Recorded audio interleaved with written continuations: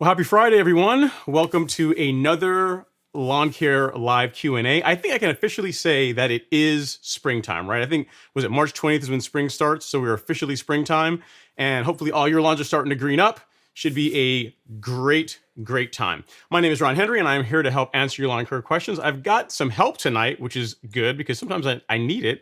The way this works, super simple. If it's your first time here, first of all, welcome. If you're new to the channel or new to the live stream, the way this works is you just drop your question down in the chat. We work through them in the order they come in. Sometimes I have the answer, sometimes I don't. But either way, we have a great time talking about lawn care. Guys, tonight's a special night. It took some time because he's a really busy guy, but we have Lee Purcell from Real Rollers in the house. He's agreed to come hang out and answer some of your lawn care questions. Mind you, Lee's only going to be here for a couple of hours. So I know how sometimes you guys have a ton of questions and we go kind of late. You've got him for the first 2 hours from 7 to 9. That's all I can do. So best I can guarantee. After that, he is going to go off and do other things. So if you have any questions about Real Rollers, mowers, or anything in general, feel free to reach out. All right, let's bring him in. Lee, I'm here, and let me get this off the screen and get you up on the show. Let's add you. Add stage right. Lee, there? Hey, Ron, how you doing? Good, man. It's nice to see you back again. Yeah. Good to see you. Excited to be on. Yeah, man. It's funny. Your live stream was one of the most popular ones on the channel. It still gets tons of views. People still refer to it. They like that and the video that I did when I came and visited you guys. So really good stuff. That's awesome. We love having you. It's good. Glad to be here. Yeah, awesome.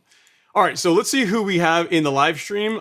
So first off, we got Jerry Espinoza saying, hey, Ron, happy Friday. When's a good time to apply insecticide? And do you need to apply every 30 days? I'm in Dallas-Fort Worth area, and I have Bermuda grass. Okay, so question one, thing one is it depends on the insecticide you're using.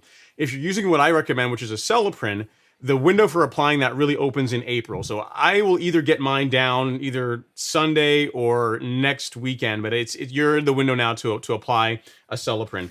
We carry that at the golf course lawn store. It's available in as a granular and as a liquid. So just depending on which way works best for you, you can decide on that. And again, as far as the liquid here, you got that guy. I have a video on it already that tells you how to apply it. So now is the time. You're in the window of doing that. As far as how often you apply it, really just once per season. That's what I did last year. Had awesome results with it. No issues whatsoever with army worms or anything like that when other lawns were getting chewed up. So yeah, apply it now, and you should only need to do it once per season. You got it in granular and liquid at the golf course lawn store. Hardest thing to do is to show you right there on the screen. I got it pinned in the comment. All right, so Lee, as I look for the next question, what is new with Real Rollers, man? You guys have been releasing products and stuff, I saw, but what's new with you guys? Oh, man, 'tis the season. Tis the season. Hopefully, like everybody else on the stream, super excited about this time of year. You itch for 5 months for the sun to come out, and now, like our lawns at home are starting to green up. Pre-emergence are out. First scalping has been put down, and for Real Rollers, we couldn't be more excited about launching a couple new products this year and, supporting the community. Some really neat things are coming in the future, but more importantly, just excited to get engaged with everybody. And the phones are ringing and people are stopping in. I think today we had about a dozen people drop in and half of them were just hanging out. It was so much fun. Nice. Yeah, I had a buddy of mine, he told me that he put his pre-order in for one of the GrassToppers. He said, yeah, try to get the Ron Henry discount, but they just charged me double then. I was like, yeah, that's what happens. You mentioned my name.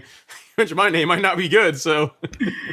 Oh, no, that's awesome. Yeah, that's great. We've had a ton of pre-orders. We're supposed to have the product in by now, but with supply chain, things got pushed back. But we did a rush shipment, and we're excited to be flying some in and hopefully get that first order out to everybody here in about a week and a half.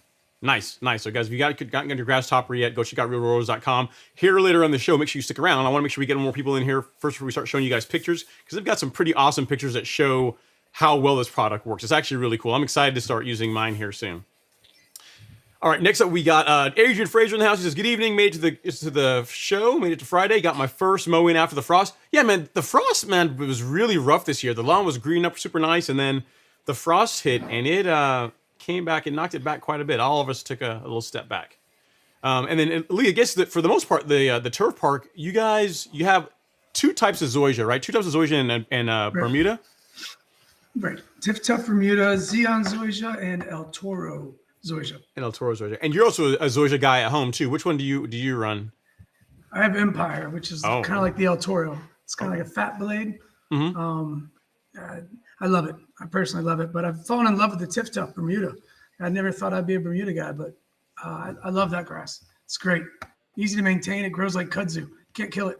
Yep, that's a good thing. It's a great class grass to experiment with and play with because it just, like, to your point, you give Bermuda an ouchie and it bounces right back. So no worries at all. I took your advice last week, Okay, and I was reluctant because we overseeded this year again with perennial rye. the zoysia Zoysia or everything. plots. Okay, Everything.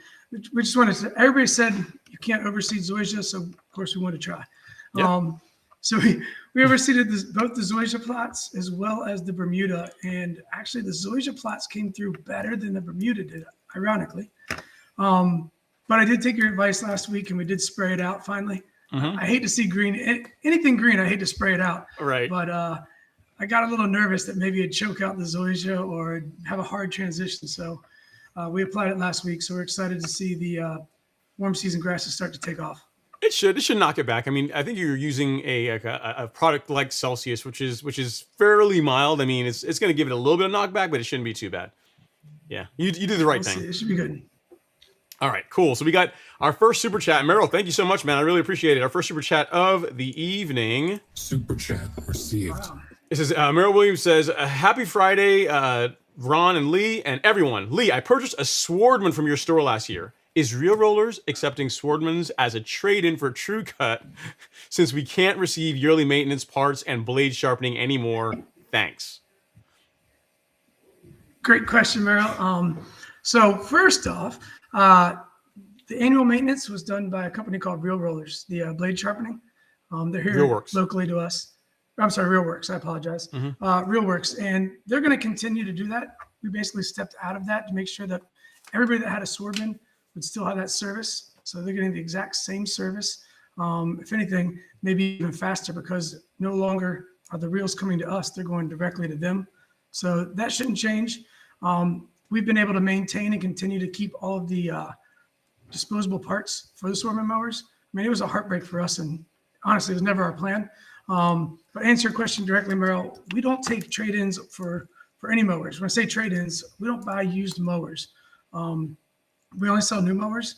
So to trade in for a TruCut, it's just something that we're not built to do. The company, we don't have a mechanic on site, and I don't have a way to really feel good about bringing a used mower in and letting a customer know whether it's in great shape, kind of great shape. We're just not, our company's just not built like that. Gotcha. That's a great question. And still love the Swardman. I still mow with one at home. I've got, Still got a Swardman, right? Swardman I mowed with today. Yeah, still do. Still use it. Love it. Yeah, I hear you. Well, so there you go, Merrill. Hopefully that helps. And if you decide to go for a TruCut, I can personally vouch for them saying they are an awesome mower. Swardman's a great mower too, but the TruCut, it's near and dear to my heart. It's my first powered wheel mower, so I'm always going to have a lot of love for that. Speaking of the TruCut, this year they made some changes to them, right? So I know you can still buy the TruCut, but they made some changes compared to years past, right? They did. So TruCut was acquired back in November of 2021, which we're super excited about. For those of you who've been following the American reel mowers, the design in those hasn't changed in 40, 50 years. Right. So new ownership came in, and a company called Midwest Manufacturing, and super excited about the meeting with the CEO and his vision for the lawnmower. I mean, he wants to do some incredible things to the TruCut. Some of the things that, we were chasing down with the Swardman, innovations to make it easier to mow with, lay bigger stripes, take more of that greens mower to a residential homeowner level. And the last thing they did is they changed the engine to a Champ engine, which is actually one that they manufacture here in the USA. There's a All right, picture. yeah, let me show you that. So this is the TruCut with the Champ engine. It's a good looking engine. Looks sharp. It's been great for us so far. I mean, it's a little bit larger CCs wise than the GX 160. That was one on a TruCut 27. Unlike the Briggs and very similar to the Honda, it's got the same cylinders, a cylinder made of solid steel. All in all, it's got the on-off. It's almost just like the Honda GX, except for it doesn't have the brand. Okay. And they've been using it for about 5 to 6 years on their TruVacs, their generators, their power washers that this company sells. And they said they've really had no problems at all with it. And it's really a great looking mower. Nice. Yeah. I mean, I think it looks sharp. I mean, the orange is it's the only orange on the mower, but I mean, I like that, man. That looks good. I think it looks I think good. we're gonna deck one out like we did last year. We're gonna make this one magical. Nice. There's some red in there, black it out a little bit. It'll be cool. Very cool. Well, Merrill, again, thank you so much for the super chat, sir. You are the show sponsor, so you're up there. Your name in lights, and let's get on to the next question and comment. It's a good one. All right. Next up, we got Mark F saying it's 96 degrees here in Phoenix. It's go time. It is go time, man. I'm looking forward to it. Got up super early this morning, mowed, and knocked the grass back a little bit. I mean, it's not growing a ton right now, but I had to get out there and lay some like half dormant stripes, half green stripes. So if I can get my picture off my phone here, I'll show you guys here a little bit later on what it's looking like. All right, Gunny Grasshopper says, good evening, Ron, and all got all my products this week. Humic Max, Turfplex, ready for April. Go Heels. Go, I guess, Tar Heels? I guess, is that North Carolina? Yeah, so. Game tonight, yep. Yeah, congrats. Congrats on that. Gunny, glad to hear your stuff got there safe. On a note, again, got to pay the bills. A lot of you guys have been asking, ever since that video that I did, I think it was last week or the week before, on like my program that I'm planning for this season. I told you guys I'm going to be using 901C to start the season off, right? So I'm trying to limit how much phosphorus I put in the lawn. And some of you said, hey, I really want a carbon kit, but there's, the one that you sell currently doesn't come with 901C. Not anymore. So if you go to the golf course lawn store, I actually did a post about it today, but now there's another option. I'll show you guys really quick. If the technology will cooperate, it will. So you go to golfcourselawn.store, scroll down, and here on the right is the carbon kit. And now you have two additional options. First, you had the 5,000 square foot kit, you got the 10,000, and now you have one for with dash 901C in the end. So if you see 901C, that's the 5,000 square foot kit with 901C, and this is the 10,000 square foot kit with 901C. So it's 901C essentially is release 0 with fertilizer in it. So you're not losing anything by not having release 0. But for those of you that say, hey, I don't want to buy another fertilizer, I just want to do one and done, that's an option for you. It's like $5 more. It's not that much more expensive, and it saves you having to buy another product. So you guys asked for it. It's there. It's on the store. Go forth and have green grass. Okay. So Lee, while I look for the next comment, so the age-old question, grooved versus smooth. You always hear people ask about groove roller versus smooth roller. I'm a groove roller man, and ever since I've got one and tried it out and loved it. But you tell me, for someone getting into real mowing, what should they start out with, and what does the transition look like? I think the key is no wheels. More important. No wheels doesn't really matter. No casters. Wheels. I mean, how they make those mowers to start with a set of grocery cart wheels in the front blows my mind. Mm-hmm. You're real mowing, it blows my mind. But that's a great question. Smooth versus grooved. Well, we usually, for the longest time, smooth was the only option. Mm-hmm. And it was better than wheels, so we took what we could get. What I like about the grooved roller over the smooth roller specifically is the fact that it will follow the soil and the deviations in your soil, and it doesn't tend to float on top of thick turf.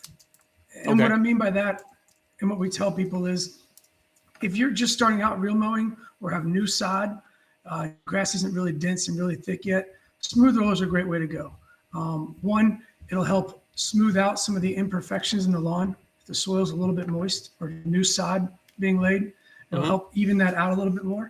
And two, it's a little bit less expensive, and it's a great solution to not having front wheels. Okay. But when you get to real mowing for 3, 4, 5 years, and your lawn's really starting to thicken up, Yep. that front roller will tend to roll on top of your turf and not necessarily drop down onto the soil level. And your height of cut will actually be dictated by how thick your turf is. So if you envision mowing your yard and one part of your yard is really, really thick, and then you kind of cruise into an area that's maybe more shaded, that roller is actually going to be following what it's riding on, and that's the smooth roller.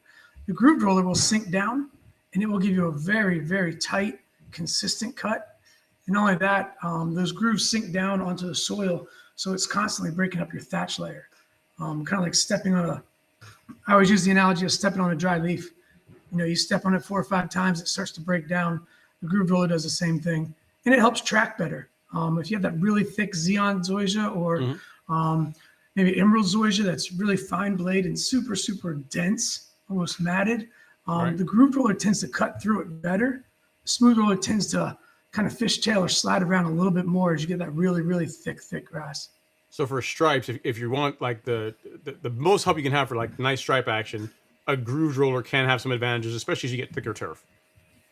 As you get thicker turf, for sure. Okay. And mowing north to south. If anybody wants big stripes, you got to mow north to south. There you go. You got you heard the man. You heard the man, the myth, legend. You've heard a tip there. All right, cool. So next up, we got at Adrian or Mark F saying Bermuda is exploding. Lots of stolons are growing. Yeah, man. Lots of spreading going on. That's good. It's good news. That's awesome. VMH has a question about soil testing. He says, "Hey Ron, happy Friday. Happy Friday to you, sir. Got my moist soil test results back last week, and I'm having a high pH of 7.2 versus my last spring pH of 6.2. I applied elemental sulfur at 4 pounds per thousand. Should I be concerned?" No, not really, VMH. Here's the thing. One, if you want, send me your soil test results. I'll take a look at them for you. My email address, if I can find it, is there on my forehead. There you go. It's ron@golfcoursalon.com. Send me an email there with the soil test results. I'll look at them. But here's the thing. You're starting out this season, right? And your pH is at 7.2. 7.2 is really is like the upper end of the Goldilocks zone. And as you begin fertilizing the lawn, the salts that are in fertilizer tend to lower pH over time. So I really wouldn't sweat it too much. I mean, you've already done some elemental sulfur. That's going to help drop things a bit. But just the fact that when you start like feeding the lawn and start adding fertilizer, those numbers are going to come down. I wouldn't sweat it at all. It's nothing to worry about. But again, if you want to send me your soil test results to have me look at them, I will be happy to do so. Wouldn't sweat it. You're in good shape, man. All right, next up is Robert Rainey saying, "Good evening, everyone. What's going on, Robert? Thanks for coming to hang out. Appreciate you." And then Papa Mo's Low out of Alabama says, "Glad to be back on listening to the live stream." And Robert saying, "It's almost go time." It is go time. Mario Fernandez saying, "Good evening, Ron." Okay, so Lee, question for you. Now, think carefully on this one. He says, "Real rollers, how often to backlap with daily mowing?" I don't think there's with daily mowing, like as in every single day. This man says. I mean, some of these guys are hardcore, man. It's dedication. There's no silver bullet, to be honest with you. My personal preference is, I'll mow as long as I can without backlapping personally until I start to see my grass blades being torn. And usually you can identify that by seeing a brown haze a day or two after you've cut your grass. And that's usually my visual indicator. There's so many variables. Mowing daily takes how often you answer that question, but is it Bermuda? Is it zoysia? What type of zoysia? What type of Bermuda? And how thick is your turf? I think those are all really, really important questions. Sure. Yeah. But at the end of the day, I'm waiting to see my grass. It's based on the grass. Yep, and that's how I am as well, Lee. Like, for example, I am not a backlap guy. I don't have a kit or anything like that. I don't backlap any of my mowers. If they just start, what I will do is, for example, with the Greensmaster, I will go in, I'll make the bed bar adjustment, and I'll see if it cuts paper. I'll make sure I clean it, make sure there's all debris off of the reel, and that it's nice and clean. And as long as it's cutting paper, whenever I go in on the adjustment, I'll just keep mowing with it. Whenever I go in and it's got like very light, you can tell how much contact you want, but very light contact, and it's still not cutting paper. That's when it's time to go in and get it freshened up. That's what I do. And last year, which was a lot of mowing it's probably 2 months of like everyday mowing, I had to sharpen the mower mid-season, partly because I got into a little bit of sand when I was top dressing, but in my case, I had to do another sharpen in the middle of the season to keep the mower cutting nice. So to Lee's point, it all depends, man. I really think it depends. And I usually only sharpen or backlap our reels twice a year, just like you said. Mm-hmm. It's after the scalp, and then usually around August, September tends to be when I end up doing my lapping.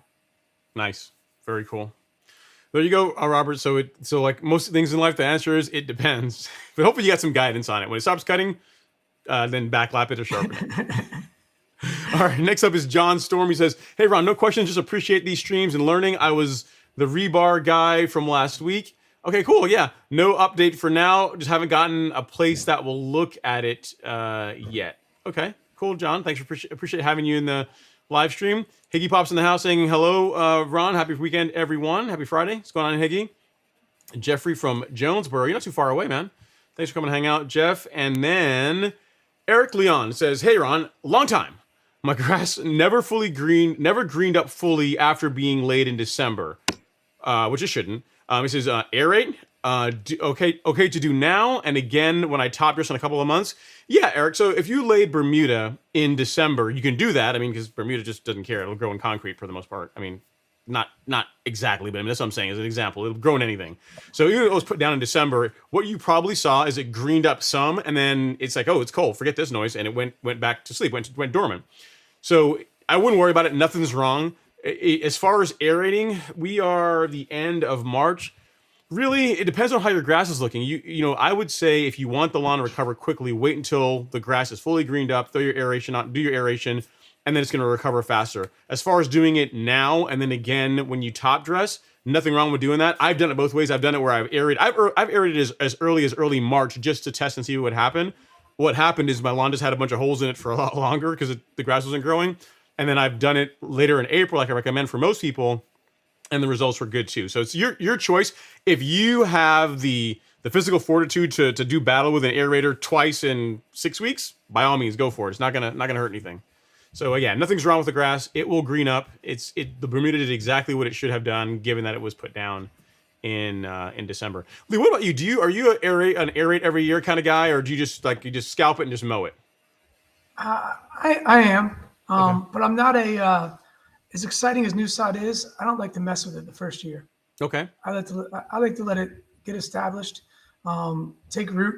I don't try to aerate it or dethatch it. Those farms take care of a lot of that stuff. Right. If I were him, I would probably let it go this first year, let it get a good root system, not stress it out at all. Okay. Try to avoid stressing it, and then next year get after it on the timeline that you mentioned. But I've always been told, to give it that first year to get established. Just be nice to it the first year. Cool. Pet it, be nice to it, mow it. Right. Cool. Well, there you go. There's another view on another option you can take for your treatment program, Eric, and we shall see. I'll sure you keep us posted on which one you decide to go with. All right, let me roll down here. We got a super chat from Mr. LG in the house. What's going on, LG? Thanks for the love. I appreciate it. Super chat You, LG. received.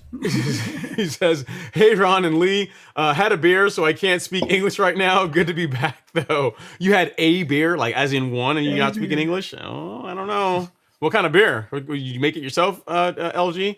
It's kind of strong. All right, next up we got Robbie Marie. He's saying, "What's up, Ron, and happy Friday. 3 questions today." Okay, I guess I'll wait for them further down. I don't see any.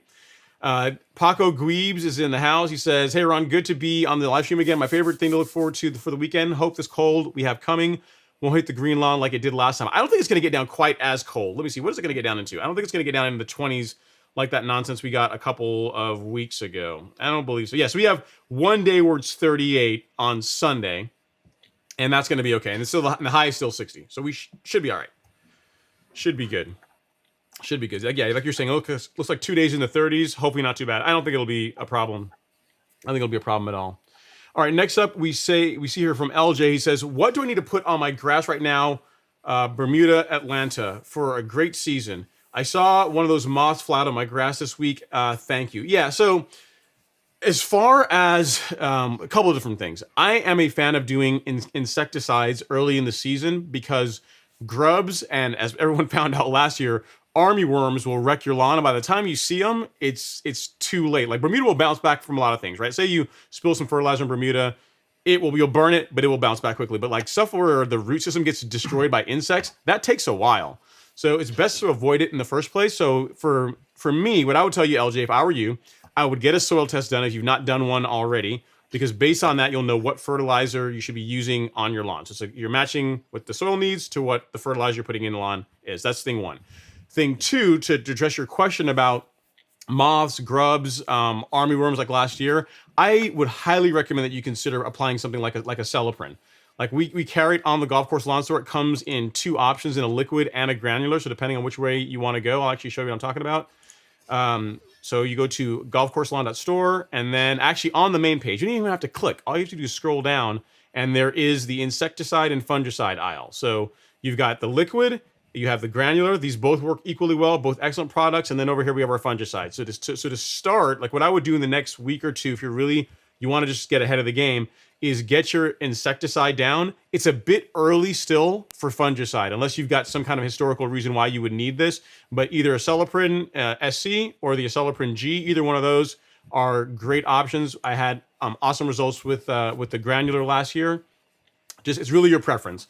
With the liquid, you get a bit more coverage. So the liquid, this is only 4 ounces, but depending on application rate, this will go at the heaviest rate, which you really don't need to apply it at. You'll get like 8,700 square feet of coverage. And at the higher rate, let's say you're only treating armyworms, it'll go up to an acre. So you will get more coverage out of the liquid than you do the granular if all you're treating is armyworms, but I don't recommend you apply it at that low rate. The rate that I recommend has them like being like 1-for-1. You get around 22,000 square feet of coverage. So pick which one you want and get that down, and you should be good to go as far as keeping grubs, insects, bluegrass weevils, bill bugs, spittle bugs, like all the nasty stuff, June bugs, the things that will damage your lawn. This product will take care of them and not kill earthworms and pollinators and things like that. So as far as an insecticide that is also environmentally friendly, it's a great option, which is the reason why I switched to it last year. So if you need anything else, let me know. All right, so Papa Mo's Low has a question for Lee saying, now that Real Rollers is no longer partnering with Swardman, will they still offer the shipping for sharpening the reels? I think we already had this one, but you can revisit it. Sure. Reel Works will be doing all the sharpening for the reels, and that's who's always done it. So there's no change. Right. That was really important to us when we made our decision. So that wanted to make sure that everybody was taken care of. Same Cool. great service, shipped by mail, realworks.com. Nice. Yep. So there you go. You're still good to go, Papa Mo's Low, as far as that goes. So you can get it in and get it sharpened. Edward Valencia says, how to read an AccuGauge, trying to get mine to 3/4 of an inch. So I can't get mine down. I have one right, well, you can't see it. I've got one right there, but I'd have to take all my hats down and everything. I have a video that actually shows you how to view it. I make a small error in the video, and I have an annotation to correct it, but I have a video on how to read a gauge. The long and short of it is, on the AccuGauge, there's going to be like a dial within a dial. And for 3/4 of an inch, which are after, like you can actually see, because I don't have one, I'm miming this, is 0.75 inches. So what you're going to do is you're going to adjust I don't know what kind of mower you have, but you're going to adjust the height of cut until the number in the lower and the smaller dial is 7. So it's going to go between 7 and 8. So it's going to be 7. That's going to have a 7 in there. And then the large one, the large dial, that is you're going to adjust that or adjust your height of cut until that reads 5. So it's going to read straight down if my memory serves me correctly. So 7 in the smaller dial, or just ahead of 7, and then 5 on the other one. And what you're going to find is the smaller dial is going to be between 7 and 8. So that's how you read it. I have a video that I'll try and dig up here in a second. I'll post it in the chat for you, Edward. But it's super easy. It's not hard. The big thing is go slow.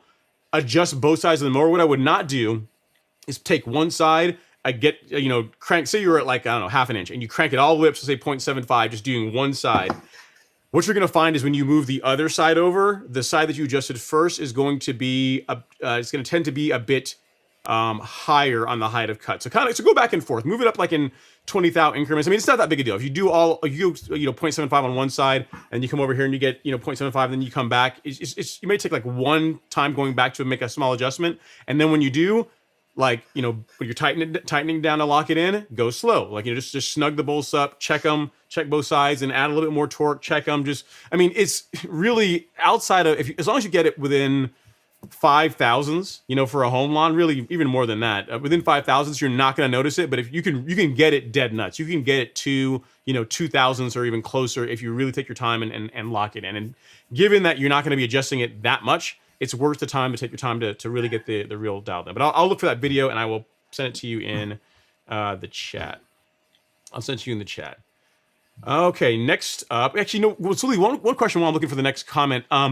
So the GrassTopper. tell us about that. Why everyone should get one, why they're awesome. I've got some pictures here to show, but like, what was the idea behind why you decided to create the GrassTopper? So, obviously, not going to catch your clippings. The GrassTopper's completely worth this to you. It came out of it was a problem that I've had with the TruCuts, the McLanes, and the trimmers ever since I started reel mowing. And for me, it's a personal thing that it was just frustrating every time I would mow.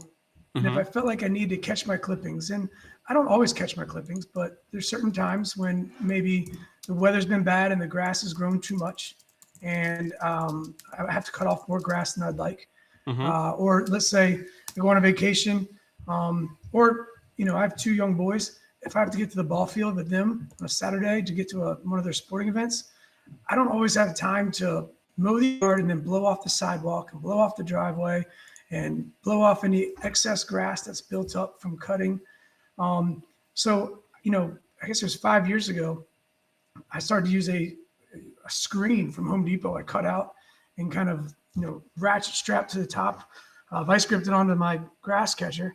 And I was amazed because, my yard particularly, I have leaves or debris that are always in the grass. It's not just grass I'm mowing. There's usually some tree that's dropping leaves.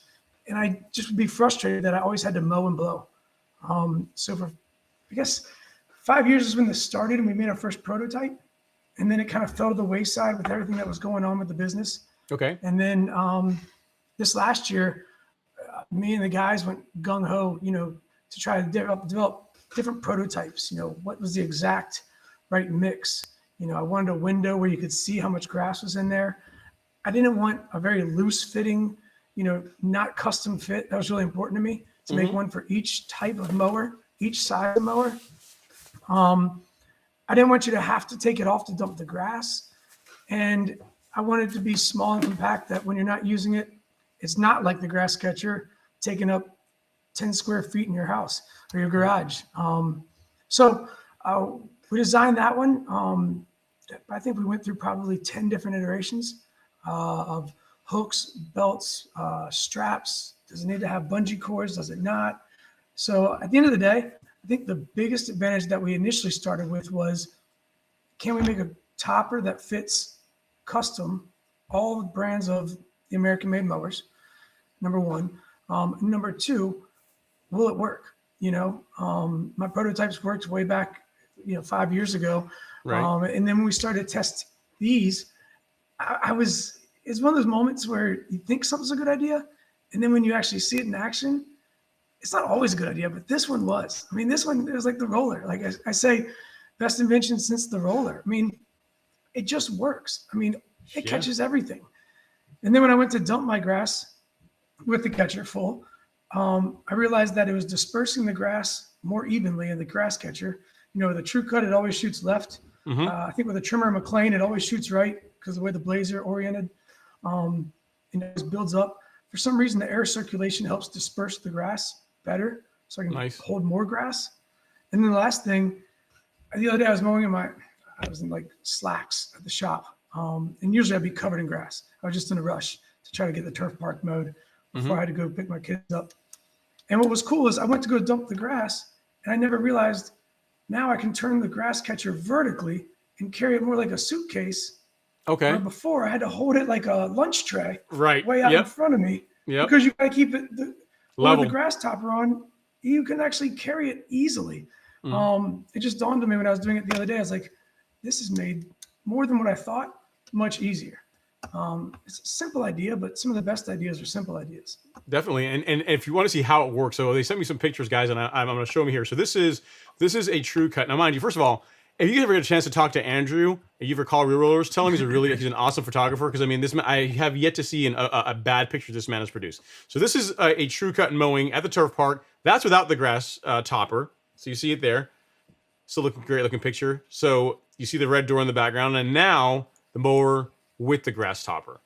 So it's still mowing. Look at how many clippings are like blowing out in that left side versus what's happening on the right side. I mean, it's a night and day difference, a huge difference. You know what I mean? So that's, if you are someone that bags your clippings, picture's worth 1,000 words. So that's It's a really, really innovative product, simple product, but it definitely does what it's intended to do.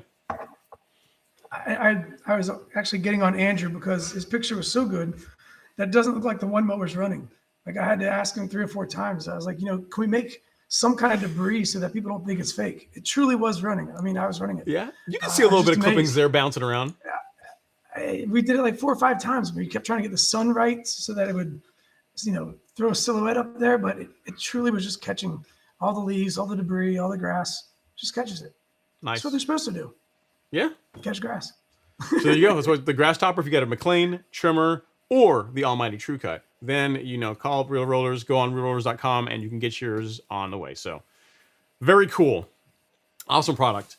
Next up, we have a question from Paul Douglas. Says, "Hey Ron, thanks for everything. You're very, very welcome, sir. Thank you for coming to hang out in the live stream. If you're not here, then I don't have anything to do." He says, "I believe in an earlier video you mentioned you moved on from using Turfplex as your supplemental fert. Is it still something to recommend to go along with a 16-4-8? Yes, yeah, absolutely, guys. Again, now I wanted to set the record straight. I got plenty of love for Turfplex. Turfplex is an awesome, awesome fertilizer. Excellent liquid fert.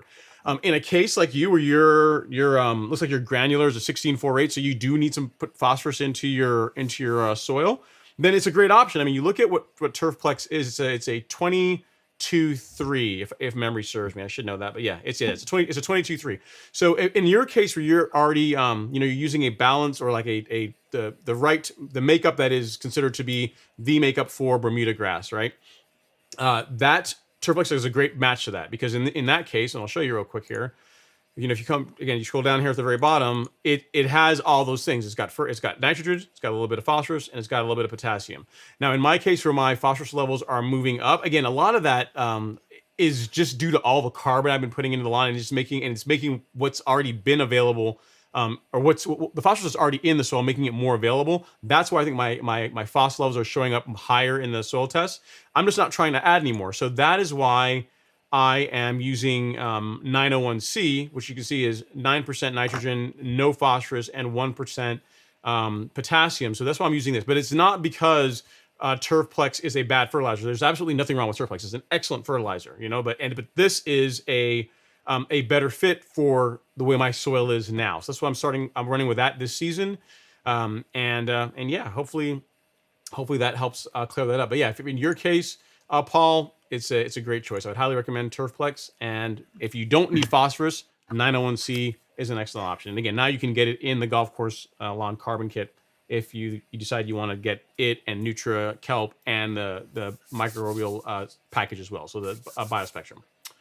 So hope that helps. Let me know if you need anything else. We got Travis Winston up next saying, "Happy Friday, everyone." What's going on, Travis? Man, that lawn is looking on point. Nice picture, man. Nice avatar. I dig it. And he says, "This year will be the first year I've done pre-emergent because last year I moved into a new construction home with new sod and I didn't know all the stuff I know now, thanks to you." Cool, man. Yeah, you're going to like it. Pre-emergent is a game changer. Like I always say, I'm not a huge fan of always blasting the lawn with herbicides all the time. And really, if you do pre-emergent in the spring and in the fall, it's a game changer as far as keeping weeds out of your lawn. That coupled with regular mowing, it's going to do really well. And what you'll find too is I did pre-emergent. I've done it for the past 6 years, twice a year, right? But last spring, because I was doing some seeding, I didn't do any pre-emergent. And whatever it was, the residual that was stuff left in the soil, or just the fact that the lawn has been cared for so well, it's also been mowed so much, I didn't really have a ton of weed pressure last year. I had more than I would normally would, but it wasn't like if you don't use pre-emergent, it turns into a mess. But in your case, where you're just starting out, you want to get on that program. Spring and fall is going to do a lot, because then if you don't, you can be buying stuff like Certainty, like Celsius. You can be spending a lot more money on the herbicides that kill weeds after the fact. It always costs more money after the fact than to prevent them in the first place. So good stuff, Paco. If you have any questions, let me know. Next up, we got James Dean. This is a Carbon Pro G Believer. Yes, so James Dean sent me some pictures. So here's the thing. You always ask yourself, does carbon work? I tell you guys, yes. It's like one of the best things you can do for your soil. It's going to, it's going to help your lawn green up sooner, go dormant later, improve nutrient uptake, improve water retention, all this stuff. On that note, I was out at Miramichi Green here recently, and I'm working on a video that you guys are going to be able to see from the horse's mouth. They're going to answer a bunch of questions, like a little Q&A type thing that you guys will enjoy. So stay tuned for that. But James, who's not me, because people will say, Ron, you just like the products or whatever, and maybe can someone else get the same results as you? So James sent me his pictures, and this is a picture of his lawn, right? And he did caveat it, because I said, okay, so you sent me these pictures. Do they get equal? We had to go through a little quiz. I said, do these sections of the lawn get equal sunlight? He says, yes. Do these sections of the lawn have anyone have shade? No. I said, okay, so we're looking good. So we're not. It's a good test. So this is his lawn without this is the no Carbon Pro G portion of his lawn.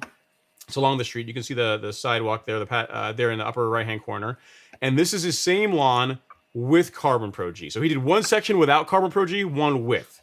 So that shows you the benefits of carbon right there. Nothing else is different between these two areas on the same lawn, other than one got the Miramichi Green granular carbon and the other did not. So, if you've ever wanted something to try out and to see the benefits for yourself that does not come from me, that's from a viewer unsolicited. Literally, he sent me the email today saying, hey man, if you want to see something really cool, check this out. And I was like, that's really cool. So I went through and again made sure that it was equal. It was a fair test. And since it was, I said, hey, I'll show it on the live stream tonight, so you guys get to see that. So if you're on the fence about Essential G, go to the golf course lawn store and pick some up. You will not be disappointed. I have yet to get a message from anyone that says, yeah, I put it on my lawn and it made it worse, or it didn't make it. My lawn doesn't look better than it's ever looked before. So it is a long game and it's a long-term play, but it's something that is definitely worth investing in, especially once you guys watch the video that I'm going to release here soon from the work I was doing with Miramichi Green, interviewing them. Like, I didn't really understand. Like, they also talk about sustainability, right? But like where they are in North Carolina, there are a lot of waste products. There's like cotton. There is there's a lot of swine farms, a lot of pig farms, and like the pig solids, like the waste from pigs, and then that they have to get rid of. They're able to, and it's a problem. It's an environmental problem, because you can't just dump this stuff. You can't dump it.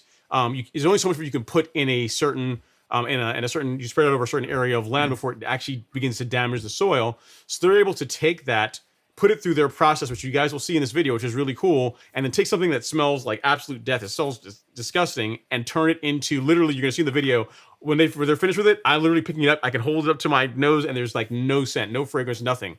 So what they've got figured out is really cool, and it's also it's a solution to a problem. They're taking something that is waste that otherwise environmentally the country's got to figure out what to do with it, and using it to make a product that works well for us, works well for sports fields, works well for equine. So you are also helping the environment when you introduce carbon into your lawn care program. Thanks for sending me the pictures, James. It was really good stuff, and it's again, the picture's 1,000 words. All right. Next up, Paco Greaves says, I have some Poanua coming in through my Bermuda, my yard, but it's not that many. And most of them I'm catching are very small and the roots are shallow. So it's the easiest thing just to pull them out and to get all the root out. Will that keep them from coming back in the same spot next year? I did pre-immersion a couple of weeks ago here in North Carolina before temperatures reached up into the steady 55s. And that should cover me for this year. As the question goes on more, is I will do another application in the fall and the winter before to keep this from happening again. But we're just wondering how well pulling them works when they are really small and easy to get the whole root out. So the long short is, Paco, you are doing the right thing. You could spray herbicide on them. You could use something like Certainty. You can use something like Certainty or Negate if you wanted to. But we're so close to warmer temps where they're going to die off. And if you have the time, just pull them. I'm a big fan of just manually getting rid of weeds whenever you can do that. As far as them coming back, that's going to come down to your fall pre-emergent program. So make sure you get your fall pre-emergent down, because the weeds you're seeing now, the pre-emergent that you put down a couple of weeks ago, did nothing for the POA. Like, the POA has already been there. You're just seeing it now starting to grow more because the temps are warming up. So it's like, hey, this is awesome. It's not too hot yet to kill me off, but it's hot enough that I can actually begin growing more aggressively. And the way to prevent that is with a pre-emergent in the fall. So if you're doing the right thing, just pull them. Don't sweat it. And that if you do that, it will either prevent or severely reduce the amount of POA you will deal with next spring. So hopefully that helps. And he says, thanks for all you do. You're the man. I appreciate it, sir. Thank you again. And then next up we got, so what about you, Lee? On your lawn, what do you do pre-emergent on your home lawn as well? Spring and fall? Or yeah, okay. Just in the spring. Just in the spring. I haven't done the fall. Just once per year, and that's enough for you to keep your lawn weed free for the most part. I haven't seen any POA in a long time. With warm season grasses, when you start to see green anything, you start to get concerned, especially in the winter. Yeah. So I've been thankful, so I didn't want to change anything. Yep. Yeah, and you also have zoysia too, which gets really, really thick. I mean, you think Bermuda gets thick, zoysia gets crazy thick. So weeds like like POA have a hard time taking root in that as well too. I think less Yeah, so than Bermuda. and I think over time you win the battle, because I know when we put new sod in our backyard after putting in a pool about like 6 years ago, we had POA like 2 years straight. Didn't matter what I did. And finally we won the battle, and knock on wood, it hasn't come back. Haven't seen it since, but it took two or 3 years, honestly, to get rid of it. It was so frustrating. But we finally won the battle, and now it just doesn't come back, luckily. Nice. Very cool. So there you go. But then again, you're a person that mows your lawn, you real mow it, and you keep up with it. So for the most part, you have a healthy stand of turf. So that helps a ton too. Cool. All right. So Zach Salinger says, "Hey Ron, got a fish? Like a bass maybe?" He says, "Hey Ron, how often are you mowing your lawn as it's coming out of dormancy?" I've been mowing once a week currently. That's about right. That's about what I'm doing. Let me see. I mowed Monday morning super early. I got up before work. It's my therapy. It's not work. It's not karate. So I did it early Monday morning, and then again early this morning. Got up out of bed, got out, got my exercise in, mowed partially dormant grass, and yeah, that was it. So right now, twice a week is what I'm on right now. But really, once a week would be more than enough. I went out of town for a couple of days, so when I came back, I was like, I gotta mow, gotta scratch the itch, right? But to be completely honest, it didn't really need it. So yeah, but here in the next month or so, next few weeks, it's gonna start taking off. It's gonna start taking off. So get ready. Okay, next up, Timothy Wolf says, "Hi, Ron and Lee. I would love to get into a reel mower, but I'm a little nervous. What would you get? Someone new. What would you say to start out with?" I always recommend for people that are new to reel mowing to go find a used mower, a used gas-powered mower, or electric, whichever, but a used reel mower, and find out if it's it's a commitment, and make sure it's for you. Some of these folks will dive off into a brand new mower from scratch, which is awesome too. But me personally, I mean, I started off with a $350 McLane with a 1986 Briggs and Stratton engine on it, and I was happy as could be. And I found out that I knew I always loved my yard, but I didn't know if I was going to love reel mowing. So I would always recommend going with if you're not sure, I would go with a used reel mower. And I personally, at the price points, usually that's a McLane, a Trimmer, or a TruCut. Greens mower is a little bit more expensive, and it's a deeper dive, maybe your second mower or third mower if you're really committed. But we don't sell TruCut just because we're partners with TruCut. It's because that's the one we prefer. And personally, I prefer it because it's just easier to mow with. I wish Trimmer and McLane would just change that drop wheel design in the back. Just makes it one extra move you just don't need to do, and you really can't control your ground speed. And if you have hills, sometimes that back wheel can grip when you don't want it to grip. I had a McLane, I had a Trimmer at my house, and I ended up going to a TruCut because it was just easier for me to manage mowing with. I can control my speed better. So that's really why they all mow great. So you can't go wrong there. If you have a flat yard, I think you're going to win no matter what. But I feel like if you have hills and turns that are a little bit more challenging, I like the ability to feather my throttle or feather my ground speed to navigate those easier. Well, there you go. So thanks for that, Lee. Yeah. So Timmy, the big thing is make sure it's for you. Make sure it is for you. And again, I like TruCuts. I mean, I've used a Swardman. They cut great, like any mower. They cut well if they're set up properly. One thing I'd also say, just to add to what Lee's saying, is I'm not sure what part of the country you're in, but make sure that whatever you decide to go with, make sure you can get parts, or there's someone nearby that can service it. I mean, parts you can always order online, but make sure that there's someone that knows how to work on it, because eventually it's going to need maintenance of some sort, and you want to be able to know that, hey, I can take it, to drive 20 minutes and I can get it actually worked on. So good stuff. You won't regret it. You won't regret it if you're really into your lawn and you have the time. You will not regret reel mowing. It's a ton of fun. And if you don't live near a shop that does reel service, I mean, the Swardman and the Olette are great options. I mean, those are really the only options. And for a lot of people, not everybody has the convenience that we do of having a reel mower shop 5 miles here in Atlanta. So yeah, if you don't have that option, you really are limited to what you can get. And both of those are great options to be able to mail your reel in and get it sharpened and not live next door to a reel mower shop. It's a real good option. The Alette or the Swardman. Okay, cool. All right, so Two Trillo says, we touched on this subject last week, but I have to ask Lee, grooved or smooth roller? And can a grooved give you the stripe action like a smooth? So the smooth really will give you more striping because you're pushing over more grass blades. You know, one of the benefits of the grooved roller is that it's not rolling on top of all the grass. It's actually cutting through the grass. So you're not pushing as many grass blades over, and it's a little bit heavier. So if the game is all about stripes for you and not scalping, smooth roller is the way to go. If the game is about more of a consistent cut, overall lawn health, and really keeping a real straight line and some thick turf, the groove roller is a great way to go. Okay, so there you go. But smooth will definitely give you more stripes because it's just heavier and it's laying down all the grass blades as you mow. Okay, so hopefully that helps Two Trilla. We got a super chat, and I knew the question was coming, so here we go. So from LG, he says, Super chat. thanks, LG. He says, okay, at Rule Rollers, let's get into the dirt. No pun intended. Why did you end your partnership with Swardman? Knew it was coming. It was a matter of time. No, it's good. You can't always put everything in an email or a chat. This is a good opportunity to kind of vet things out. At the end of the day, it had nothing to do with the mower and really had more to do with the ownership that had changed over at Swardman that many people probably don't realize back in late 2019, early 2020.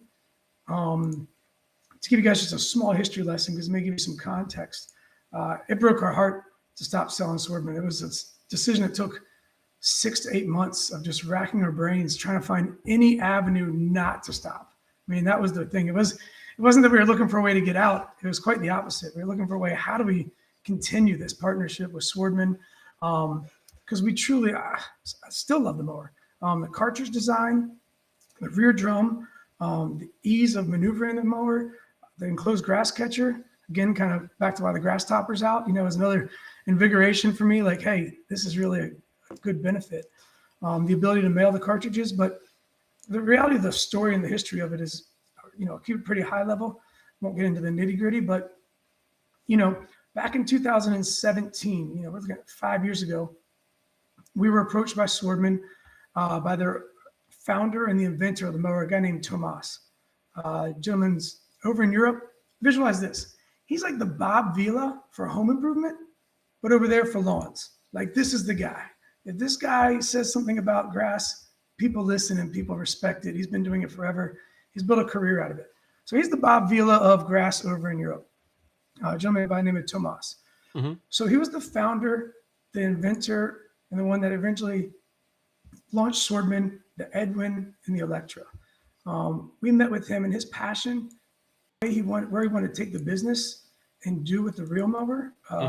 This is 2018. We weren't even talking about battery-powered reel mowers. They weren't even a thought. And he had already invented one and made one. It was really exciting what he was doing. So after vetting them for about a year, meeting with him, using the mower, we fell in love. We felt like it was really a great play for the U.S. market because there really was nothing close to it for the residential market. We brought it over. Things went great. But like any great design or great product, it attracts investors. And it wasn't, a year and a half later, 18 months later, that an individual bought Swardman and ended up he bought the company from the founder and let him go. He was no longer part of the company. Wow. So that was a pretty big blow. The guy that we signed up with, the guy that we were passionate about and shared the same vision about grass and turf in the future, he was let go and they were bought out. So we thought, okay, next month I flew to the Czech Republic to meet the new owner, see their facility, put my hands on the machines and the guys. Felt like it was going to be a good partnership, and we proceeded forward.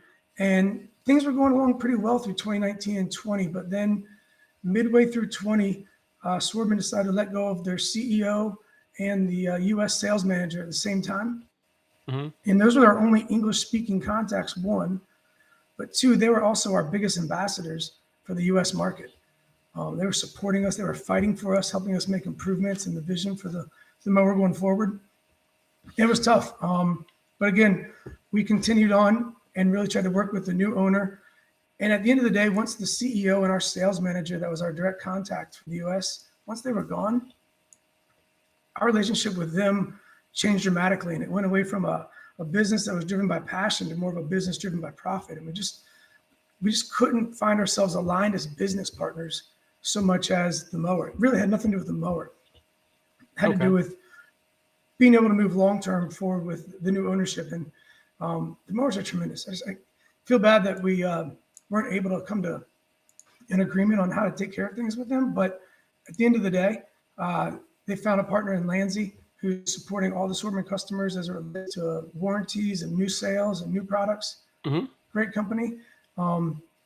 We just decided at that point, after about 8 months of kicking it around, that long-term, this just wasn't the type of partnership that we were going for. And it's tough. It's such a tough decision. You know, business, it's sometimes can be ruthless. And we just didn't see things the same way. I got you. Well, there you go, LG. There's your answer. I think it was, so the air is cleared. You know exactly what happened, and there you go. There you go. All right, next question we have is, what do you guys think of the Sunjoe reel roller versus a TruCut quality? I think real mower. Real mower, I think he means. Right. I've never used a Sunjoe, but I don't know that it was. I'd be shocked if it cut as well as a TruCut. If for nothing else, the weight of the mower, like a weight is a good thing in my opinion. Is a good thing with a real mower because it really helps it like settle in. It doesn't bounce around. You get a nice clean cut. I've seen some lawns mowed with not personally myself, but I mean I've seen like pictures of lawns mowed with the Sunjoe reel mower, and they look good. It looks good. But I don't know that it really approaches what you would get out of a TruCut. I'm not sure. Have you ever used a Sunjoe, Lee, or seen one? I haven't. I gotta be honest. I haven't. Okay. But again, can't imagine for what you get out of a TruCut, a McLane, or a trimmer, or any gas-powered reel mower that has that much power and that much weight. To your point, Mm-hmm. just think it's gonna be a little bit different of a cut. I can't imagine it being the same. Yep. Very good. All right. Next up is Heartfelt Passion, and we already know the answer to this. But we'll actually, he says, "Real rollers, will you sharpen our reels if we send them to you?" I think the answer we don't is sharpen reels. Yeah, they go to Real Works now. Like Real Rollers, but Real Works. They'll take care of you. All right. Great guys. Next up is Daniel B. Says, "Hello, Ron, and happy Friday, everyone. Only here to say Essential G is doing its job in Chattanooga. Amazing stuff. Glad to hear it, Daniel B. It's a great product. I don't think you would, you're not. Again, I haven't gotten a message yet from anyone that's tried it out and said my lawn is actually worse now after having used this product. So I'm glad to hear that you're getting good. You're getting good results. Might happen tomorrow, but hasn't happened yet. All right. So next up is Kodiak Wild saying Zoysia is super hardy. Yeah.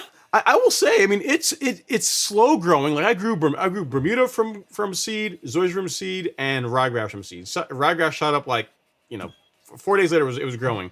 Zoysia, Bermuda, the Arden 15 grew in second, and the Zoysia took its sweet time. But here's the thing that's funny: this spring, and again they're all like these little planters. The Zoysia started greening up ahead of the Arden.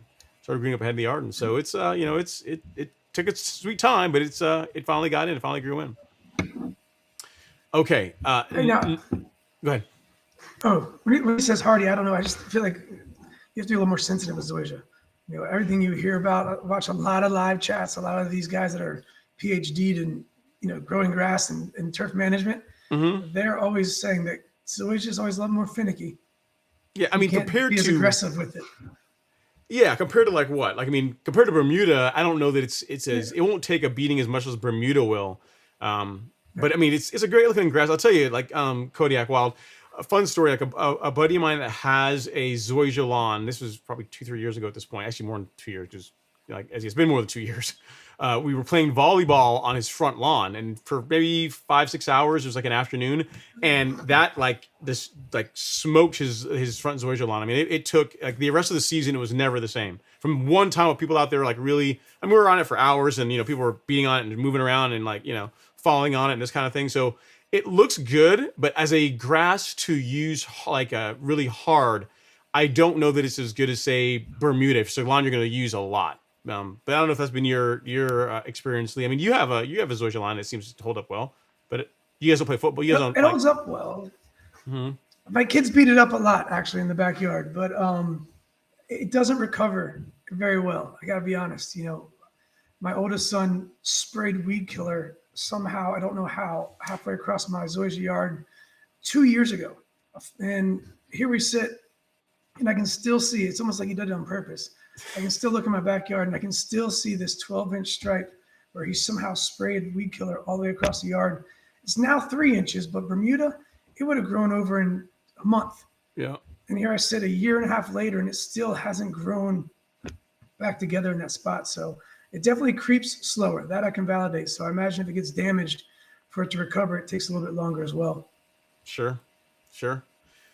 Okay, very cool. Next up, we got Robbie Marie says, "Hey Ron, please don't judge me." Oh, here we go. This sounds like someone did something they weren't supposed to do.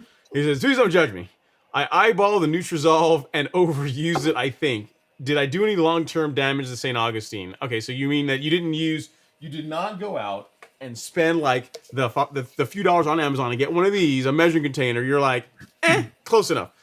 No, I mean, I don't know how much over you went, but it's unlikely you did any long-term damage. It's not micronutrient, right? So it's not like you did like Turfplex. If you overdo that, you're gonna burn the lawn because it's nitrogen. It's 20% nitrogen, so you'll know if you do that one. Nutrizolve, I would say get a measuring container, man. Get a measuring container and use it and apply it at the correct rates. You didn't do any long-term damage.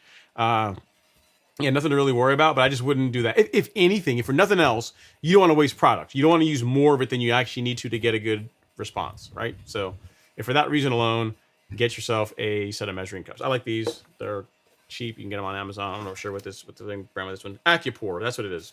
Accupore. That's what she go with. Go to Amazon, check one out. All right, Princess got lawn cares in the house. What's going on, George? Thanks for coming to hang out. He says, when will TruCut have removable cartridges? Any word on that one? He's like, I don't have a word on that one, but I think that and the electric are targets for them. I think you're going to see some really cool things.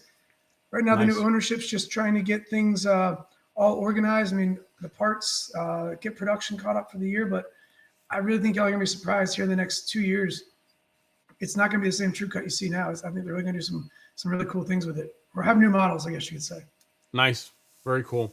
And guys, we are an hour in. You guys have one more hour of Turf Talk with Lee. I mean, I'll stick around after that and answer more questions, but yeah, 1 hour. It's in his contract. He's written it in. I don't want to have to, have attorneys show up and get in trouble.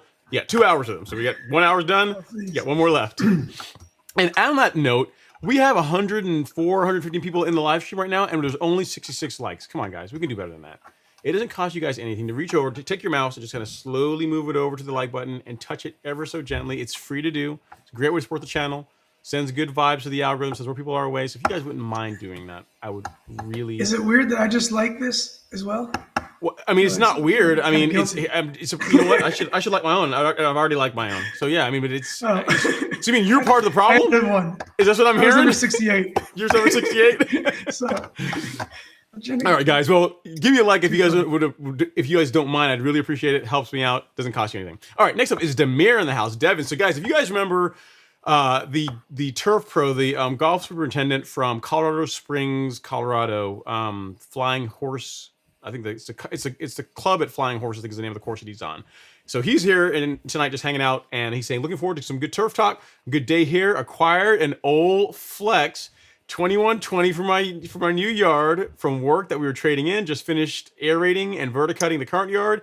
It's spring, yeah. So you were saying, so Devin, you were saying, oh, I'll probably just use like what's the name of the mower from Toro? It looks really weird. It's like it's a rotary mower. It cuts like a rotary, but it's got the roller on the back of it. I forget the name of it. It's expensive mower. You're thinking about that, but you went to an actual real mower. I like it, man. I think it's a good choice. I mean, you're a golf guy. You should definitely be real mowing that turf that you have there. I agree with it. All right. LG is here. He says, and on Devin, on another note, you got to hit me up on Instagram. Let me know when you got time to jump on the live stream again. We got to get you scheduled and come in, man. And I haven't forgotten. I still got to send you that stuff. I know I have just been crazy busy, but I will send you the thing that I was telling you about. So I have not forgotten. All right. LG's like, hi, at Ron Henry. Hi, Lisa Purcell. Moro's in the house. Yep. I know it's you, Moro. Is there a big difference between smooth rollers, front rollers, and grooved rollers? We've already answered that, Heartfelt. I know it takes a while to get your questions. I think we've answered that one. Lee, is there anything about grooved or smooth rollers that you've not said? Price difference. Is there a big price difference between the two of them? I think it's $30 difference. It's $30. The grooved is a little more expensive. It's just because it costs more to machine. That's Right. the only reason. Okay, so there you go. All right, and then Devin is weighing in. He says, heartfelt fashion, if you want grooved roller all day, way more benefits over a smooth roller. But then this is a golf course guy we're talking to, so you don't see smooth rollers on golf courses for the most part, at least not any that I've seen. Next up, we got Luis Rodriguez. He says, good evening. So I did a thing. I did a thing. I bought myself a GM 1600. We got to clap it up. I got to pause and let that happen first. Use it today for about 2,000 square feet of the lawn. I have a total of 13,000 square feet of Bermuda. So stoked. Just need to find a place that will service it. Okay, well, I mean, you did things kind of, out of order, but whatever. You got to congrats on the new mower. 1600 is an awesome mower. And given the size that you're dealing with, 13,000 square feet, it's the right choice. You want a wider mower for that much property to have to cut. So yeah, you'll like it. There should be someone nearby, Luis. I mean, look, ask the local golf courses. I mean, a lot of times they probably won't service it, but they might be able to point you in the right direction on someone that will sharpen it up and take care of it for you. So congrats, man. That's a sweet mower. I love mine. They're really cool. Oh, you said, and you're in the Fayetteville, North Carolina area. Yeah, I would think that Fayetteville, there's golf courses around there, and I would think there's got to be someone that does Toro. Yeah, I mean, find who the Toro dealer is. Yeah. Does RealWorks also do Toro? I know they do. Okay. They service the greens mowers too. They do a lot of residential, but they do a lot of commercial guys too. A lot of townships and anybody that has a real mower, really anything but golf courses. Most of those guys do their own. They have their own grinders, but they do greens mowers as well for sure.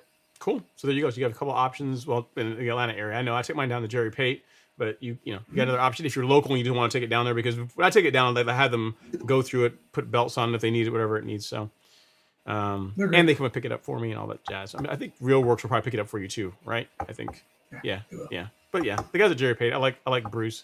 And then they're really good guys if you ever need anything for a greens mower. All right, next up, a question about top dressing. K Ward, he says, when is the best time to top dress? I am in Arkansas. Not to be confused with Arkansas, but Arkansas.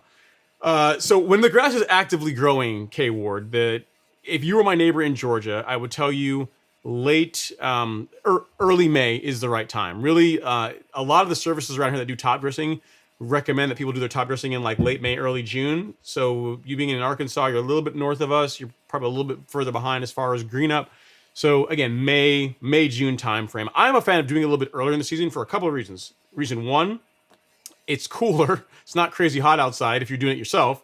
And then second is that in the spring, we still tend to get rain showers, which is helpful for washing the top dressing mix in, helping it to settle.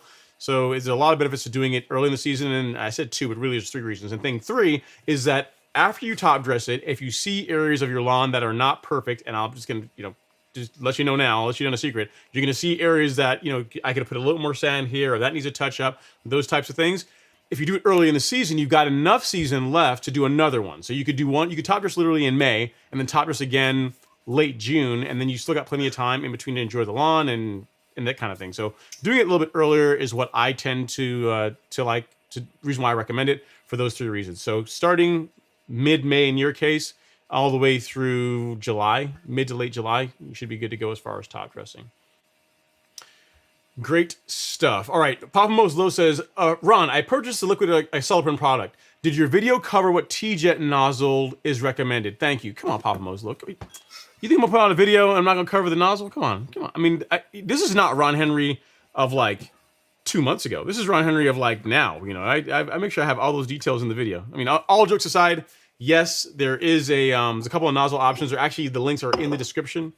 And yeah, you're gonna be good to go. Just follow that. The long short is you want a. I would not use a foliar spray tip. Use something like any of the air induction tips should work well. If you want, you can even use one like this guy that is good for pre-emergent. Makes really large droplets because it needs to get in the soil to do its magic. So really, it's not super particular. An air induction tip of any kind, or that one I'm also showing here, that one to produce a larger droplet will also work well too. Big thing is I always tell you is whatever tip you decide to go with, especially if it's one you've not used before, take like the 5 minutes and calibrate. Make sure that you calibrate the sprayer so you know how much product you're putting out or how long it takes that particular nozzle to flow a gallon of product, so that when you go out and you put down your Celiprin at 0.20 ounces per 1,000 square feet, you're actually putting it down at that rate. So that's the only thing with a backpack sprayer that you should do, especially when you're dealing with the professional grade products. I mean, this is the stuff they use on golf courses, on professional turf fields. So it's really cool that Syngenta did this. Literally, it's for DIY. And given that they're given that they're like $1 billion company, this seems really simple to us. So they're like, what's the big deal? You got like a 4-ounce bottle, you threw some of the product in there. Like you took, a 64-ounce, just poured some in a bunch of these and sold it. No, I'm sure there were tons of attorneys on this, tons of they went, this took a lot of work for a big company to come out with, and really it's only for us. So take advantage of it. The liquid is really easy to apply. And again, if you have any questions, let me know. But that video is pretty comprehensive as far as how to apply it. The only thing I did not put in there, and it's in the description, is time to apply. And really it's April, May time frame. That's when you should do it. So that's the only thing that I omitted from the video, because I've said it in other videos, but you got it here now. I'm telling you, April, May. So let me know if you have any other questions, Papa Molo. I appreciate the support. All right, Bermuda Boss is in his house and says, "What's up, gang? Thanks for hanging out." And then Frank Huang has a question. You kind of revisited this, saying, "Hey, Ron Lee, did Lee discuss why real rollers stopped carrying Swardman?" He did. Now, Lee, even though you guys don't carry Swardman anymore, parts. What parts do you guys still carry or have in stock for them? For most, or? So we carry all the parts except for the cartridges and mowers. Okay. So we have all disposable parts. We want to make sure that we have all the parts needed to service them. Always here to help out. I mean, it wasn't a divorce. It was just maybe a little bit of a breakup. It wasn't that bad. But at the end of the day, we want to support the customer. So yeah, we have all the parts, bed knives, all the things that you would need to continue using your mower, belts, all that stuff, cables. Oh, okay. So bells, bed knives, and everything. That was one thing with the Swardman. You were telling me that swapping a bed knife on it is a fairly quick process. It's supposed to be designed to be disposable. Is that right? It is. It's a softer material. Some of the cool things it came up with. It's a softer aluminum, so the reel is much hardier. It's a harder steel.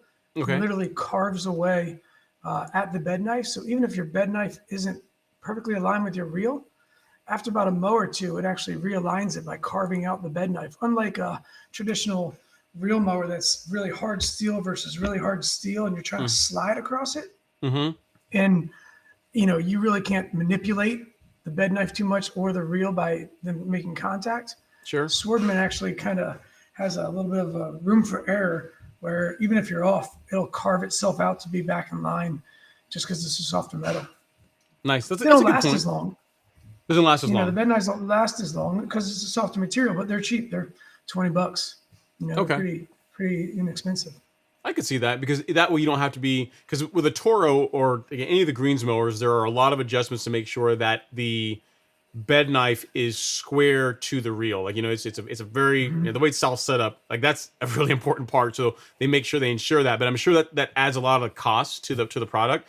And, it's a good point, making the reel harder and the bed knife a little bit softer, even if it's not dead nut straight, you're able to marry the two metals, the two surfaces together, and still get a good cut out of it. So that's cool. It's a good idea.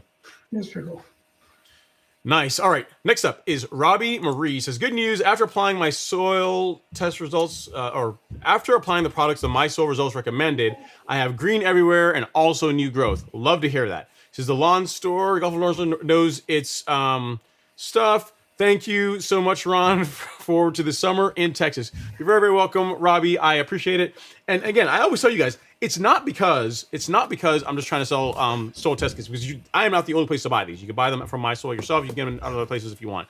But like literally, when people send me emails saying, "Hey, I really want to apply a great fertilizer to my lawn. What do you recommend?" And I'm like, I could be like, well, this one. I mean, I could tell you that, but the way to actually know and to get to make sure you are definitely applying the best product you can apply that matches your soil is to soil test. And they're so inexpensive that it's just, I don't get why people are so opposed to doing it. But I'm glad to hear that you did it, Robbie. You got the results. You applied or you amended the soil based on those results, and you're getting good results, which is awesome. Good stuff. So Lee, we only got 45 minutes left. The kickstand. Talk to me about the kickstand. I know that I've got some beautiful photography here of the kickstand. I want to show it off. So tell me about the idea behind the kickstand and why we should get one. So it's simply a prop. One of the challenges, we've all come up with our own ingenuity.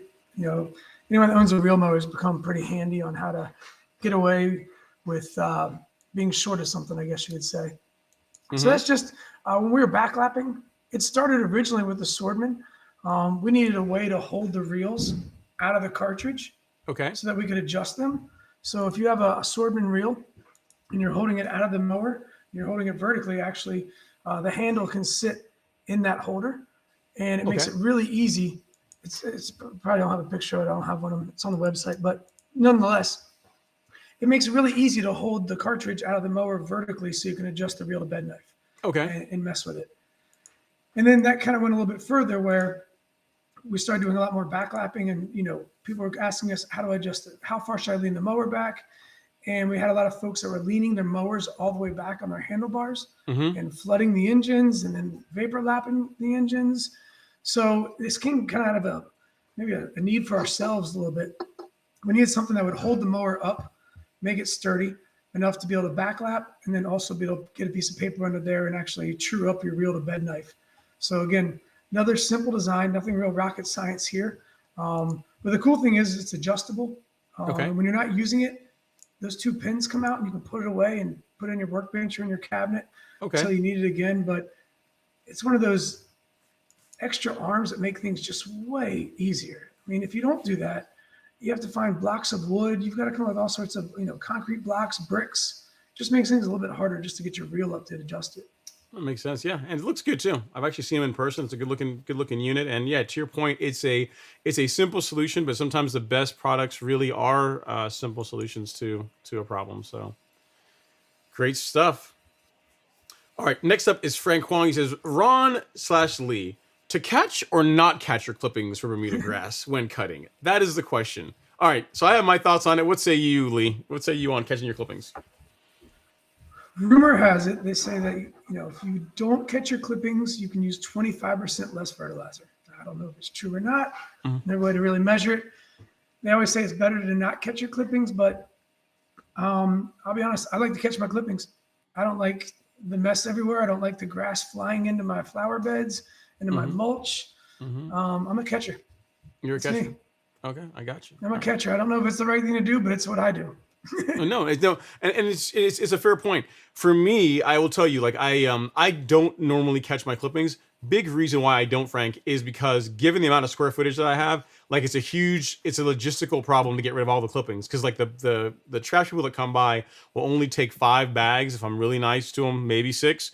And that's not enough for a week's worth of mowing. So I'd end up stockpiling this stuff. And I'm not sure if you've ever like captured, like, I mean, dry grass, dormant grass is not a problem, but like grass that's actively growing, that's just got a lot of moisture in it. You catch that and you bag it, and it sits for like a couple of days.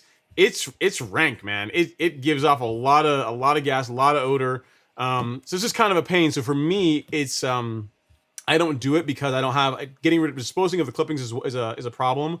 Time, it adds a lot of time in that for me, when I mow, it tends to be early in the morning. So I get up early in the morning as part of like some exercise before work starts. I'll get out there and I'll mow the entire lawn. If I got to stop to catch clippings, it's going to slow that down. And then also the point that Lee raised is that if you're mowing regularly enough, the clippings are so small that come off that they dissolve quickly. It's free fertilizer.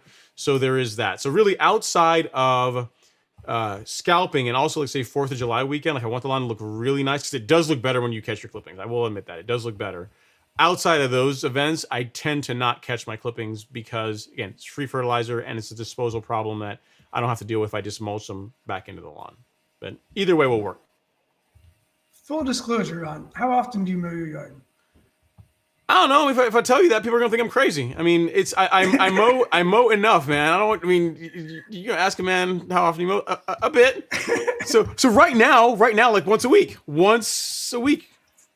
or maybe two. That's it. But starting next month, it will be every other day. And then when I start putting plant growth regulator on it, PGR on it, it'll be every other day. Because I like doing it. It's like therapy for me. You don't understand. It's like my Zen thing. I just get out there, I put like a podcast on or music on, and it's like I walk on the lawn, there's like dew, it's like a fresh lawn. It's like, I mean, I've never skied, but I imagine like people that ski, they always talk about like when you're like one of the first ones up there and it's like fresh powder, like there's nothing there, undefiled. Yeah. Same kind of thing. And I get to do it like every other day. So every at least 3 times a week starting next month, middle of next month, once it greens up is what's going to happen. And then when I have PGR on it, it's going to be the same thing because it still looks better the more you mow it. So, and no, that might be why I catch mine too. I'm a twice a weeker. Twice a week? No, definitely not every other day. I can't get to it that much. But you got zoysia though. So zoysia doesn't grow that. It grows slow. Yeah, you have zoysia, so you don't really need it. So there's that too.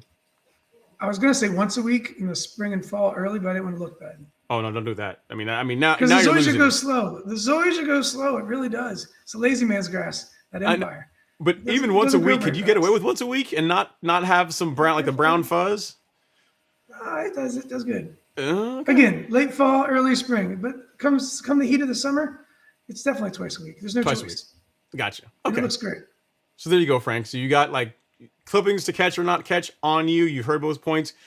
Thing is, make sure you mow enough to where the lawn stays green between mowing. Because that's the thing. People always ask me, they say, oh, I want to have my lawn. This is how often should I mow my grass? And the question I actually always say is, like, how low are you going to keep it? Like, what kind of grass do you have and how low are you going to keep it? Because the lower you go, the more often you want to mow. Everyone thinks that like, half-inch grass or like below. I have some guys who are saying, oh, I'm going to keep it at like 0.3 or 0.4. I'm like, really? Like all season long, you're going to maintain your lawn at 0.3, 0.4. That on some cases you're mowing, I mean, at least every day. Like during the summer, every day. I mean, there might be some times you'll mow in the morning and then hit it again in the afternoon and then go again in the following hour. I mean, it's a lot of work because to keep it green between mows, like as you get shorter, it's a lot, there's not as much material. So I did last year, I did half-inch, or did below half-inch. I had my mower set to 495 last summer for the most of the season. And it's a ton of work. The lawn looks really cool. The color's not as good as when it's a little bit taller. It looks awesome, but it's a lot of work, man. It's a lot of work to do that, and unless you have the time, it's just not. You want to enjoy real mowing. I always say that 3/4 of an inch, Frank, is the right height to not have real mowing mess up your life. You can still go on vacations. Your family and your friends won't think you're weird. That's a good height. 3/4. Okay, next up, Zave9419 says, do you offer a grooved roller for the Toro Flex 2100, Lee? We do not, but R&R Products, they make groove rollers for all the greens mowers. So okay. Look them up on the website, and they got what you need. Yeah, and they also make an awesome leveling rig too. They make a lot of things. Yeah, they make a lot of stuff. Yeah, they've got a lot going on. But yeah. All right, next up is ThinCut. He says, good evening, everyone. Did some maintenance on my mowers and my truck. Good. So celebrated by throwing baby back ribs on the grill. Oh yeah, okay. So this is a good comment for you. It does nothing for the 115 other of us in here because we don't get to eat any of it. I'm glad that you're having ribs. We're not. So what's up with that, ThinCut? All right. Next up is John Gotch. He says, what's up, Ron and Lee? Just want to see if you received my email with the pictures of the Bermuda and zoysia. I did get them, John. I'm behind on email, but I did get it right before the live stream, and I will go through it and get you an answer tonight after the show's over. But I will go through them and look at the pictures and let you know what I think. I did get it. All right, flipping while you're sipping to Disney, best name ever, says, hello, Ron, from Friday. Big question. I feel like my Bermuda is really thin. What's the best way to thicken it up? I'm really hoping for nice green and thick lawn this season. Okay. So it depends on why it's thin, right? Flipping why it's thin. And the things I always say, like your pre-flight check with Bermuda is make sure that there's no shade. So shade is like the enemy of Bermuda. Literally, if you stand in one spot too long in your lawn when the sun's out, you're going to cause the Bermuda to start like thinning out. Like I mean, not really, but it really needs a lot of sunlight. So if assuming that all the bases are covered, so you've got plenty of sunlight, there's not any debris like underneath the area that's thin, because that's a common thing too. Then it's just mowing. Like mowing, believe it or not, like if you can keep Bermuda a little bit shorter, so 1.5 inches or shorter, and you mow it regularly twice a week, that's going to cause it to thicken up. It's going to encourage it to spread laterally, and it's going to cause it to thicken up. So we're still early in the season, so don't expect it to be super thick now. But just in the if you can commit to mowing a couple times a week, that's going to really help with it thickening up. With your zoysia, Lee, outside of like damaged areas, do you ever have, like, ever since your lawn's been established, do you ever have issues with it, like getting thin areas or anything like that with zoysia? It's either all or nothing. I feel like All in or my nothing. house. Okay. I have an area that I've been ignoring for, it's in the very back corner, but I have a magnolia tree, Okay. which of course they never lose their leaves. And as it's gotten bigger, it continues to make a certain part, a corner of my yard, where the zoysia just will not grow. It just doesn't get enough sun.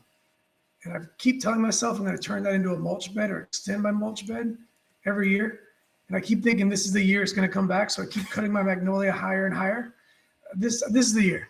I'm going to turn it into a mulch bed because, like you said, warm season grasses need some sun. And for my zoysia, I feel like it's either all or nothing. It's either great or that one spot. It's just dirt. Just dirt. No matter what I do. Even your zoysia. So wait. So you're not going to go out and you're not going to get like zoysia grass seed and put it under the magnolia tree and get it to grow in? Because I'm glad they're hearing it from you, because I tell people that. I said, listen, if your grass is not growing, if grass is not currently growing there, because zoysia, it's not a super aggressive grass, but it's still, it's a grass and it grows and it will spread. If the existing grass of that same type is not growing there, putting seed down, even if you can get it to germinate, it's not going to do well. So you have a choice. You can either do like fescue in the shaded area, which you're probably not going to do, or I always say just turn it into a mulch bed or just something decorative, or cut the tree down. Now, like you, I've got a big yard. It's 12,000 square feet. So losing 400 square feet, I'll be all right. You'll be all right. No big deal. I hear you. But you're holding out hope that it would come back. All right. Next up, we have this is a good one. It's a good question. Ernest says, Lee, any chance you'll be a Toro dealer? That would be awesome. Honestly, no. Not that I know of. I think there's, to your point, Jerry Pate's a great dealer that takes care of a lot of the greens mowers in the area. Mm-hmm. We're really tailored. I feel like our passion and our niche is towards the homeowners. That's really where we thrive. I don't really know a whole lot about golf course needs and demands. Mm-hmm. I know a lot about being a homeowner that loves mowing his yard with a real mower. So I don't see us getting in there. I just want to continue to, follow what people send us in emails or in conversations and keep trying to make real mowing more acceptable, and I guess accessible is the word, to everybody. I just want it to be easier. Sure. And it can be. It shouldn't be too much work. So yeah, I don't see us being a Toro dealer. I think we're in a good spot right now. Nice. Yeah, I mean, TruCut is an awesome mower, and for homeowners, it's a better fit. You got to realize too, Ernest, like a Toro brand new is like a 5-figure mower. Like they're expensive. So, most homeowners are not going to go out and drop, 10 grand or close to 10 grand on. I haven't priced the new ones, but I'm sure they're at least that now. So, his clientele really would be golf courses or professional turf, and really would sell onesie twosies to to people like us. So it's not, that's the thing I tell people too, when you get into green mowers, they cut awesome. It's an amazing piece of equipment, but when you break it or it needs maintenance, you're going to pay $10,000 piece of equipment prices for it. Like the maintenance is more expensive. The parts are more expensive. They don't break as often because they're designed to run and run and run. They're designed to, run for hours a day, all the time. But when they do need maintenance, they're going to be more expensive. So for most homeowners, it wouldn't be a fit. And I don't know that Toro really wants to make like a, consumer real mower. They probably they're making enough money making all the greens mowers they are now. So there's that. All right. Question. Yep, that's a good one though.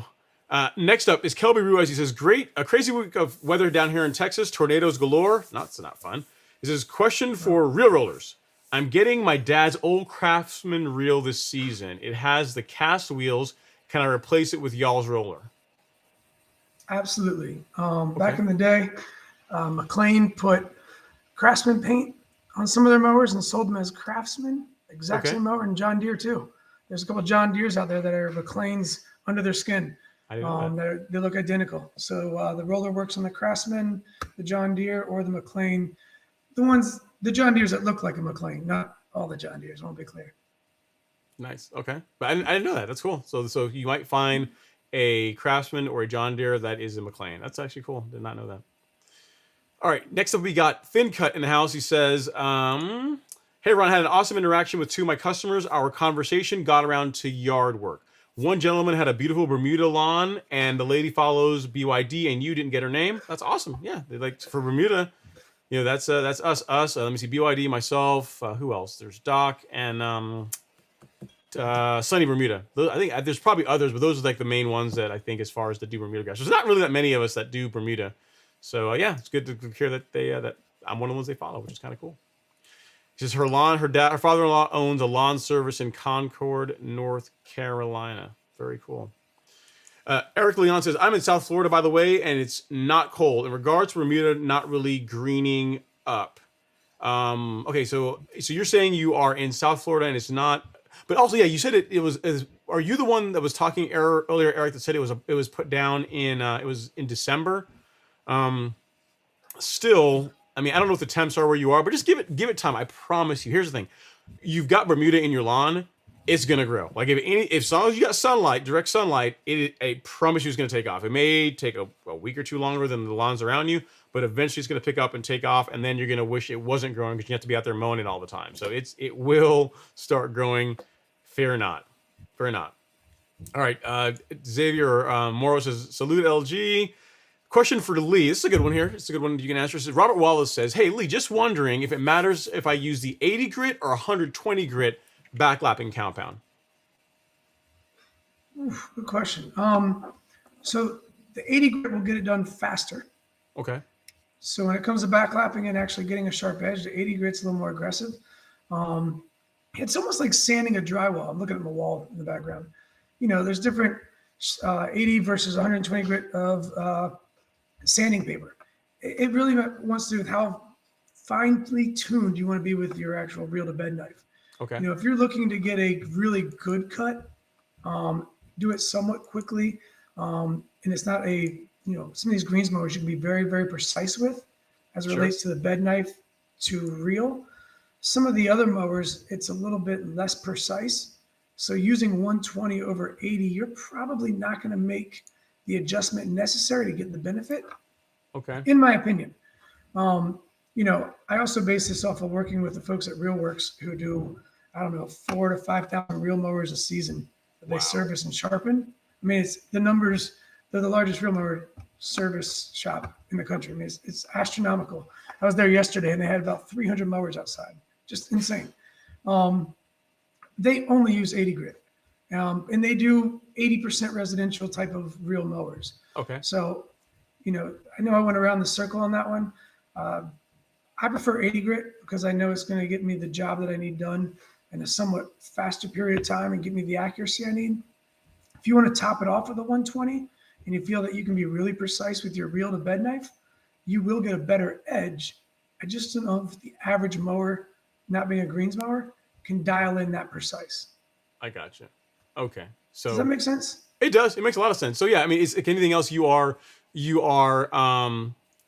measuring, like you're going for a level of precision that is not necessarily required, and the tool won't really. In other words, you're not going to really see a difference, and it's just going to take a lot longer. So I could see that's what you're saying. Yeah. You're not going to see much of a difference. I think the golf courses probably, or at Augusta, they're using 120 or 150. They dial those things in to the T. It's Augusta. The average homeowner of course. They can't do that with the normal tools. So 80 is going to get you just as good of an edge as a 120 and probably a little bit faster.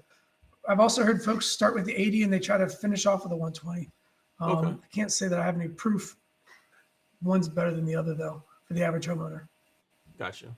So there you go, Robert. Sounds like 80 is going to be the way to go as far as for most home lawns. I think Robert, I'm not sure, Robert, if you have a greens mower or not, but even then, it's going to be plenty. It's going to be plenty sharp. I think with 80 and save you time.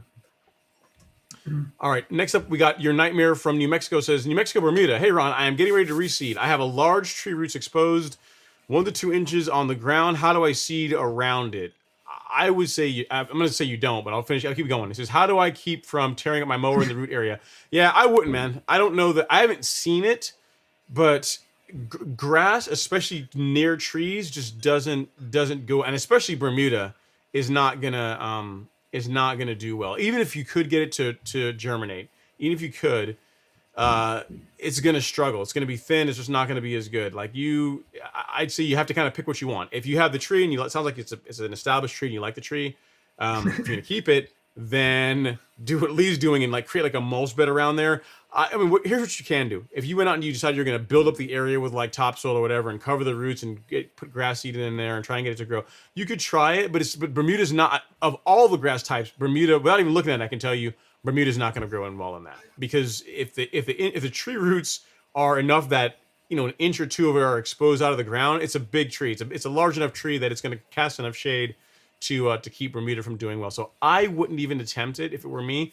I would just mulch bed or pine straw or there's other types of ornamental grasses that look nice. They don't look like turf grass, but they look nice. You can plant that looks cool.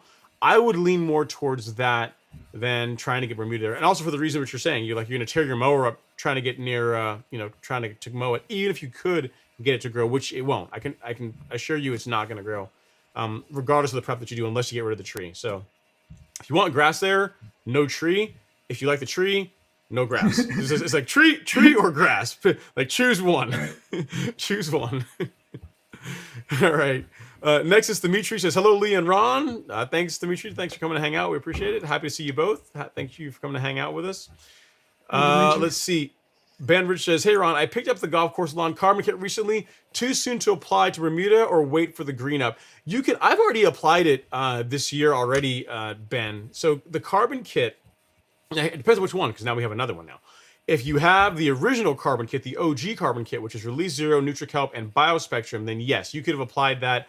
Again, if you were in Georgia and your lawn is greening up, you could have done that last week if you wanted to, because there's really no nitrogen or any measurable amounts. There's a tiny bit in NutriKelp, so it's like a 114, so not hardly anything. So that I did use. If you guys have watched my YouTube stories, I did that last week or the week before. So that you can do. If you have the 901C kit, I would not do that until the lawn is greened up more. I really wouldn't, because you want to feed the lawn when it's actively growing, when the green fuzz is everywhere. When you're in that position, that's when you can start introducing nitrogen and start pushing growth. But allow the lawn to kind of wake up and do its thing without slamming it with a bunch of nitrogen just yet. That would be my recommendation. What about you, Lee? On your home lawn, when do you start fertilizing? I threw some down, I guess, last week. Okay. Some 10-10-10 just to get things going, and I'm waiting for my soil test to come back. I was a little late this year getting it back, so I didn't want to wait on sidelines too long after the pre-emergent went down. Mm-hmm. So usually I have done it by now, to be honest with you. I would have at least started something based on my soil test to get something in the soil. But I'm green. As usual, I mowed earlier this week, so I've greened up. I brag to my kids every time I pull in the neighborhood. I'm like, hey, whose yard's green? Whose yard's green? I'm now on the third house in the neighborhood. There's only 2 to pass, but it's all right. Yeah. Well, I hear you. It's funny you say that, Rex. I always, the people that watch the channel, watch the live stream, like they're all competitive to some extent. We're competitive in nature. Granted, you like working on our lawns and that kind of thing, but it's really about like being the envy of the neighborhood, right? When you roll in, you want people to go by the lawn and be like, man, that lawn looks really good. That's a good looking Santa grass. That's part of it. It's a big part of it, right? So I get it. Now, do your kids appreciate it? Are they like, yeah, Dad, it's pretty awesome? It's, they don't care. Not a little bit. They're so sick of it. I don't even know if they hear me. They don't care. They don't appreciate the awesomeness. No, they're cool, but I mean, not so much. Not so They're much. more interested in playing basketball or football or doing something outside. Like, get me home quick.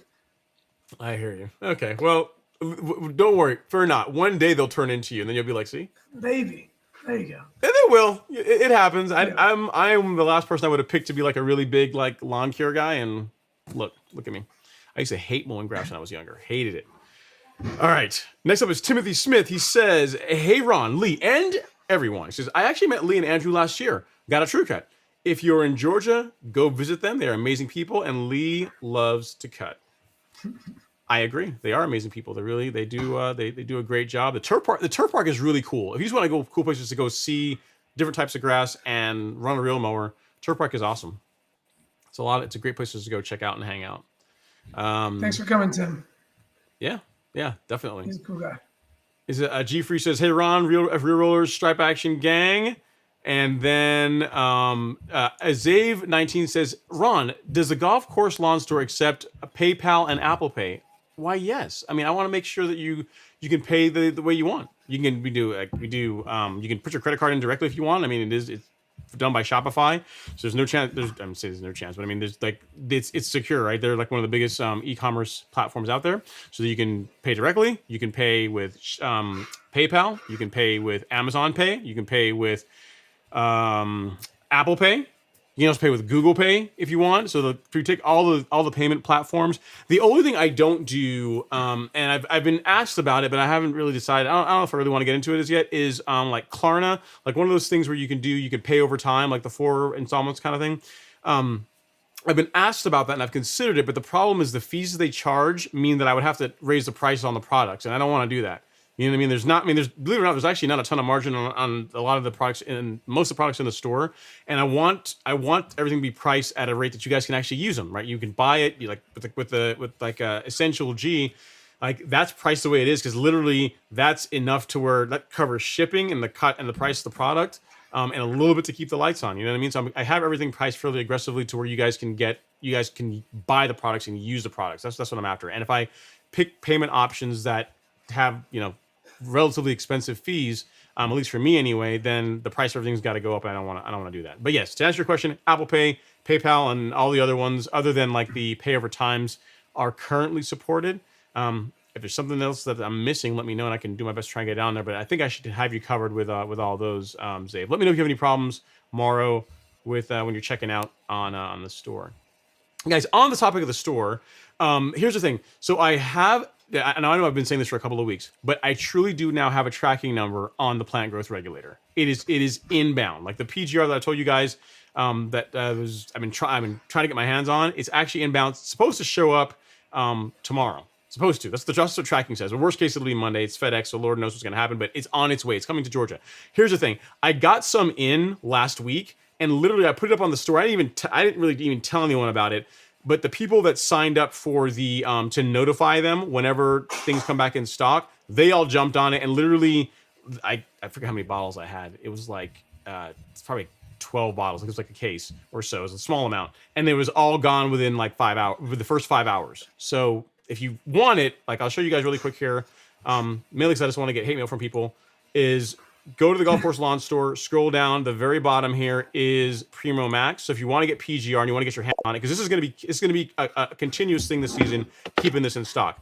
Go here and just click on notify when available. In here, you can drop your email address in. When I get your email, or when you put that in there, once it comes back in stock, you will be one of the first ones to know when it's back in stock. And then you can just come in here and grab it. Don't wait. And away you go. And again, this is priced as good as I can get the pricing on it. Because again, I know PGR is something that you guys use on your lawns, but use this notify when available option that I have here. So that way, when it comes in, you're not gonna be one of the people that be like, "Hey man, I really want to get PGR. I said it was in stock and now it's gone." I'm like, "Yeah, it was, but you waited till the next day." So I wanted to say that someone's coming in. Definitely take advantage. Get yourself on the list so that you will be notified when I set it live, once it shows up, and I check it out, make sure everything is good with it. Okay, next up is a question for Lee. It says, do you guys sell trimmer parts? My axle needs rebuilding. So we sell McLane, Trimmer, and TruCut disposable parts. Okay. But the actual axles and reels, we only sell those for TruCut. So if you need belts or chains or service kits, spark plugs, a lot of those disposable items, we have those for all brands of mowers, but we do not carry Trimmer or McLane specific parts that they use to make the mowers. I see, and mainly because you really wouldn't probably they'd be sitting on the shelf for way too long. I'd imagine, right? They don't go through those things as often as the disposables, like you're saying. Sure. Makes sense. Sure. Okay.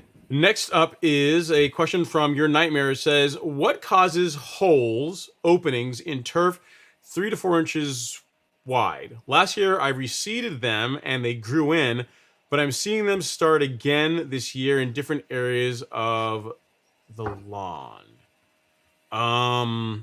Without pictures, that's a tough one. I don't know. I mean, it could be fungus damage. It could be... it's hard to say. You're saying it caused holes or openings in the lawn. So here's the thing: what fungus damage would look like, or not all fungus, but common ones like large patch, brown patch. If you see a donut, so like I call it the donut of death. So if you see like a patch of grass where it's really green, and then around it is a ring growing where the grass is starting to die off, like that is a telltale sign of impending fungus or fungus problem that's already there. But you didn't say that. You just said it's holes 3 to 4 inches wide. If you don't mind, Your Nightmare, send me a picture of it. I mean, I promise I won't I just send me a picture and I'd like to see what you're talking about so I can get you a good answer. That's an interesting one. I've not heard of that one before. But here's my email address again on my forehead, ron@golfcourselawn.com. Send me an email with a picture of it, and I'll do my best to help you out. Lee, any ideas on that one? I don't have any, to be honest with you. Tough without seeing.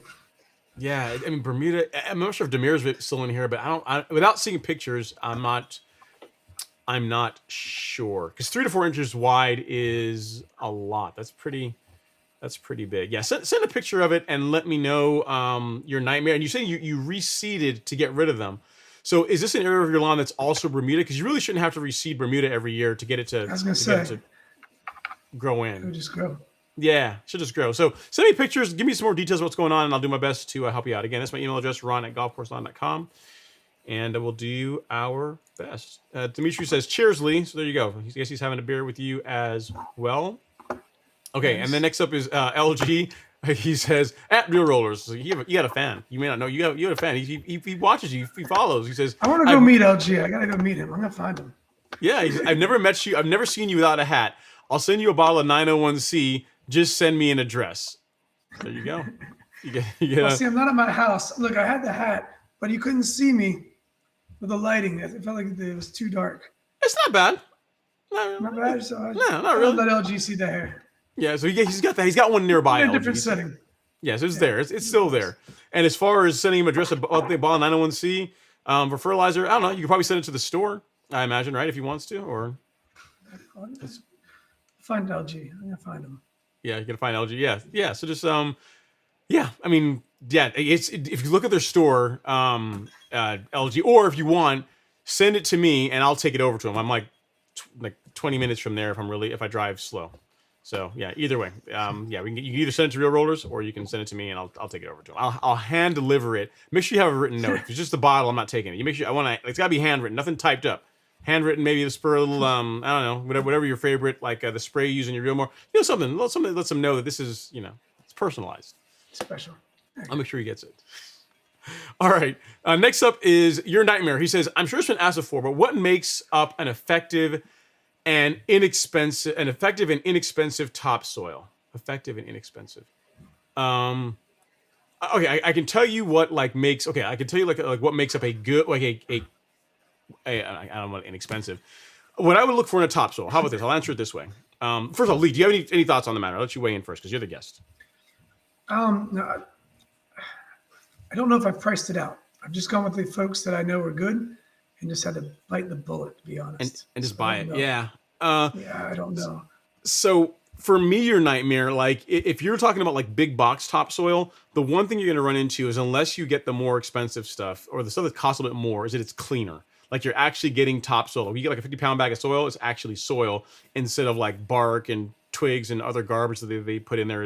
Honestly, they put in there as filler, but it's especially a lot of fillers that for our purposes of like top dressing are not good. It just creates more work for us and you're not getting what you paid for.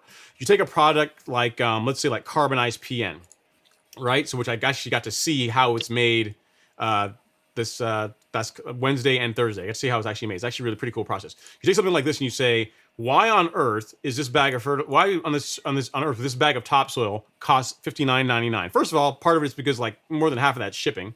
But outside of that, the process that goes into making this is they take several different types of raw ingredients. So there are solids, there's compost of various types. There is the leftover material from like cotton farming, right? They take that and they actually have a specific formulation they use, and they use this really, really cool device, this really cool machine, which you guys will get to see a video of it running whenever I get this video done, called a windrow turner. I think is what it's called. And it's like, it's one of the coolest. I mean, it's really cool. I got to ride in it. This thing's pretty awesome. So they use that and they turn it over and over. They do this several times. They do it at least once a day for all the granular products that go into that Miramichi Green sells. I think regulation doesn't require that, but they do it every day. And then they ensure that it sits for a while to ensure that the biology has had chance to establish in it. So when a bag of carbonized PN that you look at it, you can think of like any of the products from Miramichi Green, whether it be the granulars or like their topsoil, the carbonized PN, as almost like, as far as soil goes, like an aged product. You know what I mean? Like you take vodka, right? It's a fairly cheap alcohol because it's not really aged and it's relatively inexpensive to make. You take something like bourbon or wine, more expensive. Why? Because of the time that goes into it, because it's clean, because it's screened. It's the same thing with carbonized PN. So they have the really, really rich topsoil, like that component of it that comes from, again, a lot of waste stream products. And then on top of that, you take biochar, which there's this like base from pine, and they it's very, very clean. They mix and combine them together. And the reason why they do that is because like biochar by itself, if you took like raw biochar and you spread it all over your lawn, it would actually suck. It would actually draw nutrients out of your lawn. It actually would have a negative effect. So with what they do is they take their biochar and they inoculate it with this very, very, very rich topsoil. You can think of it as like biochar is like having a bunch of pores and a lot of open space that can hold things, right? So hold moisture, hold fertilizer, hold nutrient. And they pre-load it with a very, very rich combination of biology and nutrients. So when you buy a bag of carbonized PN, it's more expensive, but it's more expensive because it's worth it, right? Like what you're buying is there's no other garbage in it. It's an excellent product, and it's going to make your lawn better when you use it. So that's what you're buying when you get the more boutique products. And so hopefully that helps answer your question as far as it being more effective. That's why it's a more effective product. That's why literally you can, even though it's not fertilizer, you can apply it on your lawn, and your grass will literally begin to turn greener just from applying this, although it has no NPK in it whatsoever. So it's a different level of engineering that goes into their products. It's actually really cool. I'm really excited that I got to go out there and see the process, and I'm going to share some of that with you guys in the content that I'm working on. So great stuff. All right, we got 8 more minutes with a good lead, guys. I got to get some questions that have to do with real mowing. He says, Ron, what cutting height are you going with this year? I'm currently at 0.625. It's itching me to go lower. I really want to go a little bit lower, but I'm going to be good, and I'm going to leave it at 0.625 bench height, and eventually I will end up at like 3/4 of an inch and leave it there all year. But that's what I'm going for right now. Kind of want to get back on that half-inch life, man. Half-inch life. Half-inch looks so good, but it's crazy talk. Every other day, you got this. All right. Next up is Brooklyn Boy. He says, hey, Ron, I applied Certainty a week ago. When will I see the results? You should start seeing the results. Really, 7 to 10 days, you should start seeing the results, Brooklyn Boy. So the things that will help, a couple of things you have to realize too. Herbicides, especially post-emergent herbicides like Certainty, work better with temperature. So if you apply Certainty in June when it's hot against like a sedge, nut sedge, in like 7 days, this nut sedge is gonna be dead. Like literally, this I'll show you actually what it can do with temperature and an application. So if we go to shop and to the weed killer section and to Certainty, and you click through the list of images. So that's POA, but this is nut sedge. This was in the corner of my lawn that I purposely let grow all season because I wanted it to get nice and gnarly. So because I was planning to make this video. So this is what it looked like before. You can see it's living its best life. And this is the same area 7 days later. So the right part is the stuff that's already that's dead, and then you see the rest of it is dying off. And another week after this picture was taken, it was completely gone. So, but this was in the summer when temperatures are higher. So it's going to work, but herbicides work better with temperature. They work, I should say they work faster with temperature. So in your case, 10 days, you should start seeing some results, but it's going to pick up here, as, if you have to go back to it again or apply again, when temps are higher, it's gonna smoke it out really quickly. So and the only other thing I would say is make sure you use a surfactant with it. I'm not sure if you said that. You did say in the comment whether you use surfactant with it or not, but that does make a difference as far as the effectiveness that you get out of post-emergent herbicides. So make sure you used surfactant. What I recommend, I don't have it here where I can reach it, is the spreader sticker. High-yield spreader sticker, I like that one. But anyone that you want to use, just use a surfactant with certainty, and you'll be good to go. So I'm assuming you applied it properly, you will get results. All right. Next up is Robert. Joseph Roberts says, "Hello, everyone. Good evening, Ron." And then Dwayne Hopkins saying, "Hey, Ron. Happy Friday. I've been waiting for the stream all week and excited to hear all the great reel mower content." Yeah, we were talking about it. Reel rollers and groove rollers and cool products like the GrassTopper, the kickstand. Very cool. Well, Lee, we're winding down. I know for you anyway, because I know you got you got other stuff you got to do. Is there anything else that you want to let the audience know before you sign off? I'm going to keep going before you sign off on the live stream. You've got another 3 hours in you, I know. Yeah, another hour and change, maybe. We'll see. I got a lot of questions to answer. No, I appreciate you having us on. Me and the guys at Reel Rollers, Andrew and Eric, they're amazing. Appreciate you, Ron. And if you guys have any questions, feel free to shoot us an email. We love this stuff. This is our passion. So give us a call, shoot us an email. If you're local, seriously, for those that haven't come by and hang out. We're likable guys. Come play on the turf park. We got every brand of mower out there. We just want to share the enthusiasm that we have for our turf with others. So it's always cool to be a part of these things. I'm sorry I got to cut out early. I just I've committed to the family on some things tonight, so I do apologize. Okay. Yep. No worries at all. One last question from Frank. He says, please, "Hey Lee, first time using my Swardman Electro last weekend. When it kept cutting, it kept stalling, i.e., the cylinder cartridge would stop. Is it because something getting stuck? Any thoughts on that?" So I would think one of two things. One, the reel might be too loose. So a reel on the Swardman, if it's too loose, you actually end up getting grass blades jammed in between the bed knife and the reel. So if you have too much of a gap, it'll jam and it'll make it really difficult to cut. It's not very easy. It's like having scissors that are kind of bent and you're trying to cut paper and it just keeps folding the paper and never cutting the paper, that kind of scenario. The other thing is maybe it's too tight. So, I know it doesn't help you, but what does help you is I always suggest if you're using, I can speak to the Swardman because we're very familiar with them. If you're engaging the reel, and you let go of the lever that engages the reel on the Edwin or the Electra, if the reel continues to spin, then you're way too loose. It should rotate about 3 or 4 turns. If you let go and the reel comes to a screeching halt, you're way too tight. So that's always an easy way. And again, that's not mowing. So, lean the mower back, not be cutting grass, engage the reel. And when you let go of the reel lever, it should rotate 3 or 4 times if you're in a good spot. Okay. If it spins for days, you're way too loose. And if it stops immediately, you're way too tight. It's just an easy visual. Nice. That's good. So I would look to see how the reel's adjusted. That'd be my first troubleshooting idea. Okay, there you go. And I promise this is really the last. I just heard from the let's go to 9:30 if that's okay with you. Okay, cool. Yeah, let's go. Yeah, I got a couple more questions here. You good to go? Yeah, sure. Sorry, okay, so next one. This is important. Yeah, this is a good one. I mean, this is the important one, which is Lee. What gave the idea for the Reel Rollers van? A-Team or Scooby Doo? Oh man, definitely the A-Team, man. Yeah, dude. How do you not love the A-Team? We've always wanted to. I went out to Colorado about 15 years ago, and I started to see those vans that were jacked up. And being from the South, I don't know, you can jack something up, it's cool. Yeah. And I wanted a unique vehicle. So I bought the van. It was gold, and it was a handicap van, which was my intention. So I could haul mowers and stuff in the back of it. I needed a big area.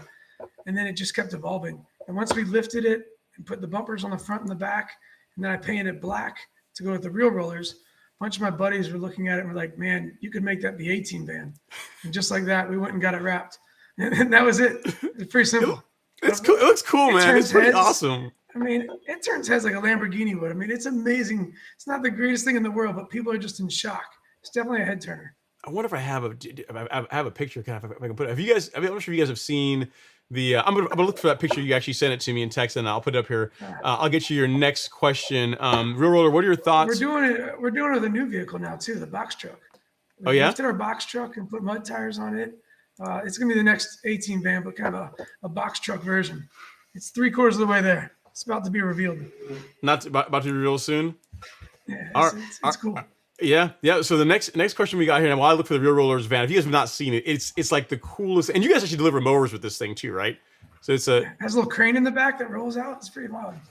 nice. All right, so I'm going to show you guys a picture of it once I get this up here. Next question, Robert Rainey says, Real Roller, thoughts when backlapping using various grits, 80 grit and then using 120 grit to finishing. Y'all shipping is the best, by the way. 2 days.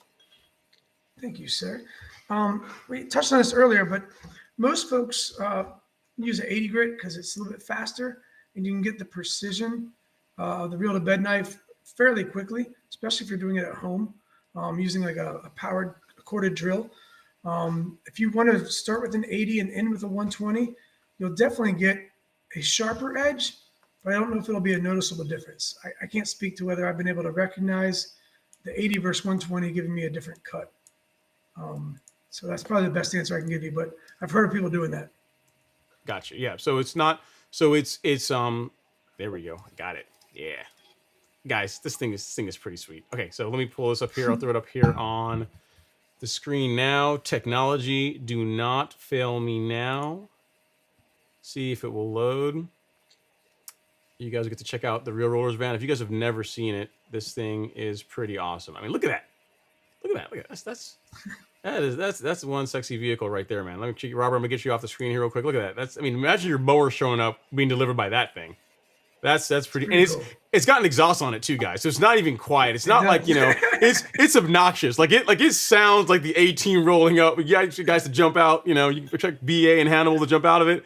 Like it's loud and it's cool. pretty awesome. But that's the van. You get a TruCut. That's why I bring it to you. Yeah. Very cool. All right, next up we got a question here from Dwayne Hopkins. It's a question for Lee at Real Rollers. I'm having difficulty with fitment issues when using my grass catcher after installing my front roller. Any suggestion for adjustments? Great question. And it can be a challenge, sorry, depending on what height of cut you're at. And it's very rare that the roller and the grass catcher don't merge together, but McLane specifically has their grass catcher where it only has a cutout for the wheels, for the caster wheels. And in between the caster wheel cutout is actually grass catcher body. It depends on what height you're cutting at.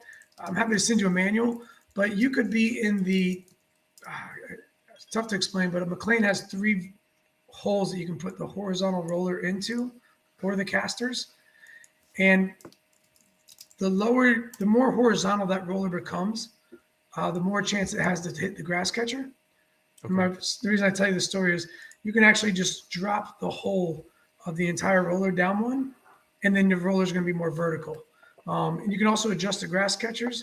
They have these brackets on the side that allow you to adjust the grass catcher as well. But shoot me an email, Dwayne, or I can go to our website and shoot me an email because I can send you some pictures on how you can adjust it so you have full clearance on the roller. And he says it's easier to show than it is to explain, I think. He says on his McLane. I think that's what he was saying. Yep. He's followed up. It's only on the McLane. McLane's grass catcher only has cutouts for wheels. Oh, okay. Trimmer and TruCut have a solid flat surface for their grass catcher where it never comes in contact with a roller. If you have a McLane, you know exactly what I'm talking about. It's a little bit different. Okay, gotcha. And maybe that's the future. Maybe we need to make a new grass catcher. Maybe. Could be it. That'd be the next thing. One with the it could come with a GrassTopper, right? It's come with a GrassTopper. One enclosed, foldable. Who knows? Yeah. Yeah. So another question. This is a good one. So you've been talking about the new van and everything, and you got there's a new what's coming next. You got the new TruCut with the engine on it. So the question is, when is the next giveaway?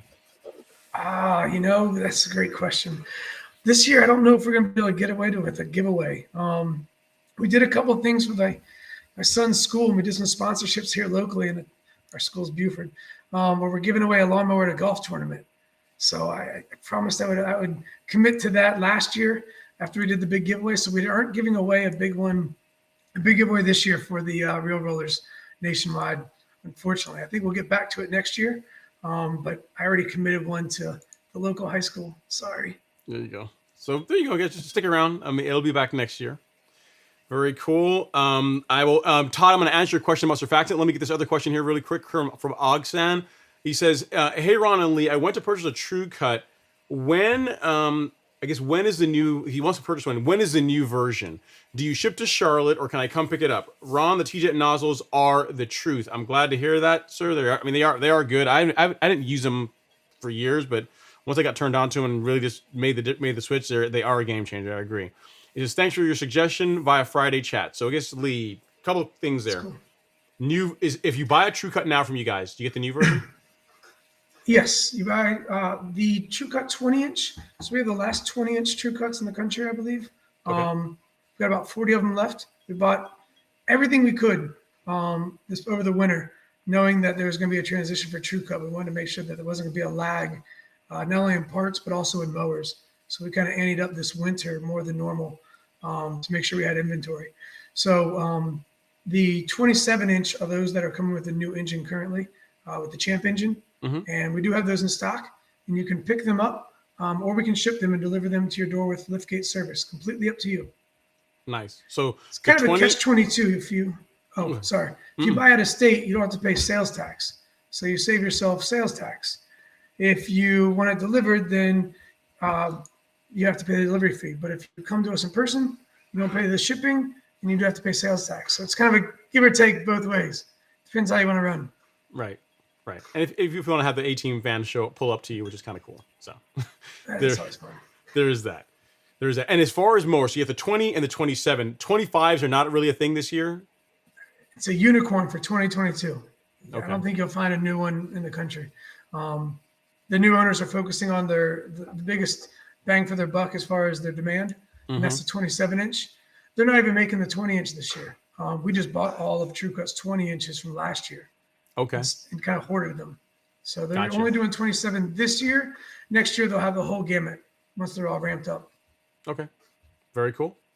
Okay, question from Todd Hickey says, hey, Ron, what's the use of surfactants with liquid products? Which liquid products do you combine it with? Eastern North Carolina, Hybrid Bermuda. Great question, Todd. So surfactants, what they do is they help whatever product they're mixed with to adhere or stick to the foliar, stick to the leaf of the grass. It's almost like it makes it more tacky.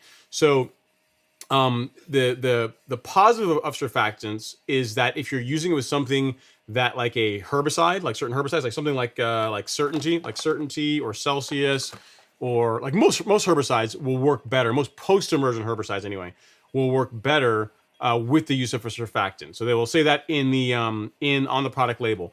The negative to surfactants is that you got to be a little bit more careful because whereas some products are safe for, say, warm season grass, safe for your hybrid Bermuda, right? And they say will not damage the grass. When you introduce a surfactant, you might get some mild discoloration. It's not going to kill it, but you might get some mild discoloration because literally that herbicide is going to sit on the plant leaf longer than it would if you did not use a surfactant. So I'm a fan of it. Like if you're at the point where you're going to be spraying something like Certainty or Celsius to get rid of weeds, especially if you're spot spraying, absolutely use a surfactant because you're going to get a better result. So fertilizers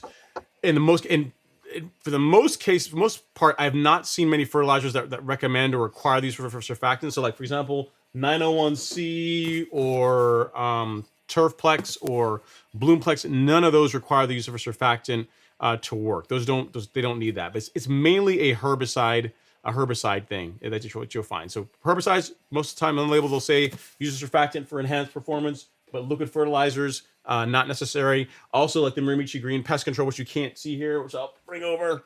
No surfactant with this as well. So even if you're using this on plants or shrubs, no need for a surfactant. There are some soaps in here, so there's no need to add anything else to it. Literally just this, water, spray it. So, and the same is true for the fertilizers. Mainly a herbicide thing, like I was saying earlier. Great question, Todd. That's a good one. All right, so let's see here. Question for Lee. I'm coming to get your next question, Dalen, but I want to get the real mower questions first. So Dwayne Hopkins says, Lee, my California trimmer is only about 2 years old, and I was thinking about replacing the bed knife since the replacement is only about $40. Is this difficult to replace, and should the bolts also be replaced? They're not difficult to replace, and I wouldn't replace the bolts unless they've been scraped on the ground where you can't really get the screws out easily. That would be the only reason I would replace them. I wouldn't feel like you have to, but I would put some temporary Loctite always on bed knife screws. So there's a permanent version and there's a temporary version. I highly suggest whenever you put a bed knife on to go ahead and give a little dabble of the temporary Loctite on all your bed knife screws. But don't feel like you have to replace them. Okay. So like blue Loctite is in most cases the temporary. Red is the one you need heat to remove. So don't use red. Yeah. Don't use red. Right. All right, cool. That's good. That's a good one. Next up here is Dalen Krause. He says, hey, Ron, I put down dimension at label rate on March 1st. Temps have started climbing the last couple of weeks. I've noticed that I had quite a bit of weeds popping up. Thoughts? It's highly likely the weeds you're seeing were already there, Dalen. So Dimension is a great product, great pre-emergent with a bit of post-emergent if you're targeting young crabgrass. But really, that what you put down on March 1st is really going to help suppress like spurge and crabgrass. Those are the biggies, especially in warm season turf that you're gonna keep out with Dimension.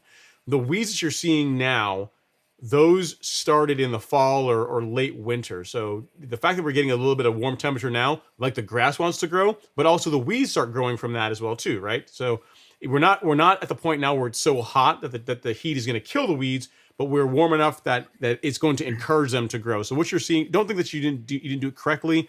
The pre-emergence you applied March 1st is really more for spring, for later spring and summer weeds. What you did in the fall would have prevented the weeds that you are seeing now. So either ignore them, they'll just die off when it gets hotter, or you can use something like, I'm not sure what kind of grass you have, you didn't say, but if you have warm season grass like Bermuda zoysia, St. Augustine, you can use something like Celsius or Certainty, or really a combination. Use Celsius and Certainty together. That's a baller combination, and that will smoke out most common weeds in your lawn without being an issue. All right, Lee, I'm looking for some more lawn questions. It says, cannot get the proper top dressing material you described. Would normal screen work for top dressing? Normal screen top sand work for top dressing? Yeah, Todd. Yeah, absolutely. You can use normal screen topsoil for top dressing. Yes, you can. I mean, if it's screened, here's the thing, even if it's unscreened, you can use it, but then you're gonna be picking it out of the lawn yourself. You know what I mean? So screened topsoil is not because like unscreened topsoil you can't top dress with it. It's just that you're going to have a lot of garbage you're going to be taking up as when you're out there working your leveling rig. So you're saving yourself a lot of time and headache by putting as clean a material as you can into the lawn for your top dressing job. So yeah, roll with what you got, man. If all you can get is screen topsoil, go with that. It will have to work. You know what I mean? Okay, next up is Dalen. He's a question. He says, real rollers. I have a 25-inch McLane, not the GR series. Is 3/4 of an inch as low as it can go? The McLane has so many factors. It can go lower with a roller than it can with the wheels. That's for sure. Okay. I can promise you that. But can it go any lower than 3/4? There's an opportunity to change the axle on the back of the McLane, which can actually adjust its ability to go lower or higher. I know it sounds crazy, but it is. They also have a manual that is in their manual. They have different settings for the cutting heights, but it's not very accurate, ironically. I think the best way you can go is if you want to go lower, you definitely need a roller, but that'll get you to about 1/2 inch. I don't know if it'll get you much lower than that because you start to bottom out. Okay. So you can place with some tweaks, some adjustments here and there, put a roller on it, and 1/2 inch is about the limit, which again, for most people is plenty. Very few people consistently mow their lawns at 1/2 inch. Very few people, because it's the time commitment. And that's the thing. I get on a lot of these chats and Facebook and stuff, and folks are, hey, I can't get my mower to go to 1/4 inch. And I immediately want to write them back and be like, what are you mowing at 1/4 inch at your house? It's really, really rare to be able to get to these really low heights. I mean, 1/2 inch is really nice, smooth turf, and Yeah. you're mowing daily, or you're mowing every other day. It's not Yep. that easy to achieve. I believe sometimes folks, not in this instance, but in general, I'll see folks on Facebook, and they're wondering why their bed knife is bottoming out at 3/8 of an inch. And I'm like, well, have you mowed with the mower yet? Well, no, I just got it. You're never going to mow that low. Odds Right. are. So it's tough, but if you can get that thing down to half an inch to an inch in that range, I think that's where most homeowners live with the real mowers, between that half inch range, and still have somewhat of a social life. Yeah. Because it is tough to keep up with. It is. I mean, 3/4 of an inch is the best, in my opinion. It's a good happy medium. You get great stripe action at 3/4 of an inch. If you skip a mow, it's not gonna be the end of the world. But like half an inch or even lower, like it's an everyday. It's a job. It's every day, every other day. You got to be out there mowing it, and the equipment's got to stay sharp. It's just a lot. It's another level of commitment, because whereas at like 3/4 of an inch, right, you could sharpen once in the season and you're good to go. With below half an inch, now think about it. You're running the mower a lot more, so it's going to need to be sharpened more often. So it's just a lot more that goes into that people don't really realize. It looks cool, but it's a ton of work, and I think you get into the point of diminishing returns, to be completely honest. And I'm not a measuring kind of guy, to be completely honest, because I do hear about these measurements a lot, and of course I know where I'm cutting at. Mm-hmm. My goal isn't to achieve a certain cutting height, half inch, 5/8 or 3/4. I go out and see what looks best on my yard. Mm-hmm. And for my zoysia at my house, just 5/8 is my sweet spot. If I try to go lower than that, it doesn't stripe as well and it doesn't look as green. If I go much longer than that, the grass blades start to get a little too flimsy, and that doesn't give a consistent cut like a flat top would. So just for my grass at my house, it doesn't really have anything to do with the cutting height, so much as how it looks. And I'm looking for, personally, the most consistent, tight cut, where every blade's cut equally, in the greenest grass. Now, whether that's an inch, half inch, 3/4 of an inch, I'm just looking for that look. And it takes a lot of toying around, depending on your grass type in your yard, to find what you like best. But it doesn't really have to be a certain height. But I think most people will find half inch to an inch is their sweet spot for most. Well said.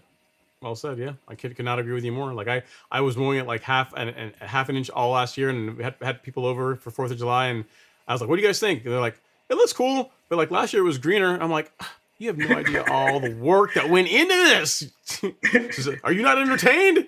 So I said, "Yeah, fine. Next year, back to 3/4. There's less work for me anyway." To each their own, right? Yeah, exactly. But it's a bit, again, it's more work for people to realize, and just cut it at a height that looks good. All right. Tyler says, "Howdy guys, going on, Tyler? Thanks for coming to hang out." And then Dwayne Hopkins is here. Says, "Hey Lee, you mentioned through a prior live stream comment that you say the smooth roller is better on the California trimmer versus grooved. Can you elaborate, sir?" I think that's going to bite me, but I'll be just always transparent and honest. Here we go. So I scalped my yard at my house with a 25-inch California trimmer. I don't usually mow with a trimmer at my house for no reason. It's just not the mower I keep at the house. I use the Swardman. But I didn't want to dull that reel, and the 25-inch trimmer happened to already have a dull reel. So I decided to use that one to scalp with this spring. While doing it, my soil was a little bit wet, moist, and I realized that the weight of the trimmer and their narrow tires in the back started leaving really deep impressions in my soil. Oh, So it was leaving tire marks, ruts. It wasn't like a stripe factor. It was more of a rut. And when I looked at the tires closely, the trimmer, I realized that they look really wide from far away, but they actually taper in to be pretty narrow. They're not squared edged. They kind of taper in. So the actual surface contact is only about an inch wide on a trimmer. Oh, wow. On their back wheels. Mm-hmm. On a McLane and on a TruCut, they're very squared wheels. They're 90-degree angled when you get to the bottom of them, and they're about an inch wider. So it spreads out the weight a little better. Okay. And so the reason I mentioned I would prefer a smooth roller on a trimmer was based off mowing the other day. I was grateful I had a smooth roller on that trimmer because it was leveling back out the ruts that I had left that day when I was scalping.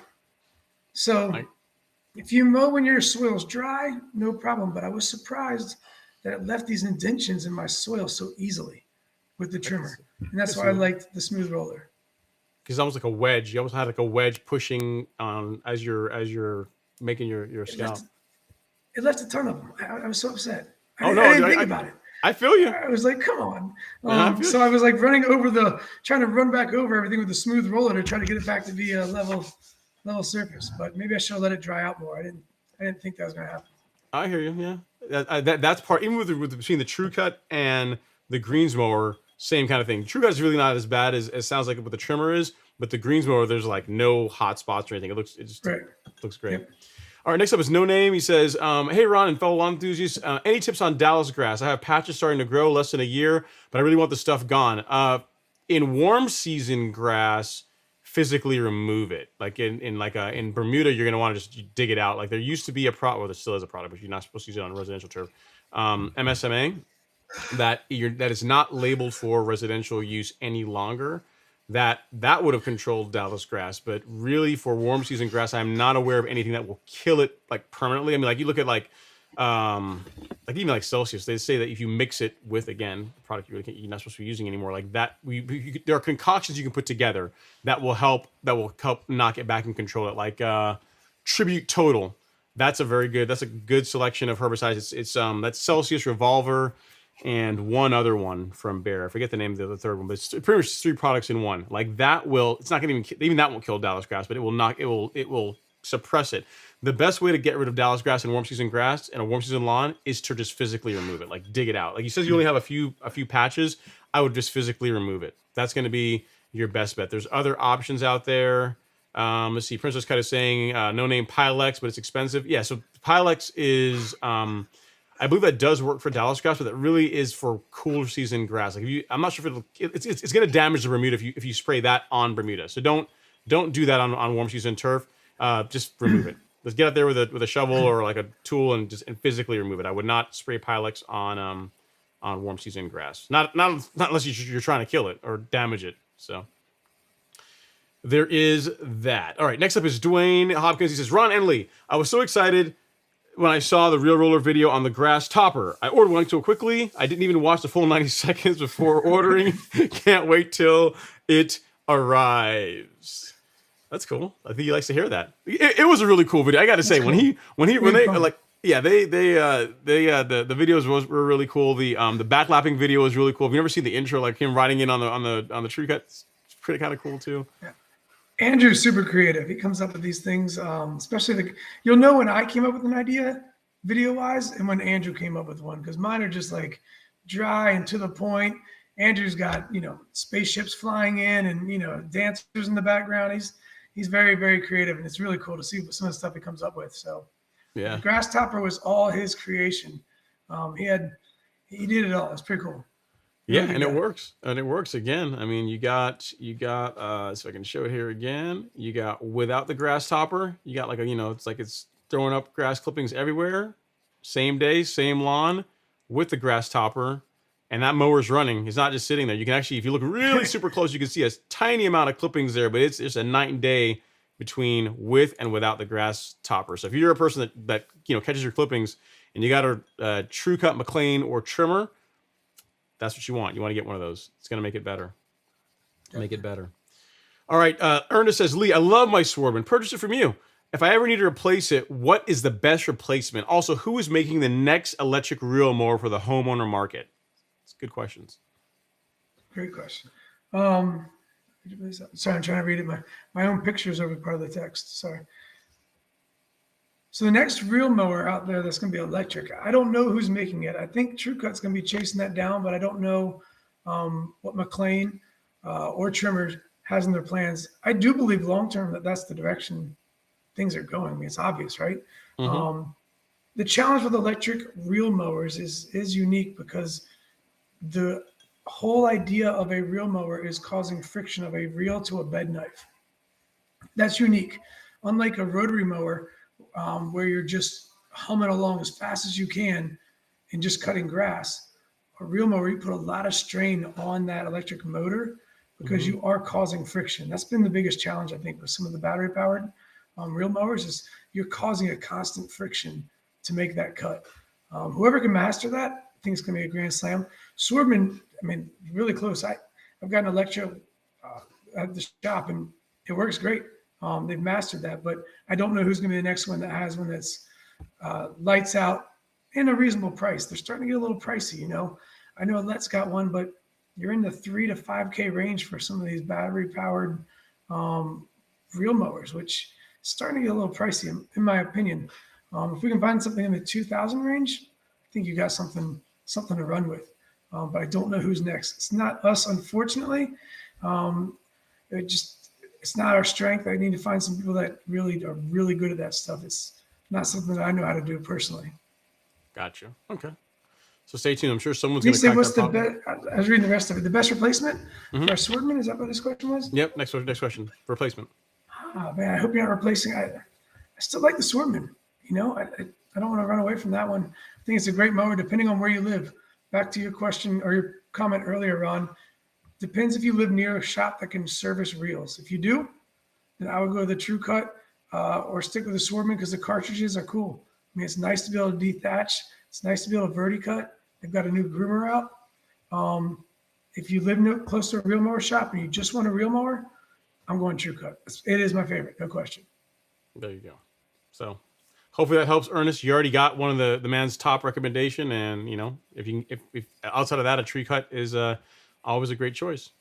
All right, so Lavendi says good evening, and then Eric Draper is in the house. He says, Lee, don't throw your kid under the bus like that. It's talking about me throwing my kid under the bus for spraying my backyard with the weed killer. It wasn't intentional, right? Yeah, it was not intentional. I told him to spray anything he sees green in the pine straw beds, and he did that. But somehow he drug it across the whole yard. The grass. On his way back to the garage. Yeah, that's right. He went well. Yeah, you went well. He tried. All right. So question for you. Two Triller says, is it true the more blades, the better? I'm between a 5 or 7 blade. How much does it matter? It absolutely has to do with how frequently you're cutting. And the reason I say that is it matters how much grass you're cutting off, not what height you're cutting. Sometimes people are mistaken that. The reality of it is if you have a half an inch of grass that you're cutting at a half an inch, you need to mow that to stick to the 1/3 rule every other day or every day. And you're only cutting off about 1/8 of an inch if you're sticking to that 1/3 rule. Now take that and you have a inch of grass that you're trying to maintain and you're cutting off 1/3. Well, it takes 3 to 4 days, 5 days to grow that 1/3. You want fewer blades because the mower is going to propel forward. And it has everything to do with the clip rate. I won't get too scientific, but a golf course greens mower usually has between 11 and 13 blades because they're cutting off like 1 millimeter because they're keeping it at 1/8 of an inch and they're mowing it every single day. And they need more blades to come around faster, more frequently as they're going forward to make sure they don't miss any grass. I hope that makes sense. And if you're cutting longer grass, you want fewer blades so the grass will be able to stand up and you can cut that longer piece of grass off. So long and the short, how often you're cutting dictates how many blades. Most homeowners, a 6 or 7 blade is a sweet spot if you're mowing every, twice a week or every 2 to 3 days. If you're mowing every day, you want a 10 blade. There you go. There's your answer, Two Trill. Hopefully that helps. It was a pro stripe, so yeah. So that was the mower I was talking about. That was like the Frankenstein mower. Where it's got the roller in the back and it's like 2 wheels in the front. It's a rotary. That's it. Yeah, the pro stripe. All right. Let's see. Bennett Cruz says, "Can we start a chug chance for Lee?" No, not yet. No, we still got no. We still got work to do. Got work to do here. Let's He's a good see. guy. Let's see. Chin Wan says, "Hey Ron, just want to share a tip. I scalped a .17 and used a Sun Joe to knock down some of the high spots on my long strip of grass by the sidewalks. It works. Use the grass catcher to catch the dirt." You're down to the dirt, man. How did you know it was .17? .17 is, that's you just got to say at that point, I'm down to the dirt because .17 is getting it, man. That's down there. All right, New Edge Lawn says, "Happy Friday. What's going on, New Edge? Thanks for coming to hang out. We appreciate you." And then it says, "If a lawn was sodded with Bermuda grass in September 2021, how soon would you start applying pre-emergent to the lawn? Would you apply any pre-emergent this year or spot spray till next year?" So I think if you ask Lee, you would say give it a year, right? That would be your thing? I would probably still do pre-emergent. Yeah. I Yeah. would personally. Yeah. I just wouldn't do any physical like aerating or beating of the grass. But I'd still try to kill the weeds Sure. personally. So yeah, I can tell you, New Edge Lawns LLC. My lawn was sodded in December, and it got pre-emergent 3 months later. So in March it got pre-emergent. And it was like literally it's Bermuda. So Bermuda is kind of like an outlier from the standpoint of whereas you would not want to do pre-emergent or you're discouraged from doing pre-emergent on cool season grass for the entire first year of it being established. With Bermuda, that's really just not the case. It's not gonna, like, once it's in, it's in. So good luck getting rid of it once it's there. You know what I mean? So yeah, you should be good to go. So you could do both. Do pre-emergent, and then if you want a spot spray with some Celsius, that's a good choice. It's a nice mild herbicide. That would be the way to go. All right, next there, Demir saying, yeah, we'll absolutely be in touch with some dates to get back on the stream. Open the greens for play this week, and the first member event tomorrow. We'll definitely find the day. Awesome, man. That's really, really, really sweet. And then Leo Garcia says, Ron, should I attack the weeds or focus on feeding the lawn? Both. You can do. They don't. It's not like one is separate from another.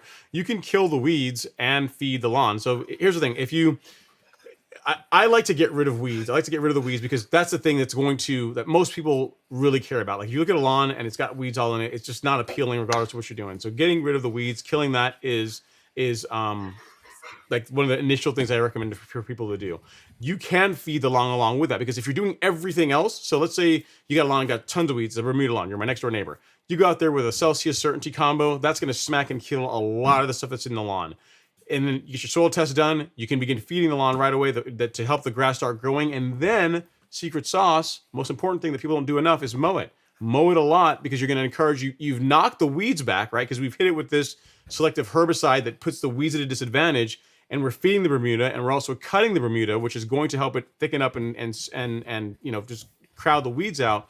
So you can do both at the same time. It's not like you have to have the lawn weed free before you can begin fertilizing, but it all also comes back to mowing. You know what I mean? You can do both of them, but really mowing is the thing that's going to help you really make the weeds go away, or make the weeds have a much less competitive advantage, and have the grass that you want to have, which hopefully it's Bermuda, to do well.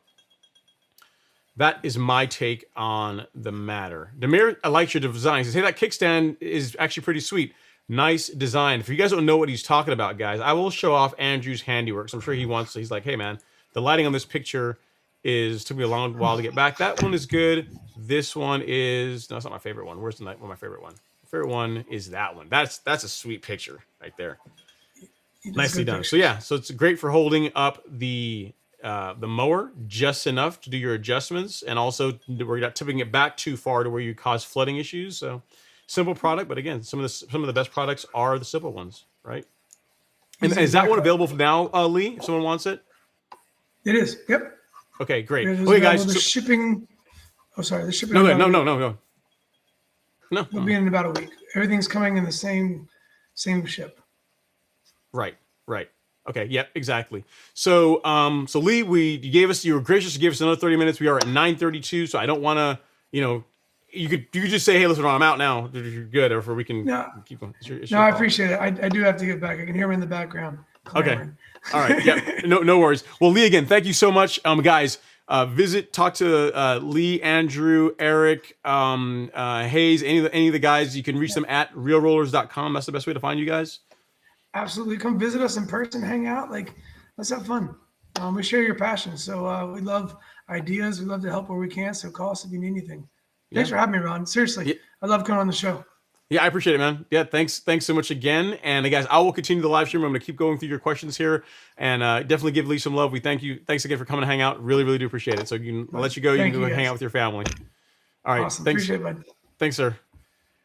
All right, guys. So it is now back to me. Sorry, you're just stuck with me now, right?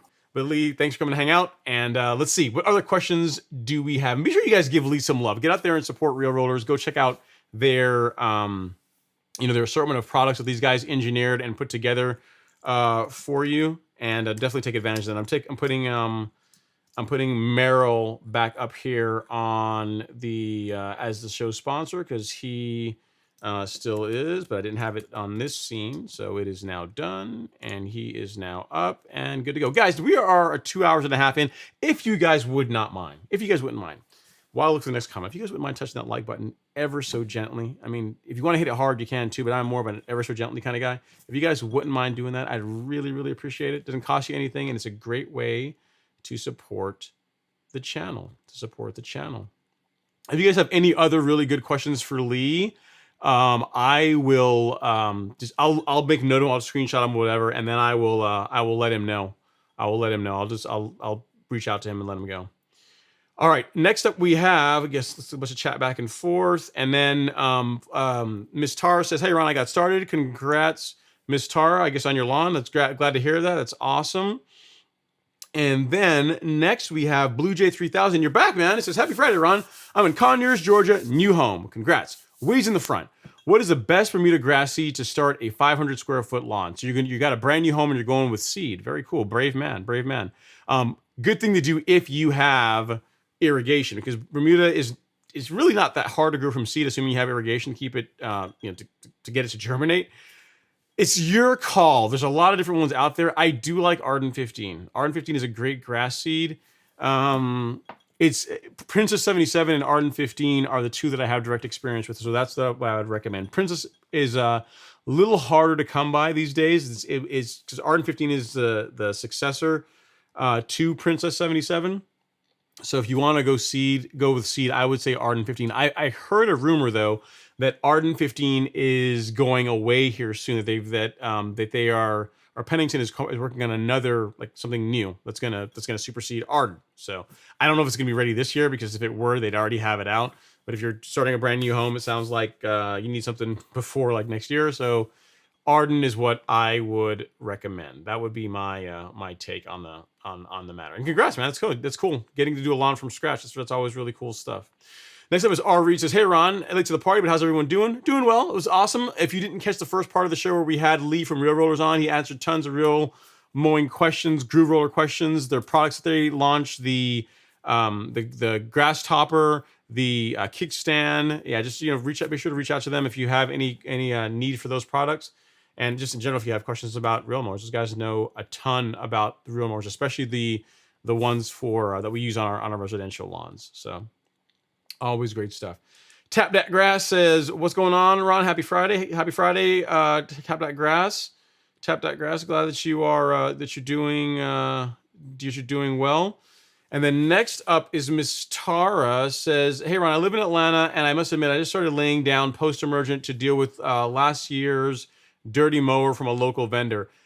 Yeah, I mean, if you're trying to kill off the existing weeds, post-emergent is definitely an option. But I mean, I would say for if you've not done it this year, you're a little bit behind the 8 ball at this point, but get a pre-emergent down. You're kind of late, but it's still better than nothing. And then in the fall, also do pre-emergent. And that in itself, coupled with regular mowing, is going to do a ton for keeping weeds out of your lawn. And then Fly Trout has a couple of comments here. He says zoysia is green to the crown, and that unlike Bermuda, zoysia does not. He says it does brown, but he says it does brown like Bermuda when you cut or doesn't brown when you cut too much off. So appreciate that, Fly Trout. Thanks for weighing in on zoysia. Sounds like you know a lot about that grass type. And Ms. Tara's back. She says, "Is it too late for me to convert my backyard from 100% junk grass to Bermuda?" No, it's never too late. I mean, you can kill it off. You can get rid of it and then start over. Yeah, I would recommend doing that. I would recommend burning down the existing lawn. And then if you are going to go with Bermuda, the easy way to get Bermuda in is to do sod. So find out what your local sod vendor carries. If they carry Tifway, they'll definitely carry Tifway 419. Most of them do, but they'll carry Tifway 419. You get Tif Tough. If you can find Celebration, that's a really nice Bermuda as well. That is the easiest way to go. Doing it from seed is literally doing it. That's literally hard mode. That's literally the hard way of getting Bermuda to establish. You can. It's definitely doable, but it's harder. So if it were me, Mrs. Tara, I would get rid of the existing weeds. I would burn it down. Get out there with glyphosate, assuming you can find some, because it's kind of hard to come by this year due to that. They had like a plant that burned down or something. It's kind of hard to come by this year, but if you could find it, then I would do that, get rid of it, get rid of the existing lawn, and then I would get a sod of some sort and put that in as far as your getting your grass in. That's the fastest. It's gonna be the fastest way to go. Fastest way to go. Is it so? It's not too late at all, especially with Bermuda. I mean, you can establish a Bermuda lot in the winter if you want to. Not the best time, I mean, but it'll work. It will work. All right. Next up is Robert Wallace says, "Hey Ron, what's the best way to get rid of moles?" Okay, so there's got a couple different options on this. What I have recommended to people that has worked is you want to do a couple of things, couple pronged approach. Eliminate their food source and then like physically get rid of them by either trapping them or using a poison of some sort. So what I have found is I've told people to use an insecticide to, like, if I'm going to recommend one, it's going to be a celiprin to get rid of grubs. So you're eliminating their food source, makes them not want to stick around as much.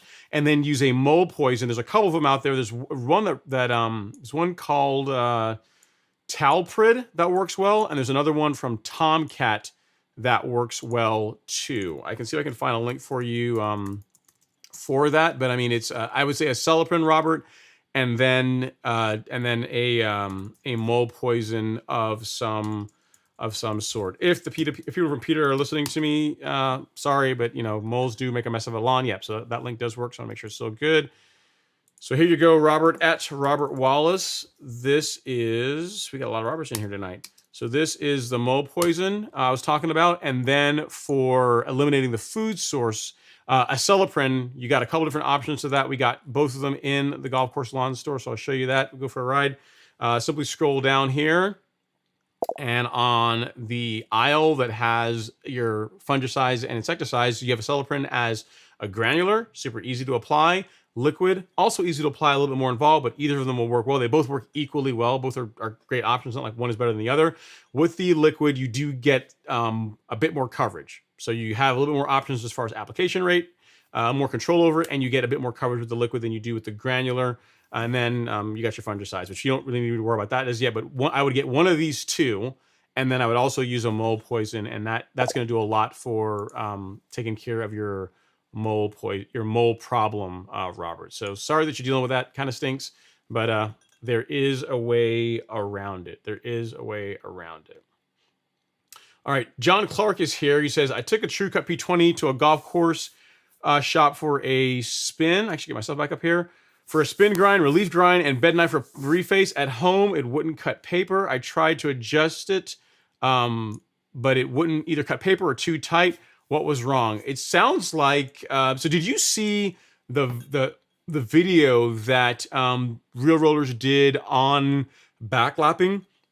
Because even though it's on backlapping, which I know you already got your sharpened, Andrew also goes into really good detail on how to adjust the mower properly. It's a really good mower. It's a really good video. Plus, if you want to see a guy with like really good hair, you can check it out. Andrew, both Andrew and Eric, they both got really, really good hair. You know, I don't know what it is. I don't have a lot of hair, so when I see a guy with good hair, I'm like, hey, this guy's got a really good head of hair. So let me go over here to Real Rollers, and I'll find the video for you. But that video, John, will be useful for what you are, what you're talking about. Even if it's already sharp, it will show you how to check how to adjust the reel to bed knife clearance, and then how to lock it down properly so that it cuts evenly across. So I will get that here for you. I got the video, and I'll link it to you in the chat, and that should help out. I mean, whoever did it, the golf course that did it, should have adjusted it, but again, the golf courses typically don't use TruCuts, so maybe they didn't know how to get it exactly where they wanted it to be. I mean, that could be a thing, but check out this video from Real Rollers. That will show you how to adjust the reel to bed knife clearance and how to ensure that it stays that way as you tighten it down. Andrew goes into a lot of really good details in there that'll help out. Don't just forget the backlapping part. Just skip to the part where they actually show how to tighten all down. But I mean, the entire video is good, so just watch the whole thing. All right, John Clark says, love the show, Real Rollers. Yeah, thanks for that, man. I'm glad that Lee hung out for a while. It was really cool having him on. Took some doing to do, but I'm glad he is here. Next up is Johnny Basil. He says, people, let's tap that like button ever so gently. Thanks for that, Johnny. I really do appreciate it. I really do appreciate it. And then Jason is here. He has a question. He says, I've asked you before how effective is pre-emergent. Well, I'm here to tell you.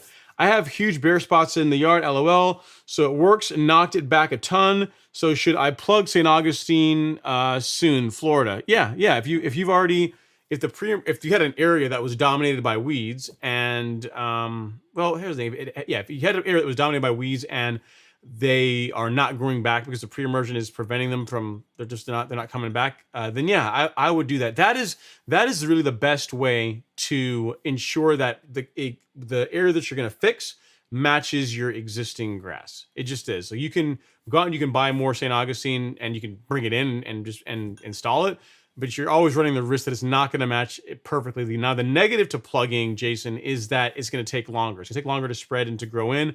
But then once it does, you're going to ensure that the texture, color, everything is going to match perfectly. So, if it were me, that is what I would recommend as far as ensuring that you fix the bare spot where the weeds used to be, and that when it does grow in, you match. All right. Next is Andrew Phillips. He says, "Hi Ron, I have high calcium, sodium, sulfur, and sodium in my soil test. I noticed that it will be hard to avoid adding calcium and sulfur since humic max is 3.8 sulfur. Need a way to detoxify the soil to lower the salt. Thanks." So I think you're in Texas, Andrew. I think so. Maybe I'm mistaken. I thought you were in Texas. A lot of the soil tests that I look at from Texas have higher calcium levels. I'm not sure if it's just something with the soil in that area, but it's something that I notice in a lot of the soil test results that I look at in that space.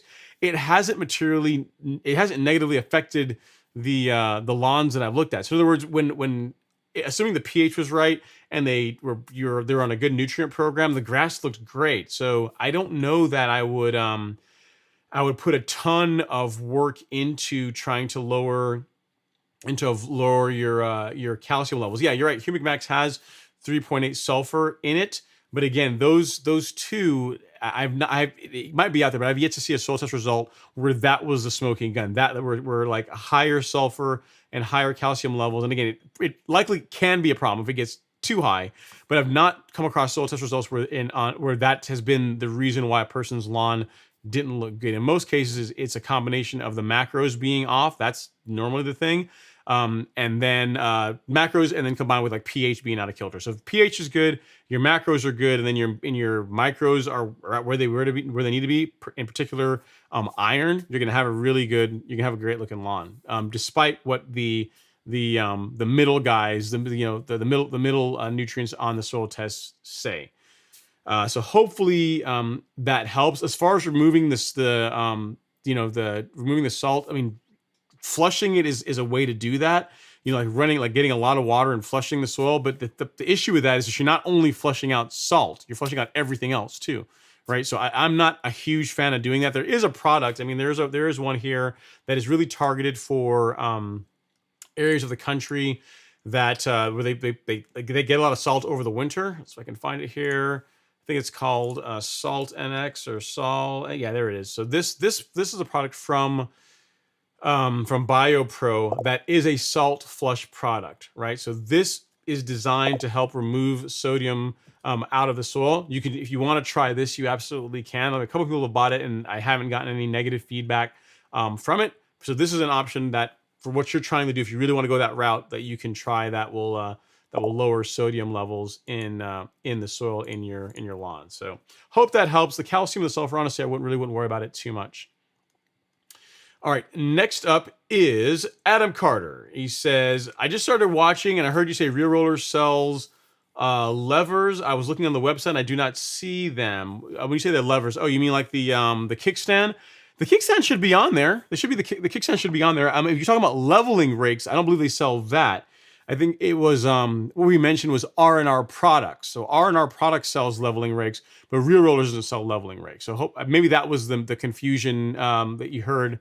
Adam, Real Rollers does not sell that, but R&R Products sells leveling rakes. That they actually make the rake that I use. So yeah. So just check them out if that's what you're looking for. There's also some great from rakes from Standard Golf. So it just depends on what you want to use on your lawn. Lee's not here, so I'm not going to answer that. I'll put it here in the chat in case he wants to see it later. She says, "Lee, I almost purchased a high-end Swardman Electra in January, but opted for the Owlet.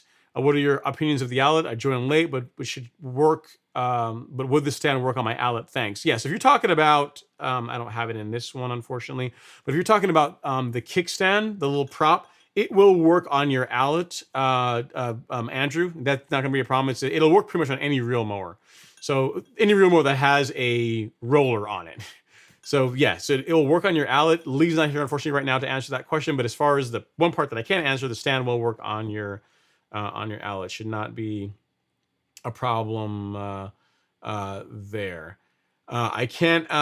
And Lee, if you're watching this, he says, "What's the next product after the GrassTopper?" He's not here to answer that, but I'll just have it up here just so you can see the question that you guys ask in case he watches the video after the fact. And Lee, they're also looking for a McLane backlap video. So you have a video on backlapping a McLane. He says they want to see your take on it. So Andrew, it's time to fire up the camera and put together some content on how to backlap a McLane. So there's people that want to see it. So there you go. We're gonna get that done. All right, and then Jerry Bermuda says, do what Ron does. No trees at all. We don't like leaves. Yeah, man. I mean, it's like, you look at the lawns around here, whenever like fall rolls around, there's leaves all over the place, makes a big mess. And then the trees also kill grass. Trees and grass do not go along. Trees in Bermuda anyway, don't go along.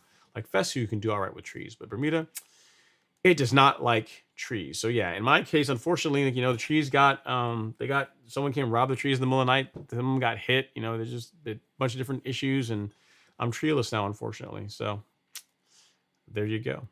Will Ward is here. He says, this is such a great information for both of you. You should have Leon every week. Huge knowledge from both of you. Yeah, man. Yeah, I mean, Lee's he's a busy guy.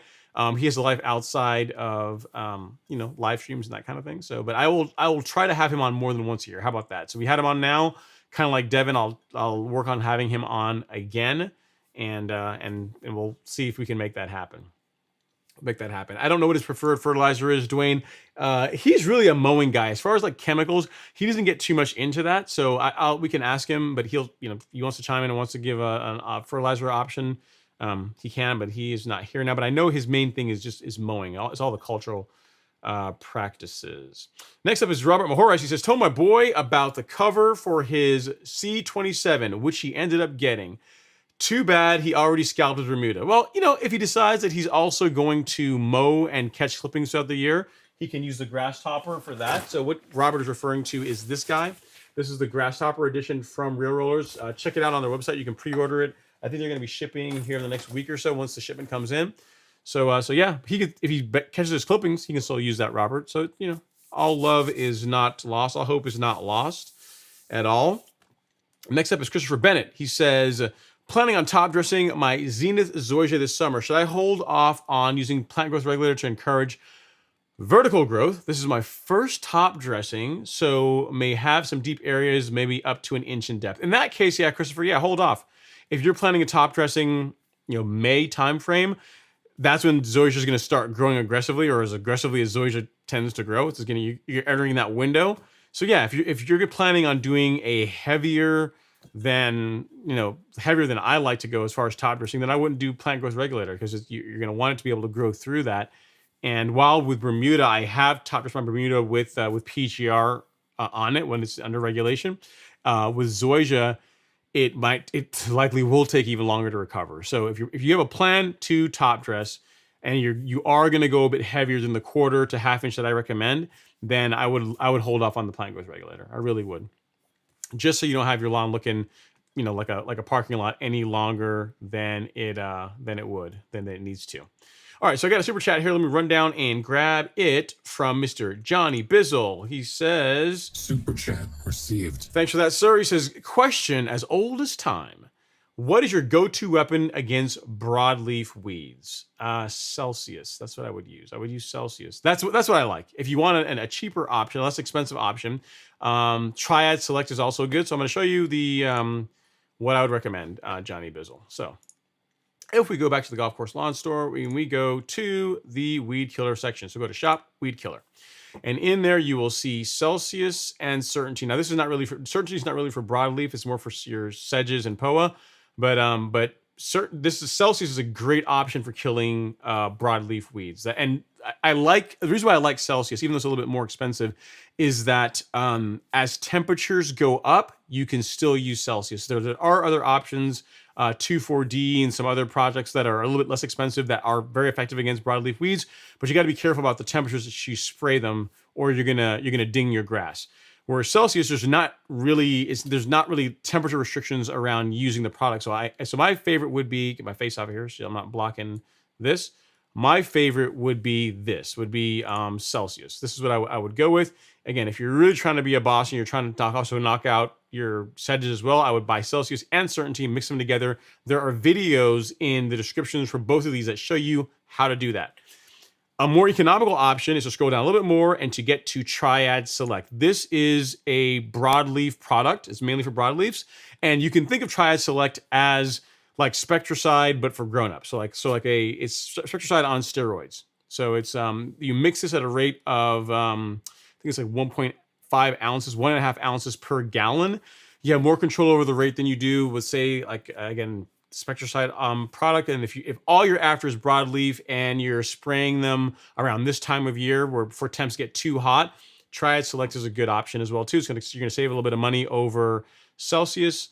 But if it were me, I would pick Celsius Certainty because it just covers a lot more. You can use it over a lot more, but it is more expensive. So it just depends on what you're after, Johnny Bizzle. My go-to would be Celsius.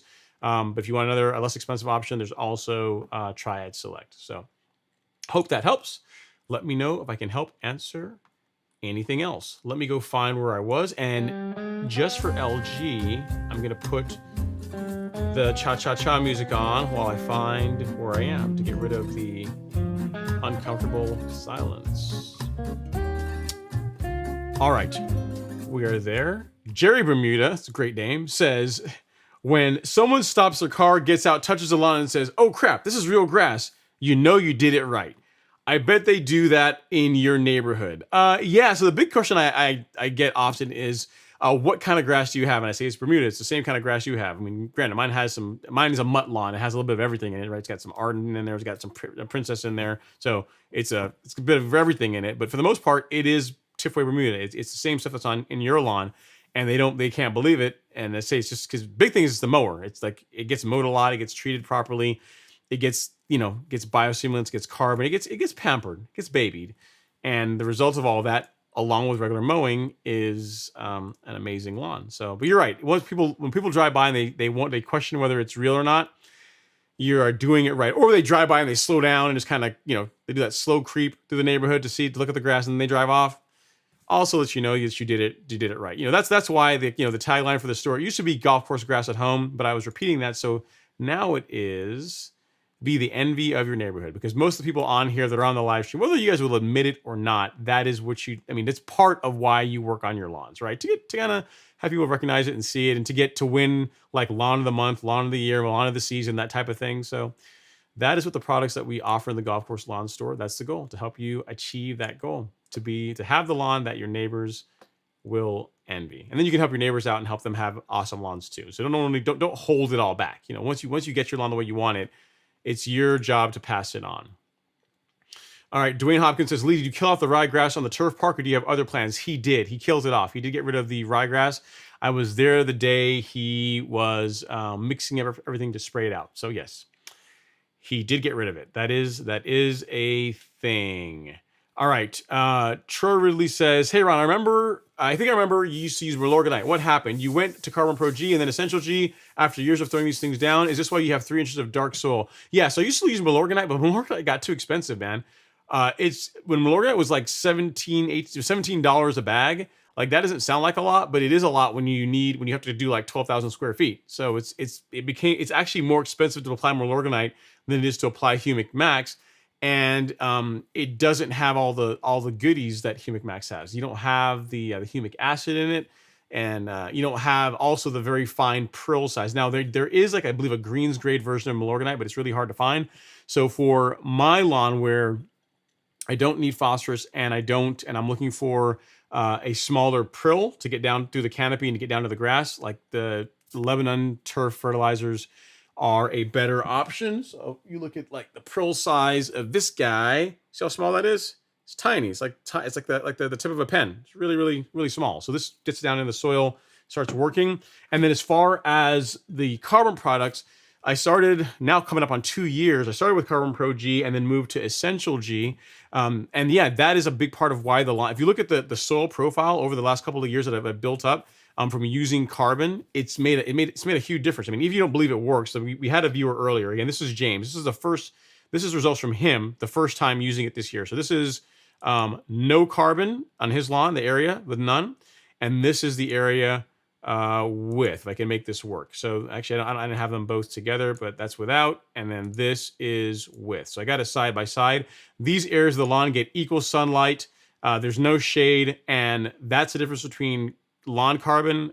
So the one, the Miramichi green lawn carbon anyway, and no carbon. So left is none. The right is with. So that's not my lawn. That's not, it's again, it was unsolicited. I didn't reach out to him and say, hey, James, can you, or I say, hey, someone that has really good results with lawn carbon, with Essential G or Carbon Pro G, send me pictures of what your lawn looked like, show me a before and after. He did his own tests, and that's what he came up with. And if you want to see what the soil profile can look like using a product like Essential G, is if you go into the Golfers Lawn Store and go down here to the product description to here, and you scroll over to the soil profile, you can take a look at that. This is carbon. So you can literally see how it gets darker. This is the original soil profile, and you can see how much darker that is. That's gonna hold on to nutrients, it's gonna hold on to water. You're gonna get more out of the fertilizer that you apply, but it is a long game type thing, right? So it's like if you want something you're gonna apply to your lawn and it's gonna make your lawn just turn crazy green right away, like fertilizer.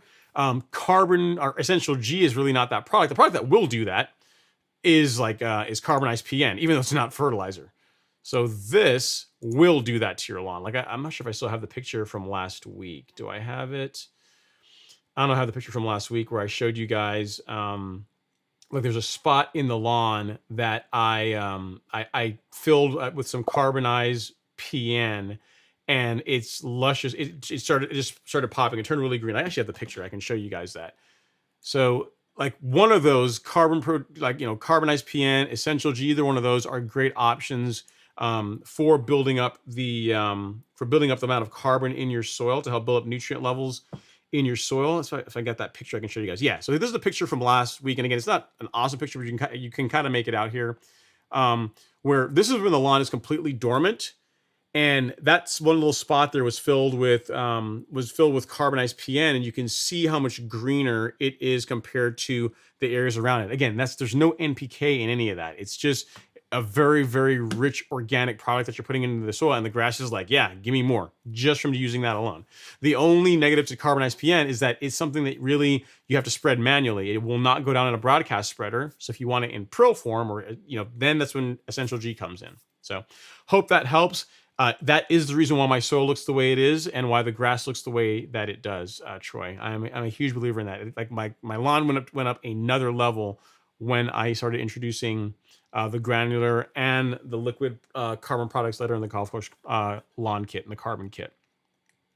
Next question from Brew Crew Fishing says, what month should I start leveling? Whenever your grass is actively growing, Brew Crew Fishing, if you're my neighbor in Georgia, what I would tell you is late April, early May is a good time. It's a good window, assuming that this year is anything like last year. May through late July is the window for top dressing. I'm a fan of doing it earlier because it's cooler. And if you decide you want to do a follow-up top dress or some spot top dressing, if you do it earlier in the season, you still have time to do follow-up top dresses, spot top dressings, and the lawn's going to grow through it just fine. So I'm a fan of doing it a little bit earlier.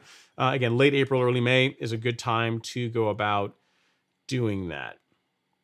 Go out doing that. And then Ron, I think Cut says, hey, Ron, you're welcome to come up to NC. Come visit me. We'll throw something on the grill. I was just in NC this week. The first vacation I've taken in a long while. I actually went up to go see Miramichi Green, see some of their, how it's made, how carbonized PN is made, how Carbon Pro G, how Essential G, how they're all put together, and all the steps they go through to build a really awesome product for you guys. It's actually really, really cool.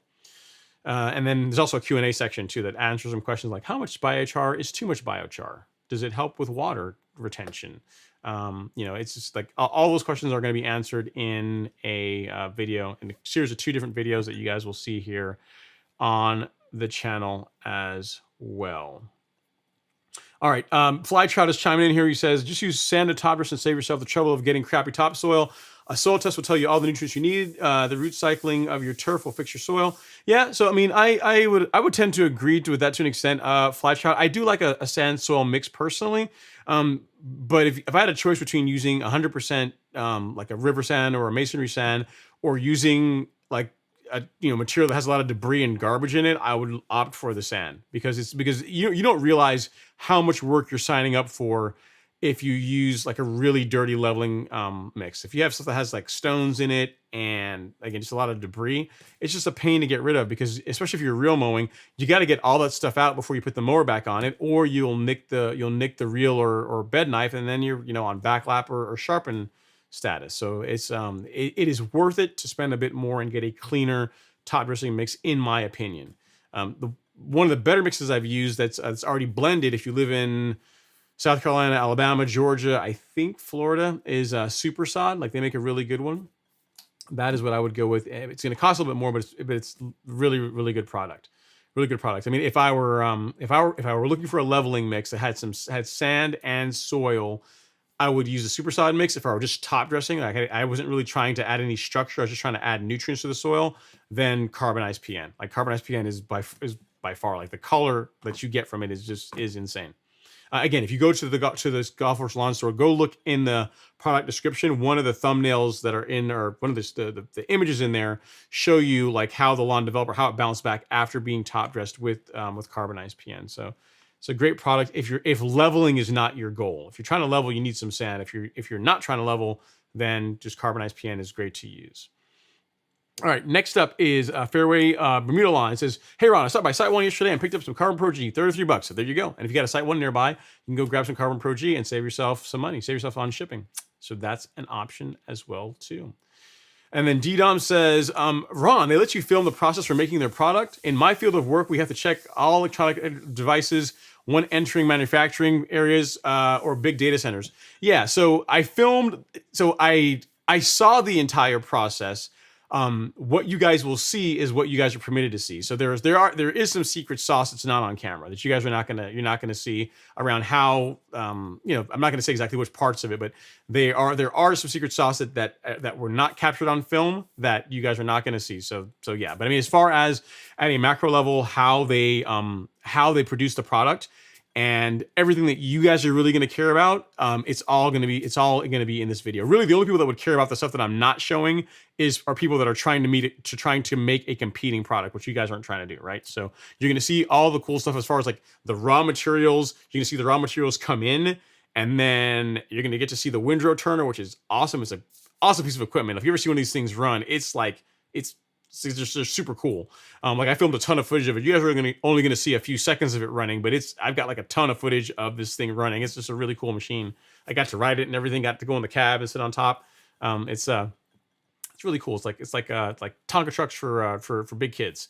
But yeah, they have tons of cool machinery that you guys are gonna get to check out, and yeah. So yeah, the parts of it that are not proprietary, and that like, there's a lot of things they don't say exactly how many times they turn stuff, and the soil temperatures the temperatures they keep the compost at the compost at to try and ensure that the biology is where they want it. So there's things like that aren't in the video, but again, doesn't matter for us because we get the end product, right? It's only for people that are trying to create a competing product that would want to know that. So because I like Miramichi Green, we're good folks, we're good friends. There's no reason to disclose that stuff. But yeah, I hear you, D-Dom. For data centers and other protected facilities, like if you go into a skiff, you're not allowed to take no mobile device, no cell phones, nothing nothing that's transmitting, nothing that transmits. So I hear you. I'm not sure what like you said, big data centers, but for my mind, a skiff is what comes to mind as like a place where you're not allowed to take electronic equipment. All right, and next up is R. Reed. He says, hey Ron, how's it going? Going well, can't complain. Had a great live stream there, the first half with Lee from Real Rollers, and now you guys are stuck with me for the next however long it takes me to get to these few questions we got left. But I'm doing well, sir. He says, I'm ready to push the button on a real mower, but I am a little nervous because my lawn is hilly And I'm not sure if I would get a good result. I have pics of my lawn if needed. Yeah, so Reed, send me a picture, man, if you don't mind. So my email, if I could find it, is right here. It's ron@golfcourselawn.com. Send me an email with a picture of your lawn.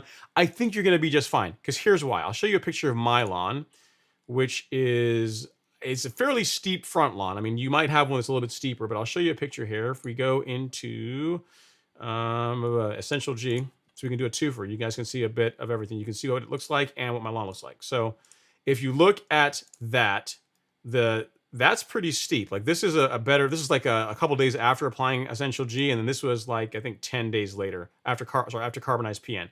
So if you look at that slope, if you look at the street, you look at the line of the garage, it gives you an idea of what level hang on, my face is in the way. You can't see it. You get an idea of what level is by looking at right here, like where my mouse is. And then you get an idea of what that slope is. So it's a decent slope. That's a pretty decent slope. And I don't have any problems mowing that with a real mower. I didn't have issues with mowing it with a TruCut. TruCut does great on it. And my greens mower also does great on it. If you want to see, if you're bored, you just want to see a real mower on a slope, Reed, I have a video that is literally not me, jibber jabbering, just me just talking, or just not talking, just me just showing my real mower on a slope and the results that you can get with that. So if you're interested, at R Reed, yep, that's you, and then mowing a slope with real mower. Check out this video. That will show you what how a real mower does on a slope. In most cases, it's just fine. If you top dress it, even better, but that's not strictly necessary unless you're really going low on your height of cut. If you're mowing it at 3/4 of an inch or so, you're going to be just fine. So yeah, I wouldn't, unless your slope is a lot worse than what I showed you there, you're going to be just fine when it comes to real mowing a slope. No issues at all. So hope that helps. If you have any other questions, let me know in the comments or send me an email. We got a super chat I got to run down here and come grab. I already got Johnny Bizzles, and then we got one here from Ira Franklin, and says, Super chat received. hey Ron, newbie here. Welcome. Ira says, I just received my Essential G. Do I need to cut the lawn before I put it down? No, you don't need to cut the lawn before you put it down.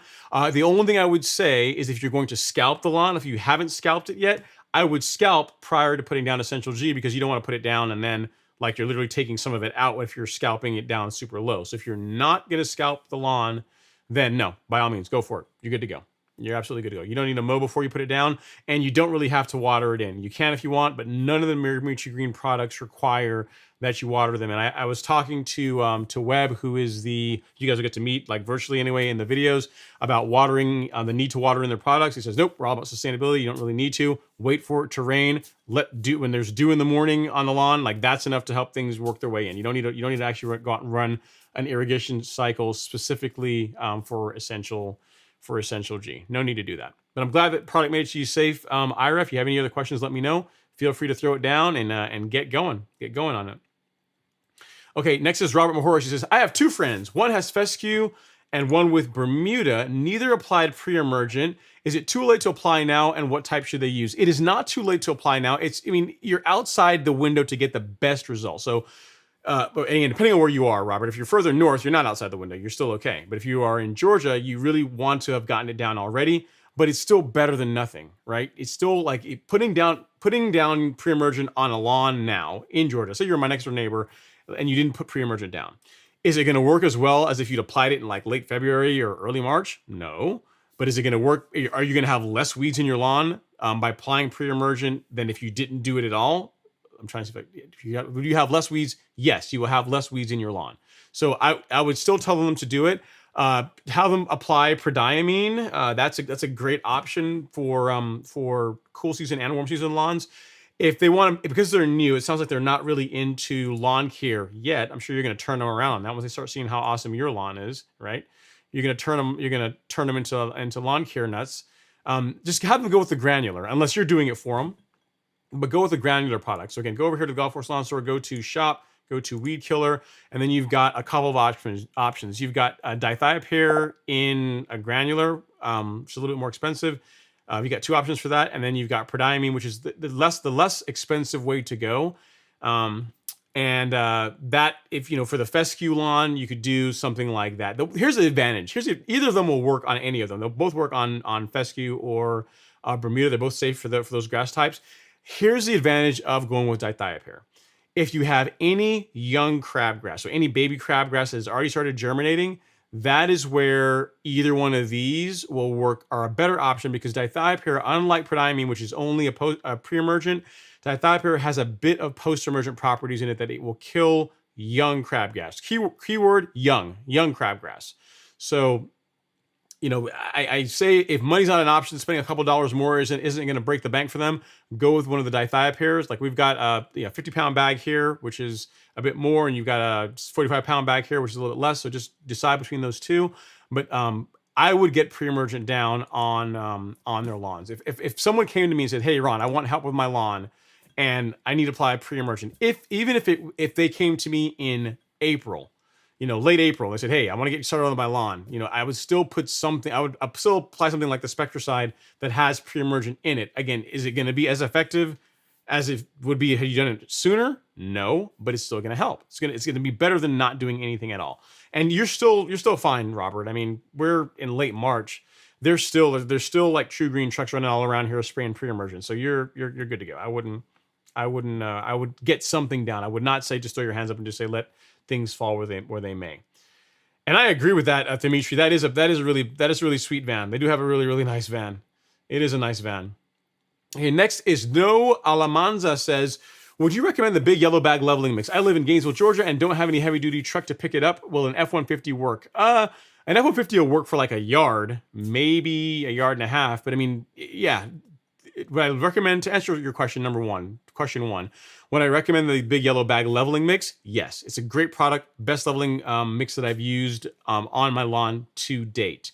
And if you're gonna get it, I'll send you a link here if you feel like supporting the channel. It won't cost you any more, but you can grab that. I would highly recommend it because the price that they offer is it delivered to your door. It's very clean. It's got they use USGA sand, so good quartz sand.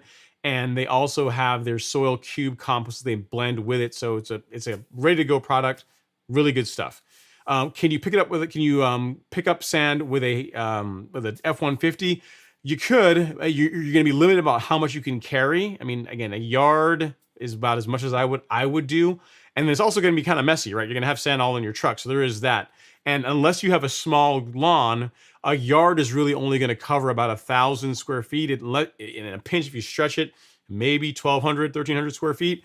So you're really better off just getting either some other service to deliver you a soil mix. But if it were me, I would go with the soil cube mix because it's really awesome stuff. The only negative to it, it's a bit more expensive. That's the only downside. But I am of the opinion that if the only reason you complain about a product is because of the cost of it, then while that still stinks, it doesn't speak poorly of the product. Meaning the product still does what it does. You just may not necessarily agree on the price of it. And you are paying a premium for the soil cube mix, but it's the best I've ever used in my lawn. Like I don't know if I still have that the pebbles from my lawn. Do I have that? Oh, I do. Yep, I'll show you. So hang on. First, let me get you a link. I'm probably messing things up here. So at No Alamanza. So this is top dressing mix link. So there you go. That's the soil cube. And then, so here's the thing. In the back lawn, I have now around like 8,000 to 9,000 square feet, thereabouts, right? So I top dress 8,000 square feet with it was 6 or 7. I forget how many bags it was. It's a bunch of bags, seven bags or so of their leveling mix. And when I did that, after I went through, I top dressed the entire lawn, and then I used my leveling rake to obviously to work it in. And normally when you top dress, there's going to be some small debris. You get some sticks, some twigs, or whatever. This is what came out of the soil cube leveling mix. That's it. So I have a dime there, so you can see how small the stones are. Like literally out of 9,000 square feet, that is what came out of over 7-8 yards of material over my entire back lawn. So I don't, if that doesn't tell you like how good this stuff is, like how much work they put into screening it and making sure you're not getting garbage, like what you're paying for is like sand and leveling mix. Like that's the best I can do. So I literally shot that video just to be able to have that to show you guys how clean it is. So Great product. I would go for it. And then as far as your question about where to pick it up, I got that in the chat for you.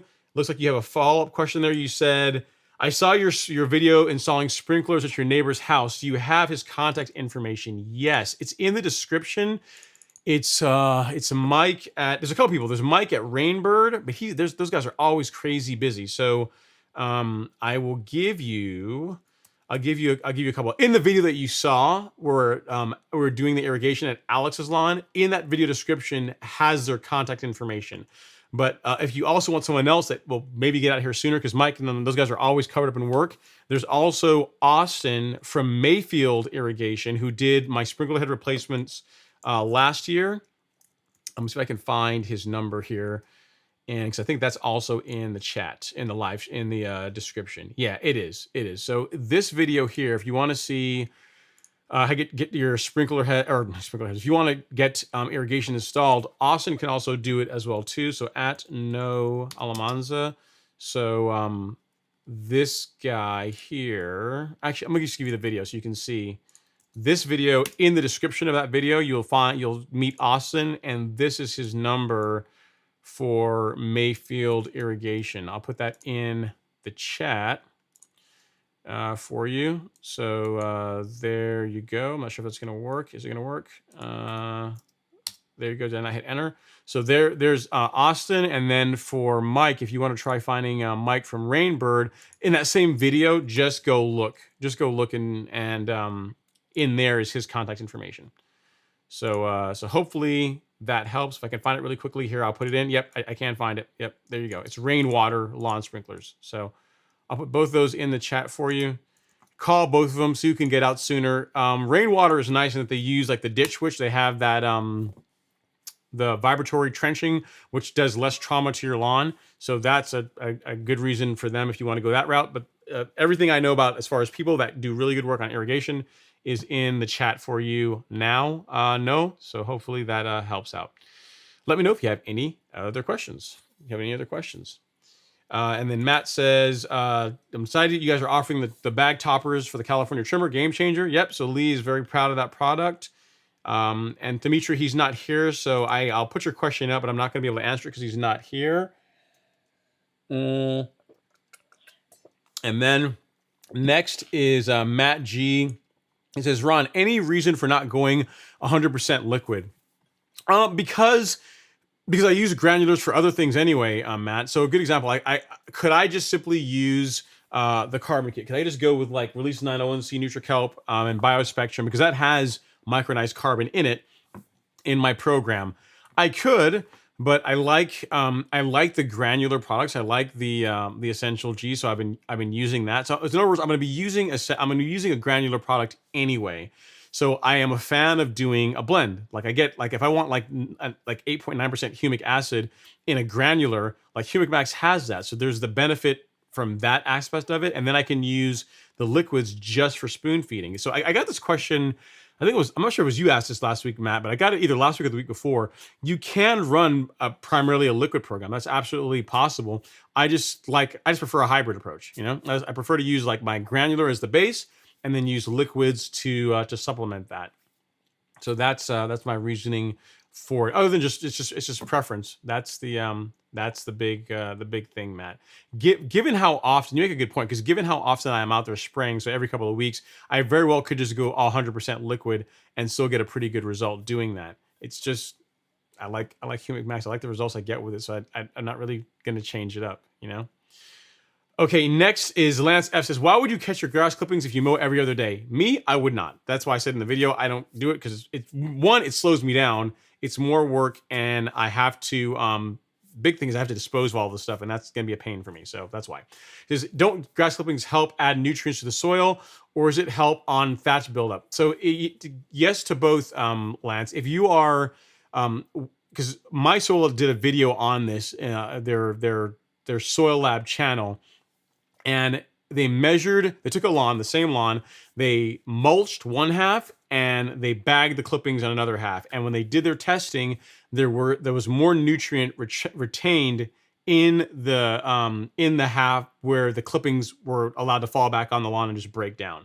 So if you're out there mowing regularly, like how I am, you're out there, every other day mowing the lawn. What I'm taking off is really a tiny amount. Like if I were to bag the clippings or use a catcher to catch the clippings, it's almost like a powder, especially with the greens mower, because that 11 blade reel. I mean, it's 11 or 10 blade, 11 blade reel. It really dices the grass as it gets into that catcher. So it's almost like a powder that's coming off the lawn. And in my case, it just breaks down really quickly. There's no reason to do that. But if you are a person that catches your clippings and you have a TruCut, a McLane, or a California Trimmer, then the grass catcher makes a ton of sense. It's a ton of sense. And then Matt says, yeah, it's really just preference. And my lawn is on a slope, and I typically see clippings, and I like to favor one side when mowing. I just don't like the grass line that it creates. So there you go. That's a good reason to do it. It's a good reason to do it. Mower has a question about Alex reel mowers. He's not here to be able to answer that, but it looks like he's still here in the chat. And he says, clippings do help the turf.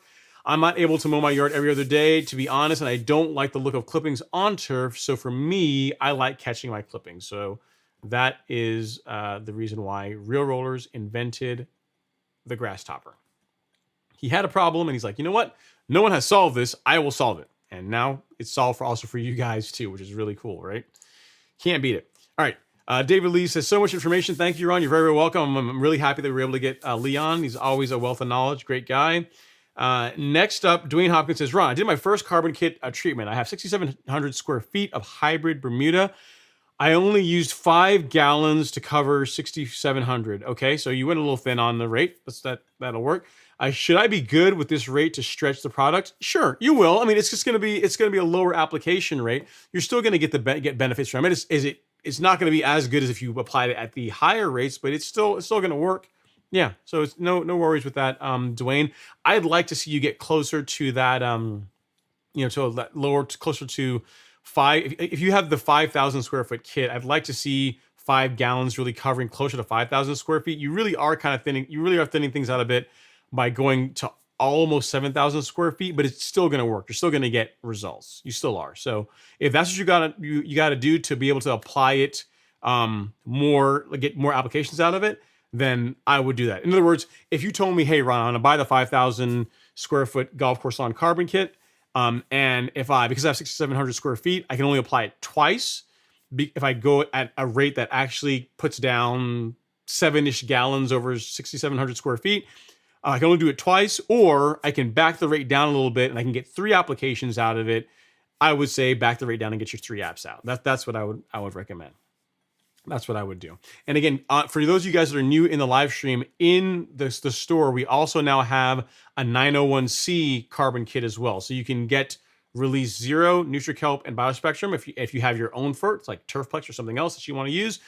Or if you say, hey, I just want to reduce the amount of products I have to buy, and I just want to have like my fert and biostimulant all in one, then there's also now an option for the 901C carbon kit, which is essentially Release Zero with fertilizer added. It's only a couple dollars more, and you save the headache of having to buy another product and mix it and that kind of thing. So your call. I got enough questions about it. Got people asking about like swapping things and say, hey, can I get to a special order with just 901C in it? And I'm like, too much trouble. Several people have asked, so now it's done. It's a problem. It's solved. You guys can find it yourself. It's now on the store. It's going to be one of the toggles there for both 5,000 square feet and 10,000 square feet. So good to go. You are very, very welcome. Your Nightmare. Thanks for the questions. I really like the questions that you asked. So if we can help with anything else, let me know. Dimitri Lee is not here, but I put the question up while I look for the next one around that's not like directly directed at him. And next we see No Name says, I just cut down a tree in the middle of my yard. Any tips for encouraging the Bermuda to fill in those spots that were previously too shaded? Just time. So now that there's no sun, there's no shade, the Bermuda is going to hulk out and begin filling in those areas. So some things you can do, No Name, is if it's the area where the tree was, I'm sure you got rid of it the right way. You got rid of the tree, you got rid of the stump, like you really cleaned it up properly. Get yourself a bag or 2 of carbonized PN and apply that to the area. Like do that.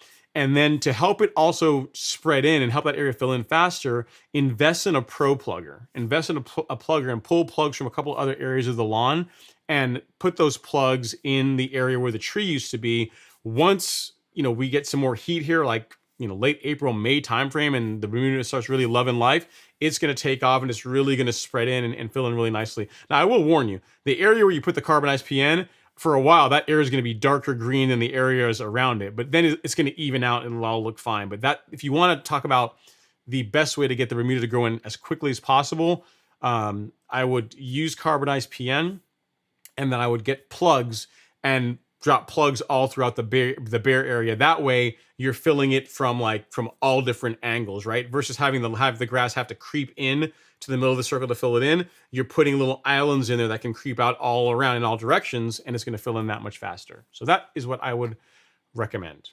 Hopefully that helps. Great question.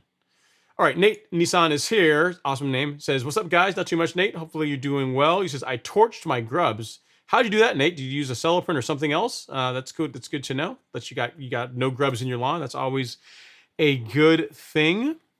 Next up is Donnell Burrell. He says, hey, Ron, Golf Academy in the house. I am trying to get a jump on fungus, insect, grub issues. What's the name of the product, the all-in-one to cover it all? Yeah, so what you're referring to is Caravan, Donnell. Let me show you here. So we'll go back to the Golf Course Lawn Store. Go to just the homepage because it's actually on the homepage for you guys. I made it easy as possible. Just scroll down to the insecticide and fungicide aisle. And what you're referring to is this. This is, if I get my face out of the way, like up here, like that. What you're referring to is this is Caravan. Caravan G, this is your combination insecticide and fungicide. The time to apply that would be, unless if you got existing fungus issues that you've dealt with in the past and you want to prevent them from being a problem again. In other words, unless there's a reason for you to apply it early, you really want to hold off until like May to apply Caravan G. This is your combination insecticide, fungicide.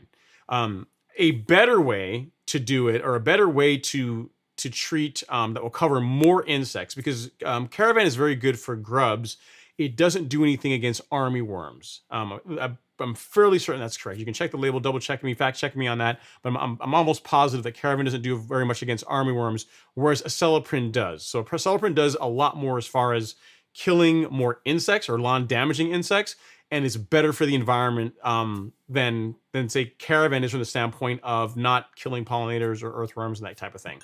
And then Headway, so if you did that route, right, say you didn't do the all-in-one, you didn't do Caravan, then you would end up having to do Acelepryn and Headway, and you could do Acelepryn like this week if you wanted to, or next week. March is when the time, or late March, early April is when the window opens for using Acelepryn, and then your fungicide app you could do in May. So you could hold off on your fungicide application until the May timeframe. So you see, so you're able to break them up and apply the products at the time when it's best for them to work. So Acelepryn you can do earlier in the season as an insecticide, and then the window for using fungicide as a preventative really is more May, June timeframe. So that's why I say if you're going to use Caravan, wait till like May, because then you're going to get both of them. You get the best of both worlds. Not necessarily the best of both worlds, but you're gonna be making best use of both of the ingredients in the product. So hope that helps. And again, both those are in stock and shipping now at the Golf Course Lawn Store. Decide which way you want to go. Either one will work well. I am a fan of the Headway Acelepryn combination myself. Zach Hall here says, Ron, what's up, my man? Not too much, man. Not too much. We had Lee in the house and he was hanging out. It was really good. Had a great grand old time. And yeah, I'm glad he's able to do that. So you guys will be able to see or hear from him, and then also see the really cool thumbnail with the A-Team van on it, right? Or the Real Rollers van on it. Eric Draper is here. He says, Ron, love the stream. Every time I hear you talk about Bermuda and Zoysia's strengths and weaknesses, I find myself nodding my head through experience. Very accurate responses and guidance. I really appreciate that, Eric, for a person that literally answers questions about real mowing and Zoysia grass and Bermuda grass for a living. Like that's what you do all day, every day. It means a lot hearing that. So I'm glad to hear that I'm on the right track. I appreciate it. Lance says to remove moles or gophers from your lawn, hire Carl Sparkler from Caddyshack. You can have some explosives going off. He's going to do a whole lot of stuff to your lawn then, right? Whole lot of stuff to your lawn. Next year, Mike CS says, Real Rollers stated they're working on their own mower last year, I believe. Do you know anything about that? If I did know about it, I couldn't say because Lee didn't say anything about it, right? So even if I did know, I couldn't say it. So I will not confirm or deny that they are doing any kind of, any mower of their own. But I will tell you this: as soon as it's ready, they will let everybody else know about it. Because if I said, yeah, they're working on a mower of their own, then the next question is what kind? Is it going to be a drum roller? Is it going to be, what's it going to be based on? Is it going to be based on a TruCut or based on something else? Or is it going to have interchangeable cartridge systems? All the questions that they're not going to answer at this time if they're working on a mower. I'm not saying they are, but if they were. So it's when it gets close, then when it gets close, if they were doing one, then you'll know. Just keep checking realrollers.com or check their Instagram. And that's the best way to know about what they are working on. Yeah, Brew Crew says if he's in Texas, we have a lot of limestone, which makes the calcium high. Yeah, and that is something that I see a lot in the soil test results from Texas. They tend to have elevated calcium levels, but again, it hasn't materially affected how the grass looks. Not in the lawns that I've looked at. So I wouldn't worry about it. Wouldn't worry about it. Looking for the next few questions here. McNasty Motorsports, which again is awesome name for an avatar. He says, put Essential G down on my lawn overnight. It turned my Bermuda into nothing but clover and moss. Never say never. Just kidding. Good shows. Always. I'm like, what? It did what? How? That's a first. But I appreciate you, McNasty. Thanks for giving me a hard time. I'm glad that you got some Essential G and you put it on your lawn and that it did not turn your lawn into clover and moss overnight. Hey. Always a comedian in the crowd. Always a comedian. All right, next up, this is a fun question here. Lavendi says, if you could only afford to do one do-it-all liquid product for the lawn, what would it be? One liquid do-it-all product for the lawn, what would it be? The problem is there's not one it doesn't do it all. There's not one that does it all, unfortunately. If I could pick one do it all. It's so I can't do NutriCalc. It would probably be 901C because I get a lot of the biostimulants that are in it. So I get like a full biostimulant package in that, and I get fertilizer. And I was leaning towards like NutriCalc, but it's only like 1% nitrogen in this, right? So there's not a lot of it to really do a whole lot. So if you're gonna twist my arm, I can only have one, probably 901C. That's likely gonna be it. If I can have two, it'd be 901C and Nutrizolve. If I could have three, that's hard. If I could have three, it would be 901C, NutriCalc, and Nutrizolve. If I could have four, then I would not do 901C. I would do Turfplex. I would do Release Zero, which is again is like 901C without fertilizer, and NutriCalc and Nutrizolve. So there you go. So if I could only have one, 901C. If I could have two, 901C and Nutrizolve. If I could have three, what did I say? 901C, NutriCalc, and Nutrizolve, and then if I can have four, so if I live my best life and really trying to ball out, I would go away from release 901C, go Turfplex, and then Release Zero, and then NutriCalc and Biospectrum. The only caveat to that would be if I my soil needed phosphorus. If I need phosphorus, then Turfplex is a great option, or I don't have elevated phosphorus levels, Turfplex is a great option. I believe they also make an option that there's a no phosphorus version of Turfplex, but it's not widely being distributed at this time. Maybe something we can begin carrying at some point. But yeah, so it would go down to getting a fertilizer and a biostimulant in one and 901C. So hope that helps, Lavendi. It's a good question. Not been asked that one before. I hate being like painted into a corner where I only get one. But if you only give me one, 901C is gonna get the nod. They're all like lining up there saying, "Put me in, coach." I'll be like, let's do it. Your job. All right. Next up is Dwayne Hopkins. He says, "Hey Ron, have you ever tried the yellow label Spectricide? I think it may be a better option for those that are not battling crabgrass. The bottle content seems to be stronger for broadleaf. What say you? The yellow label Spectricide, you say? Let us see. What is actually in the yellow label Spectricide? I think that's that the weak one. That's our one that's not. What is this one for? What is this one for? I'm not sure what exactly it's designed to control. This is I don't think this is a St. Augustine one. I forget which one this one is for use. Let's see. Directions to use. Where to use. This is for Kentucky bluegrass, perennial ryegrass, for the fescues, Bermuda, zoysia, St. Augustine grass. So yeah, I think this probably doesn't have the dithiopyr, or it doesn't have not dithiopyr, the quinclorac in it. Which I believe the other one does, which is why it's safe for. Yeah, that's the differences, Dwayne. I'm looking at the label. Actually, I should have done that with you guys. I'm sitting here talking, and I could have been showing you guys. Yeah, so the orange label has quinclorac in it, which makes it pretty baller against crabgrass, but is not so good for St. Augustine, which gets mistaken for crabgrass, but is not crabgrass. But a lot of herbicides treat it like crabgrass, but it's not crabgrass.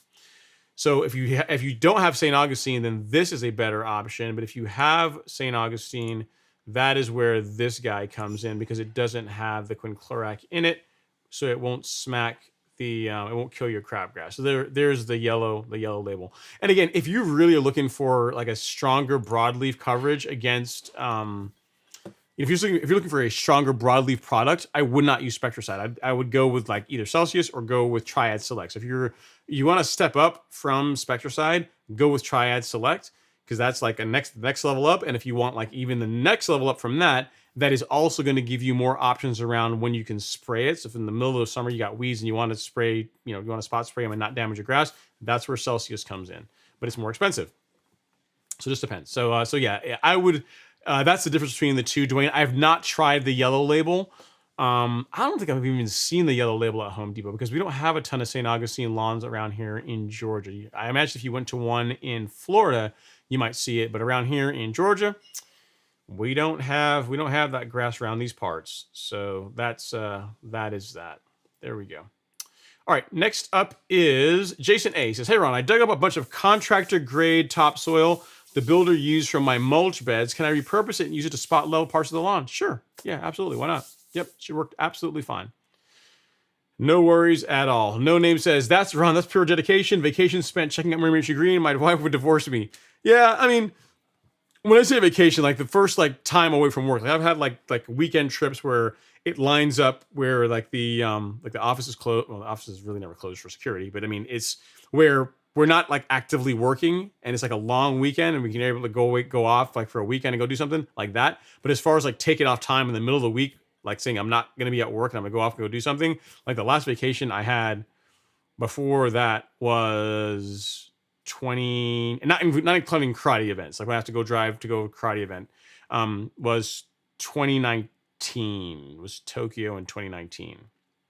That was the last vacation before that. So took off time from work to go do work. So call me crazy, right? But I love what I do. I love, obviously if it's not obvious to you guys, I really enjoy doing this. I enjoy hanging out with you guys. And I like turf grass and I like everything that goes along with it. Plus it's fun.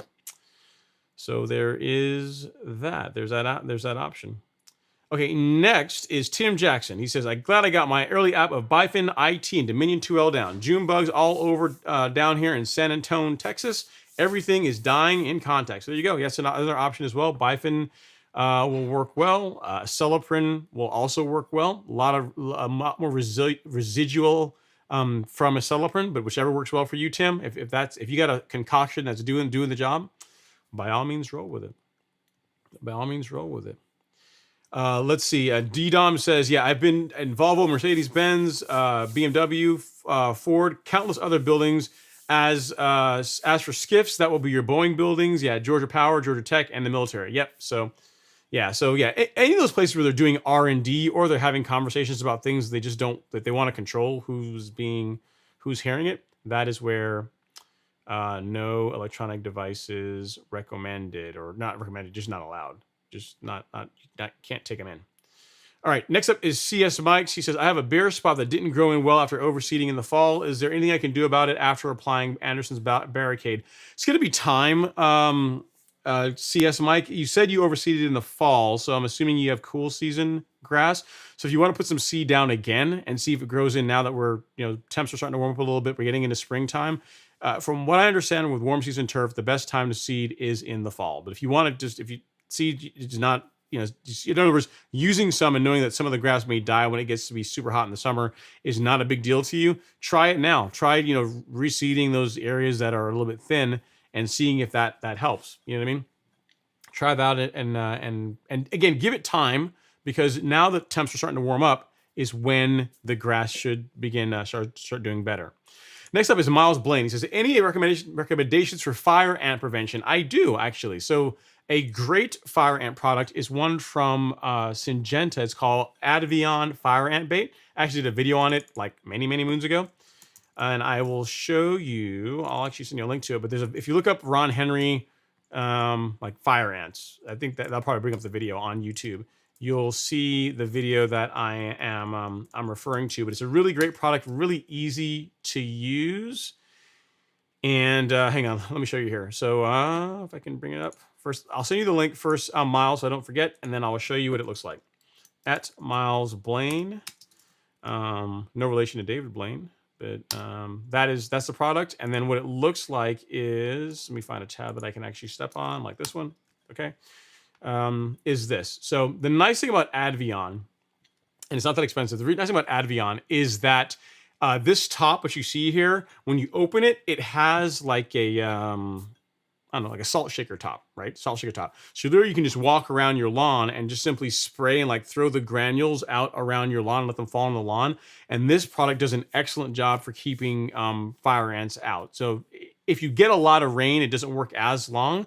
But but as far as like a great product for fire ants, this is the bee's knees. There's also a product from Ortho that works well. I did a video last year, I think last season, on fire ants, on the entire topic of ants, and where I mentioned this video, where I mentioned this product rather, and I will link that for you here in the chat as well, so you can check that out. But the long and short of the answer is, if you don't feel like watching the video, you don't feel like giving me some watch time, is just get Advion.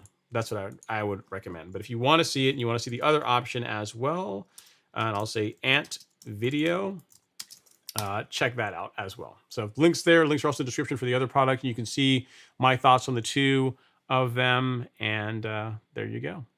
Next up, we have Mr. Brett's Grasscapades in the house. Where he says, evening, gentlemen. What's going on, Brett? Hopefully you're doing well. Hope you're doing well.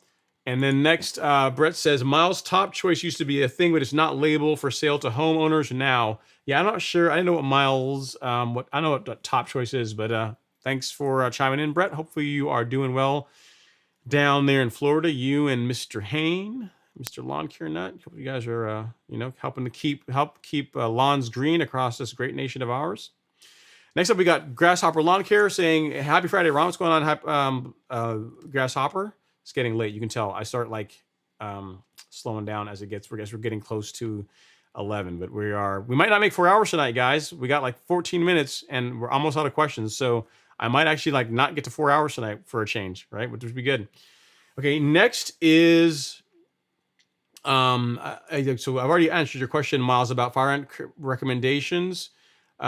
Use the Advion. That will take care of it. That's going to take care of it. The Ortho will work as well too, but the Advion has a bit more residual as far as if they try and move around, it'll keep them away for longer. So that's what I would recommend.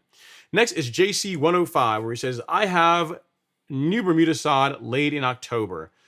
Should I use pre-emergent? I am just north of you in Cornelia, Georgia. It was laid in October. I absolutely would put pre-emergent down. Absolutely, not a doubt in mind. If you have not done it as yet, I would do it. There's a couple of different options. You got prodiamine and dithiopyr. Given that we're a little bit later into the season than the ideal time, which would have been late last month, I would go with dithiopyr. We carry them on the golf course lawn store. Just go here to golfcourselawn.store to the weed color section, and you've got a couple of options for dithiopyr there that you can use. And that is what I would use at this late in the game. JC 105. You absolutely can use it.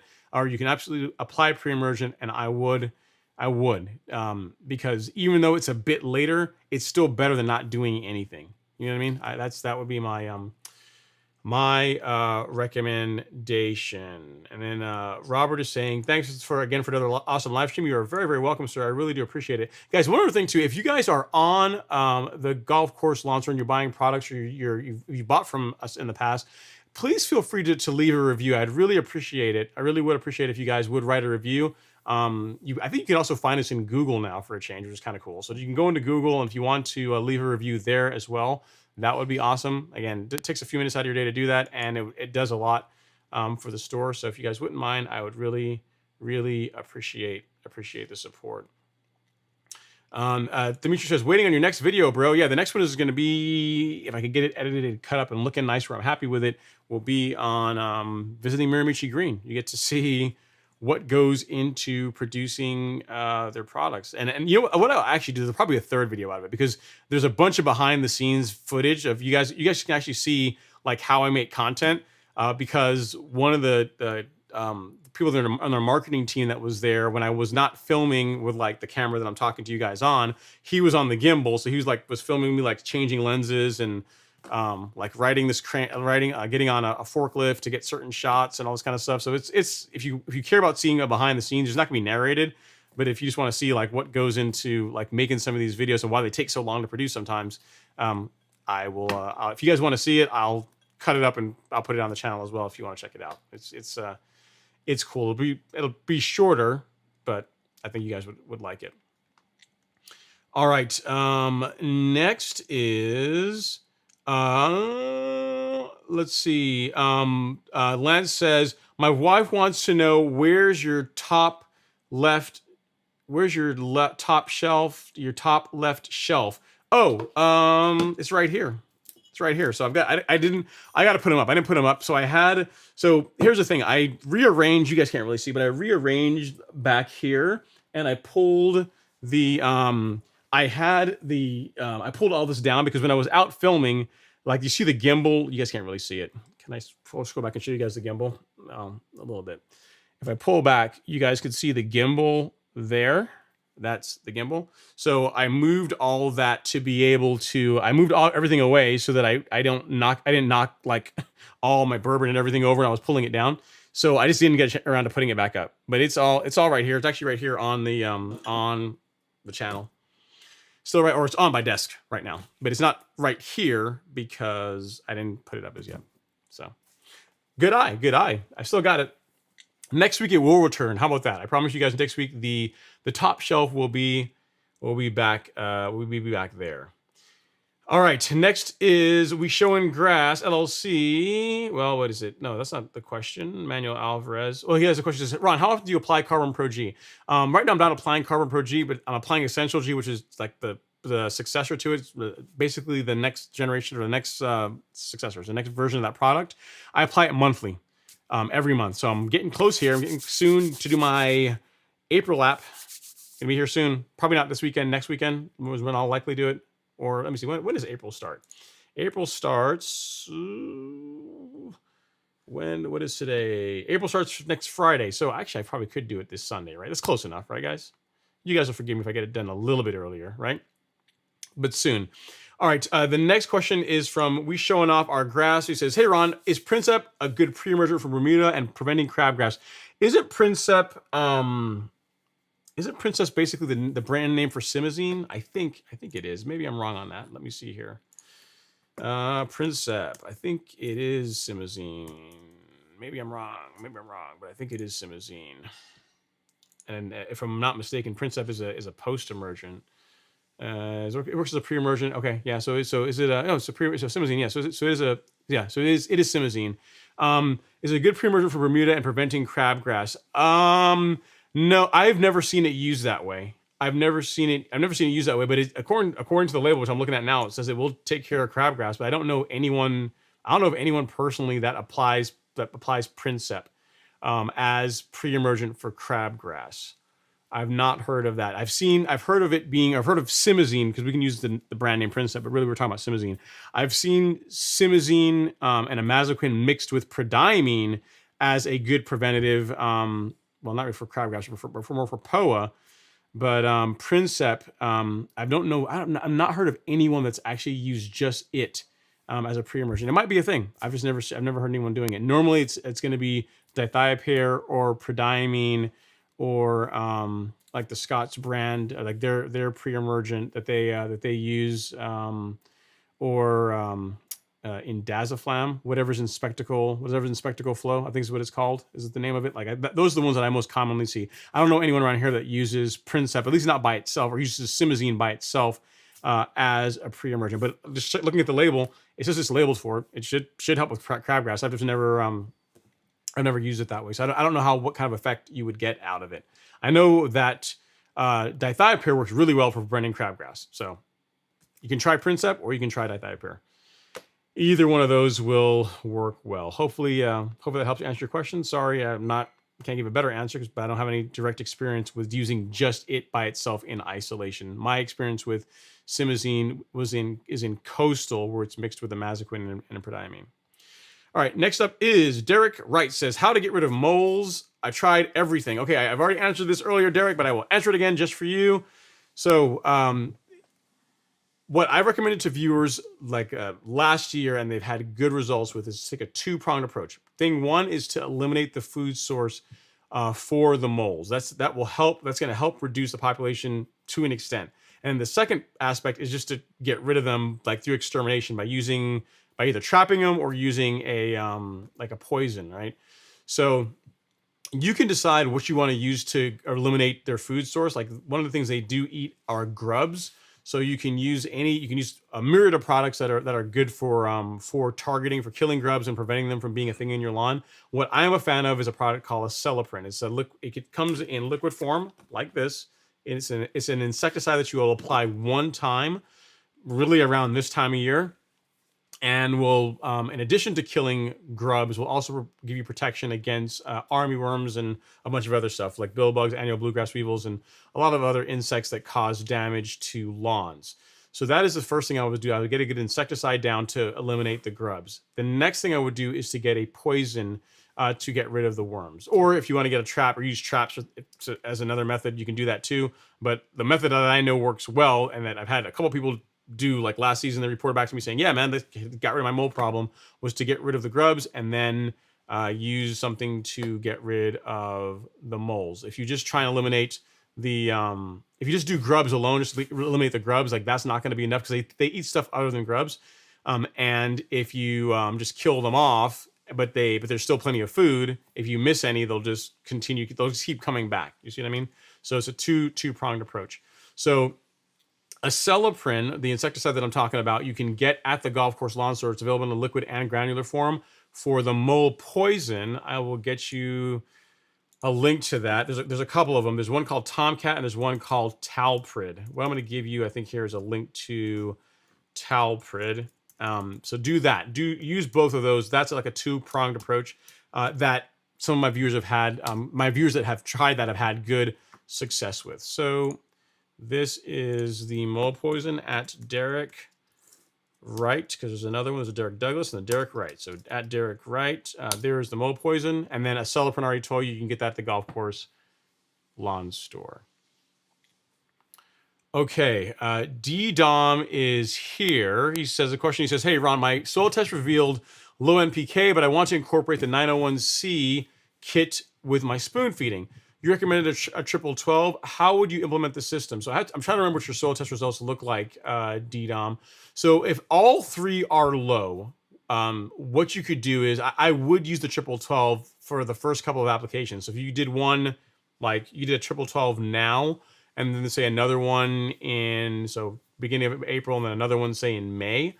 And then if you want to switch to something else, because that should raise your phosphorus levels. It really should. And then also, here's another thing too.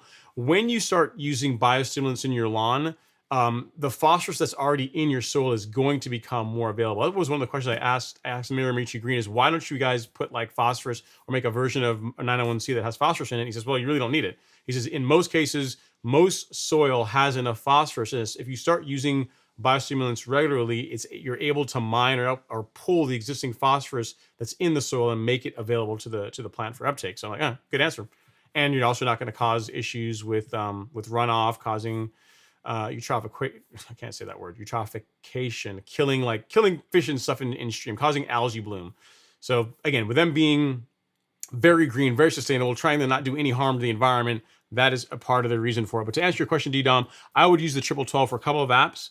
And then if you want to switch to say Humic Max as your granular, and then use something like 901C, that could work as well too. Also, if you want to use Turfplex as your liquid, sorry, Humic Max as your granular, and if you use like Turfplex or 901C as your liquid, that works as well too. So, but yeah, I would give the 12 a couple of applications before going to 901C. So what you could do is, if you've already got your granular, roll with that to start the season out.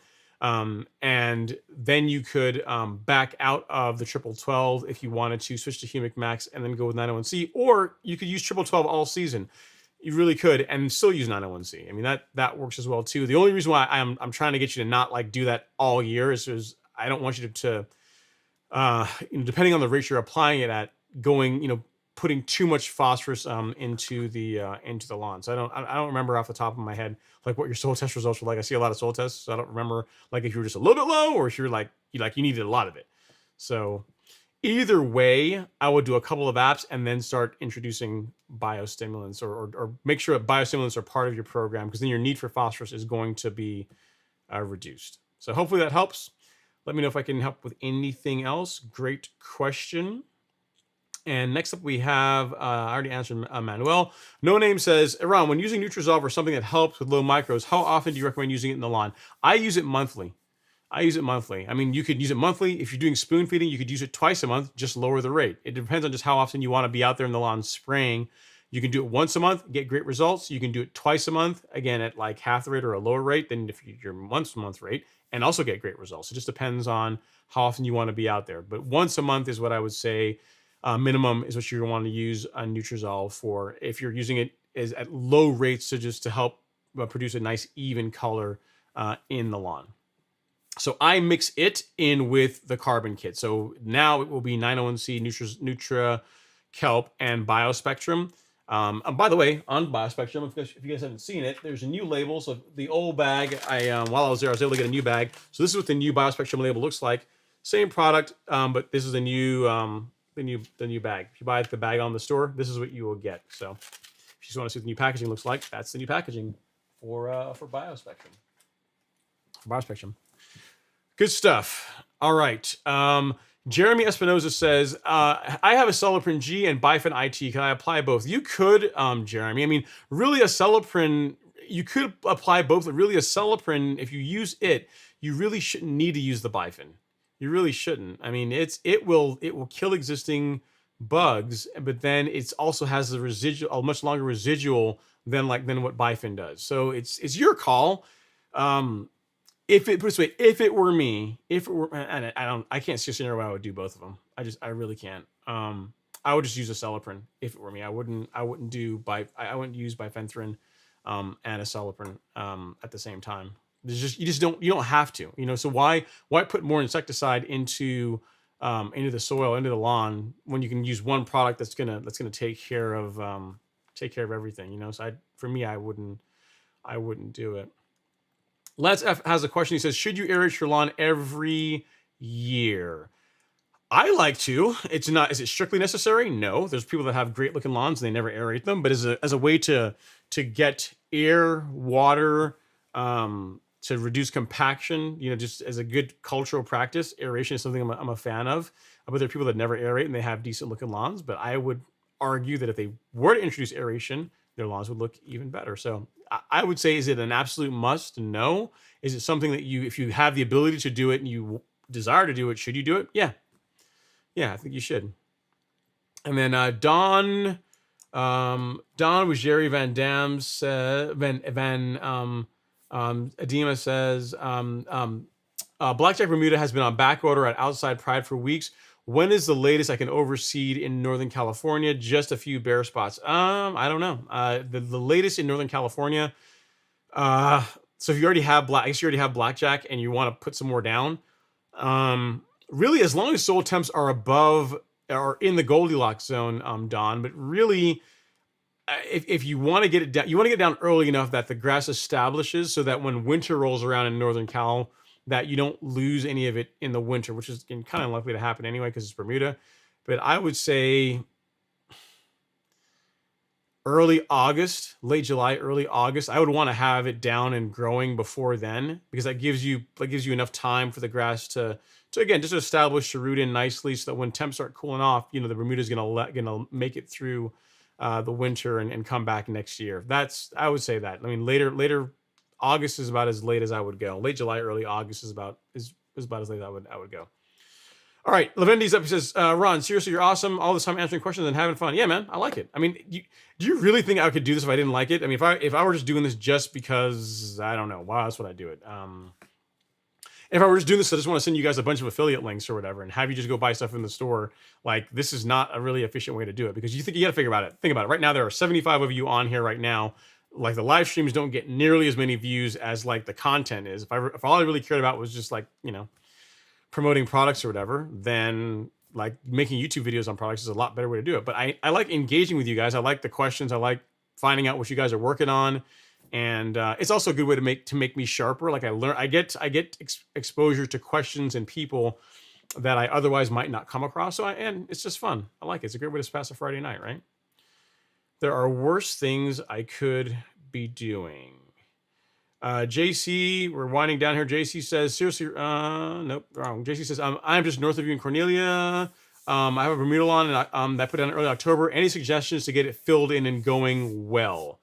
Okay, so yes, JC, I thought you asked another question earlier, but yes, as far as things that I would do if I had a brand spanking new Bermuda lawn, I was trying to get it to grow well, is thing one is get a soil test. Get one of these. The one I recommend is the one from My Soil. If you're brand new starting out, get the one that has the Pro Pack or the Starter Pack that comes with this and this. Comes with the Pro Tool, with the probe. The reason why I lead with this is because that's going to tell you what deficiencies, if any, your soil has and which fertilizer is the correct fit for your particular soil. So we're going to do that. The next thing I would do is I would get on adding biostimulants. I wish I'd learned about Miramichi Green and their products earlier. That's the only regret I really have. I would get out there and start applying. If your budget can permit it, like apply some kind of granular carbon monthly. So Essential G is a great option. Apply that on your lawn monthly. So we will go for a ride. I'll actually show you here. So you would go to the golf course lawn store and you would get your soil test kit. The one that I would recommend if you're starting out is going to be this one, the starter pack, because this comes with the soil test and the probe tool I just showed you. So you want that. And then next is for granular carbon is Essential G. Carbonized PN is great too, but it's really you need to spread that manually. That's like more of a top dressing mix. So I would use Essential G as a granular if that's mainly your thing, and then based on your soil test results, choose a fertilizer based on that and start feeding your lawn. If you're into liquids as well, if you have a backpack sprayer and you feel comfortable applying liquids, then the carbon kit is like literally one of the best deals, one of the best values on the store. Because in here you get 3 different products at a price that you could not buy them separately for. Hence why it's got great value all over the thumbnail, right? All over the product image. That's a good option as well too. So these guys are all about this, and this are about improving soil quality. And why is that important? It's important because it's going to minimize the amount of water you have to put in the lawn. It's going to allow you to get more out of the fertilizers that you apply to the lawn. It's going to increase microbial activity, which is really important because that is what makes fertilizers work, right? You put a granular fertilizer down, it doesn't really do anything until the microbes are able to break it down and make the nitrogen available in a form that the grass can take it up. So these products are all about improving the engine of the soil, right? So I would recommend that. Get a soil test done. Get on the carbon program, Essential G, and the carbon kit, and then choose a fertilizer, your fertilizer of your preference, based on the soil test results. And then mow a lot. Throughout all of this, I'm saying mow your lawn a lot. That's going to help it to really fill in and get nice and thick. Those would be my recommendations. Terry Cunningham says, do you recommend scarifying before fertilizing? I typically don't. The first time I've ever scarified my lawn was like last year when Real Rollers loaned me their Swardman to do it. And it was okay. I like the results of verticutting much more than I do scarifying. Scarifying just really made a big mess. It pulled up all the stolons, all the runners, and Bermuda. Kind of made a big mess of the lawn. So no, I wouldn't. I would do I would either just scalp the lawn and then start your fertilization program, or I would scalp and verticut and start your fertilization program, or I would just start my fertilization program. I would not do scarifying as a part of starting out fertilizing the lawn. It's not strictly necessary. All right, Lance F. Demir's chiming in on Lance F's comment about aerating the lawn. He says, Lance F, it certainly doesn't hurt. I have cool season, and I do it every spring and fall. So there you go. There's a man whose job is to keep turf grass looking good for a living. That's how he makes his living, and he does it twice, spring and fall. So the answer is not just once. He's like, you're only doing it one time? You need to be doing it twice, man. Where's your dedication? So there you go. If you have access to an aerator and can bring one home easily, then yeah. You're not going to hurt anything. Flipping While You Sipping says, how many times should I water? Okay, so watering is a great topic. Flipping While You Sipping. The thing with watering is most grass, Bermuda included, really only needs about an inch of water per week. That's all it needs while it's actively growing to do well. All that water doesn't have to come from your irrigation system. So it can come from rainfall, and it can come from your irrigation system, a combination of that. If you are using products like Hydrotain, which are like moisture managers, moisture magnets, those will help reduce the amount of water that you need to put in the lawn. If you're using products like Essential G, those will also reduce how much water you need to put in the lawn, because they act like water magnets. All those things hold on to water and onto moisture and make it available to the grass. So the short answer is, if you're doing nothing, none of those things, an inch of water is what your lawn needs. I have a video on watering that actually gives you a couple of tools, a couple of websites you can use to find out like how much average rainfall you get in your part of the country. That will help you decide how much water you need to use. If I can find the video, if I can find it, if YouTube Studio will work faster for me. I think I'm almost there. I'm almost there, guys. I promise I'm almost there. Or I could just search, right? That would be faster. Here we go. Found it. All right, so watch this video, Flipping While You Sipping. I talk about moisture managers, how much water to use, what websites are great for figuring out like moisture in your area, average water in your area. Take a look at that, and that will help you up. The short answer is an inch per week. Using products can help lower and reduce your watering requirements. Patrick in Texas says, been listening all night while unboxing my newly arrived products. Great show. Thanks, Ron. So it's like Christmas, right? You're unwrapping out your goodies, getting ready to go, like laying them all out and, sending out good vibes, thinking good thoughts. I appreciate it, Patrick. Let me know if I can help with anything. So I'm glad that everything made it safe and that you are having fun unboxing it. Jim Carson says, I'm late, but I will start from the beginning. I got my first mowing this week. Very nice, Jim. Very, very cool. Archie Amos, evening. Can dethatch liquid and aeration liquid be applied together? Yes. Unless the products say do not mix them or don't, I'm not sure which products you're talking about, Archie. Like a good example, something like any of the Miramichi green products, or the liquids anyway, are technically like liquid dethatchers or liquid aerators. Like they increase microbial activity, which is going to help break down thatch and other material.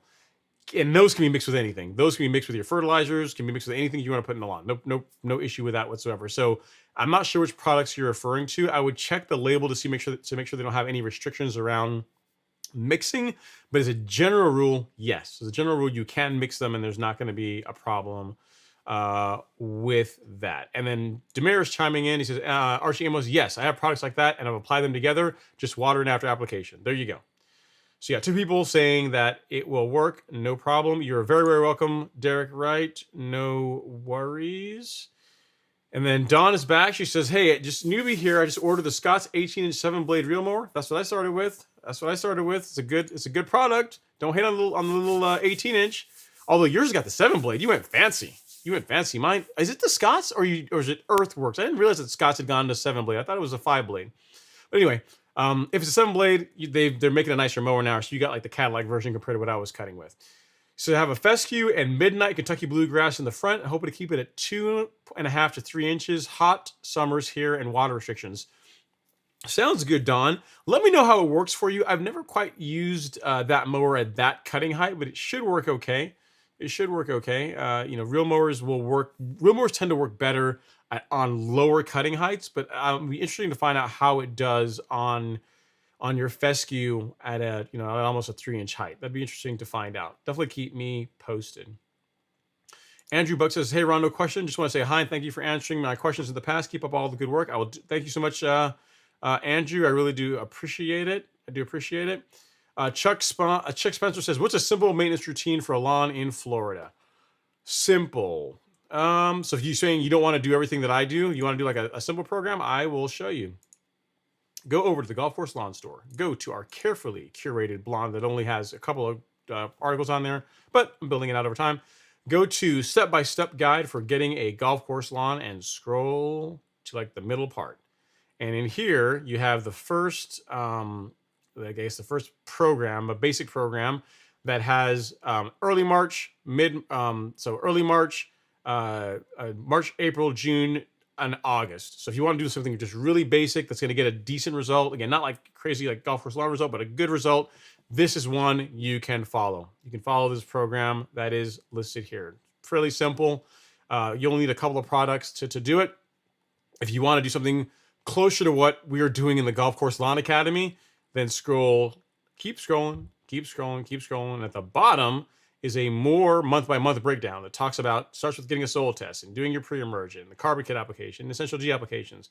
And it breaks down month by month what I would apply as far as rates for liquids and some other tips and tricks. That is in the Golf Course Lawn Academy. That's in the paid course. But if you want to like something that is an easy, hey, I'm going to try this myself and I don't want to join the academy. I just want to, I want a guide, then this is going to help you out. I put it online. So just go to the store. So again, go to Golf Course Lawn Store, go to blog, and then pick this one here, step-by-step guide for getting a golf course lawn. Or you can read our new blog post on feeding your lawn, fertilization, everything you need to know. Take a look at that as well too. But either one of those will work well. But this is the one that has the program, the simple program that you were asking about, Chuck. So if you want something simple, you can go with that. That will help and get the job done.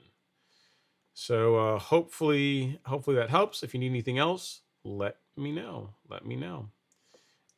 Next are okay. So Don says all the vowels are soft in my name. So instead of I for so Don Wiggery Von. I don't know. I'm butchering it. I'm sorry, Don. I will try harder next time when I'm not like 4 hours in, 15 minutes in. We're almost done though. All right, we showing our grass. LLC says, "What's a good MSMA alternative for Bermuda grass that kills everything that MSMA does?" Not much. There's not a whole lot that does that. I mean, what you'll end up with is a combination of products. We show in grass. I am a fan of Celsius Certainty, the one that I get talk about all the time. I did a video on last summer on the golf course lawn store. That's a good general purpose, like catch most things combination. That's going to take care of your sedges, your spurge, your broadleafs. It's just a good all around. Doesn't have a lot of doesn't have temperature restrictions around when you spray it. That is what I would go with. You have some heavier hitters like Revolver, but that's one. It's a more expensive product, and that's really more for eliminating grassy weeds. So the Revolver's good too. But if you want something that's like not going to break the bank and do a good job on a lawn that is maintained, that's taken care of, a Celsius Certainty combination here is what I would recommend. So go to Shop, Weed Killer, and these two. Celsius and Certainty. And within these videos, if you go in and you take a look, you scroll down, you will see that there is a video in here and both of them that tells you exactly how to mix the two of them, or how I mix the two of them. I'm not saying the only way, but that's a lower rate method of using Celsius and Certainty together that will produce a very good result. So hope that helps. You don't necessarily need to use MSMA. There are other products out there that will work just as well, and that are safer to apply and not gonna, that are safe and also labeled for use on residential lawns. So there is that. Let's see here. Lance F says your super chat is not working. That's not good. Super chat's not working. You guys try to give me a super chat and it's not working. It should work, Lance. That stinks. I'm sorry. That stinks for me. I'm sorry that it's not. But I guess try again.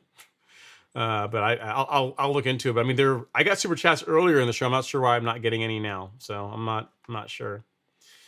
Jeremy says, at what rate do you apply Aceleprint G, and what is the spreader setting for the Earthweight 2050P? I want to say the rate is like 1.8 pounds per thousand is what I think I said in that video. And then the spreader setting is also in that video, which is, I don't know off the top of my head. I think it's like 12 or so. So what you can do, Jeremy, is go here. So go to the golf course lawns, just go here to the main page, and then go down to Aceleprint G, and then in here is a video that will tell you exactly that will explain why it's awesome, but also covers application rates, spreader settings, especially if you have an Earthway, all that's in there. I also have spreader settings here for the Earthway.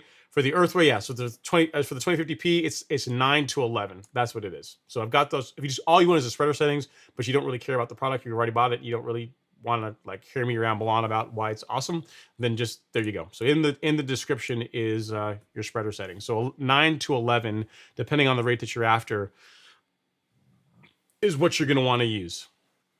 You're going to want, because for the catch-all rate for the 1.8 pounds per thousand rate, was what I'm pretty sure is what I recommend for this.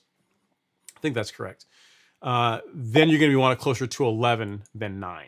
So hopefully that helps. Again, check the product description if you have any other questions.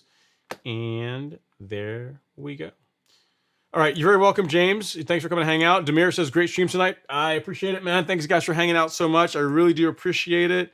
And I think those are all the questions. So, guys, again, Primo Max is finally coming. Or I should say, enough of it is coming to where it doesn't sell out like in 5 hours whenever I put it on the store. So if you guys are interested in getting ahead of the game, getting your PGR, because it seems like PGR is going to be an issue, is going to be the problem child to get here in those little small 4-ounce containers over the season. Go to the Golf Course Lawn Store, go to the main page, and scroll down here and add yourself to the list to get notified when it's available. That way, when it comes in stock, as soon as I add inventory, you guys will get an email and we'll know. Also, if you sign up to our mobile alert, so Swift did also save 5%. You see it down here in the lower right hand corner. It's a one-time thing. Like on one order, you can save 5%. If you sign up to get mobile alerts, that's another way to also be alerted when Primo Max comes back in stock. So be sure to do that. If you guys wouldn't mind, leave a review of products that you bought on the store. Leave a review of the Golf Course Lawn Store on Google if you guys would like, or so, and feel like doing so, feel like supporting me. And I think that is all, guys. I think I've covered everything. I really do appreciate all the love and support. Lee from Rear Rollers, if you are still watching, you're probably not, but if you're still watching this, thanks for all the help. Thanks for coming on. I think it was a great success. Everyone seemed to like it. And I will catch you guys next time. Get out there in the lawn. This is a good weekend to get your Aceleprint down, get your insecticide down, get your soil tests in, and get ready for the season, man. It's go time. It's go time. I will see you guys next time, man. Have an amazing weekend. And Les, I see your super chat. It made it in, so it does work. It's not broken. So I'm gonna put it up here anyway.